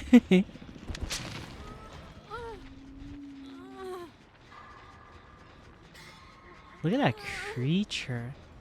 She doesn't realize she got spotted. Oh, wow.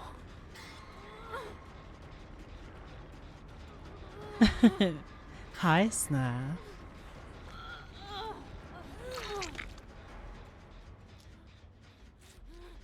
Thanks, you.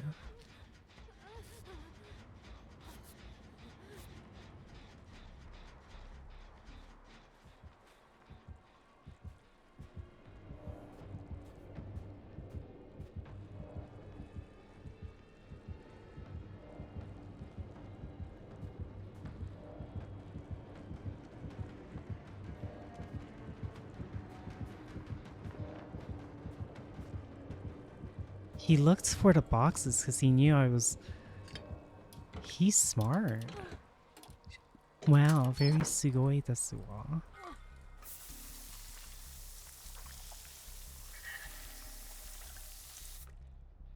Haha.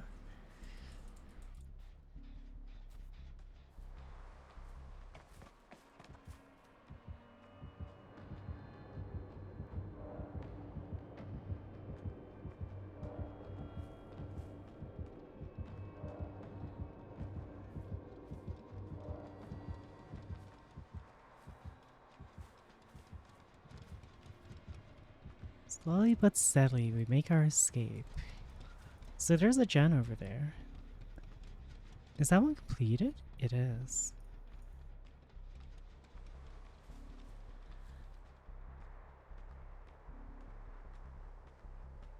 There has to be a gen here, right? No.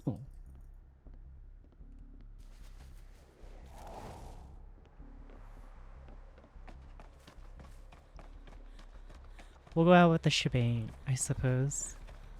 Doing the final gen. Wherever this final gen is.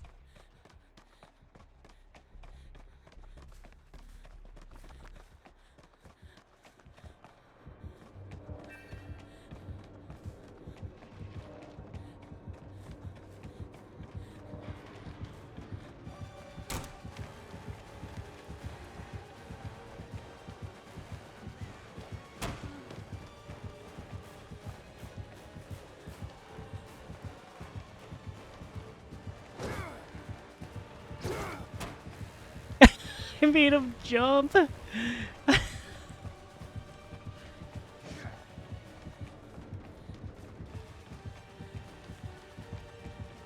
Oh, oh shit. Oh shit. I'm so sorry. Oh, I'm so sorry. Are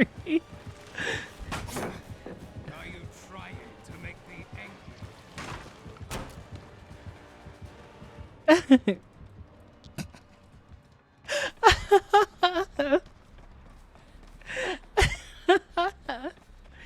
Anyways,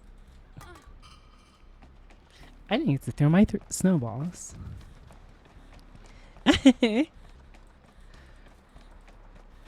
Is there a gen here? There is a gen. No wonder she's sneaking around like a little snake.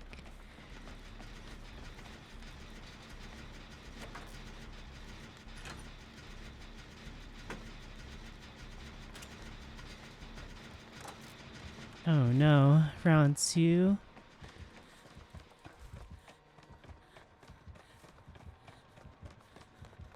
Please don't hurt me.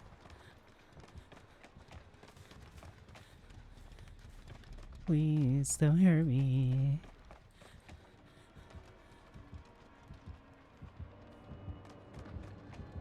Uh-oh, he's coming after me. Or not.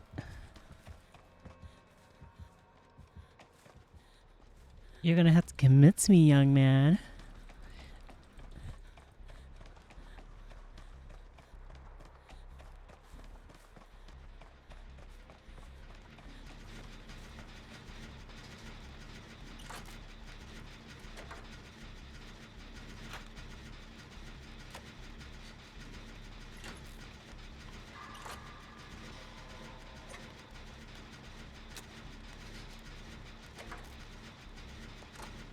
My gen now. Yoink. Oh, there's a pallet here.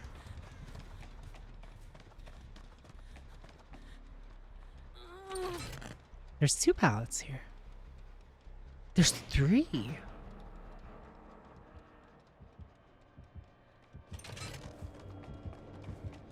Whoa. Whoa.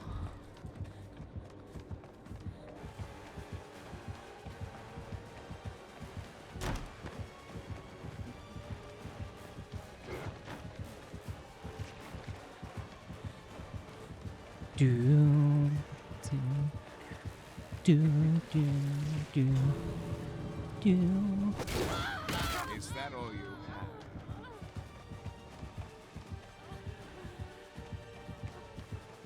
have? Oh! You're just gonna kill me even if I did a good chase? How could you? And you're going to BM? Oh, you're such a poor sport.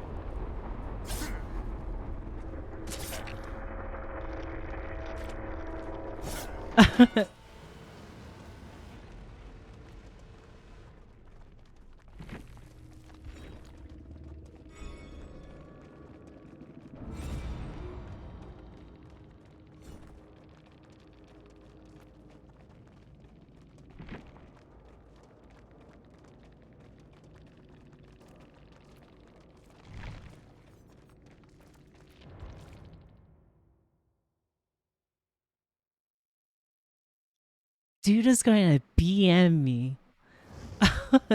Even when I fucking messed around. Oh. Whatever. If they want to be like that, fine. I thought they were fun. They were a fun chase.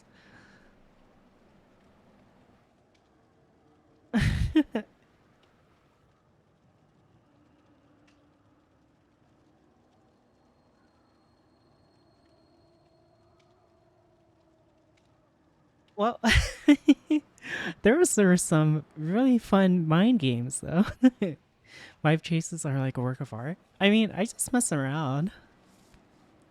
You win some, you lose some, right? I can't believe that guy's gonna BM me and let the hidden Claudette out. Like, okay, dude. Okay.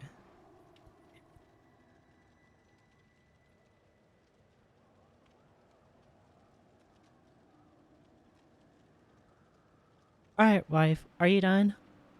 I feel like calling it too. That was a really good chase. Yeah.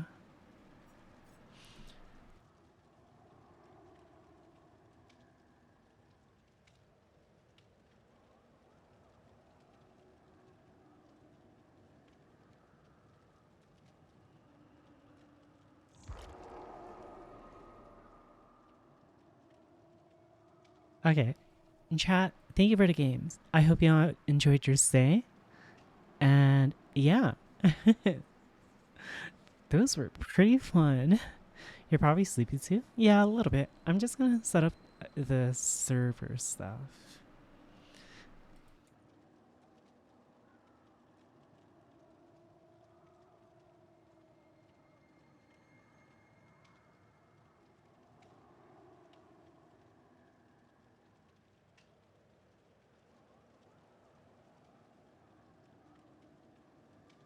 What?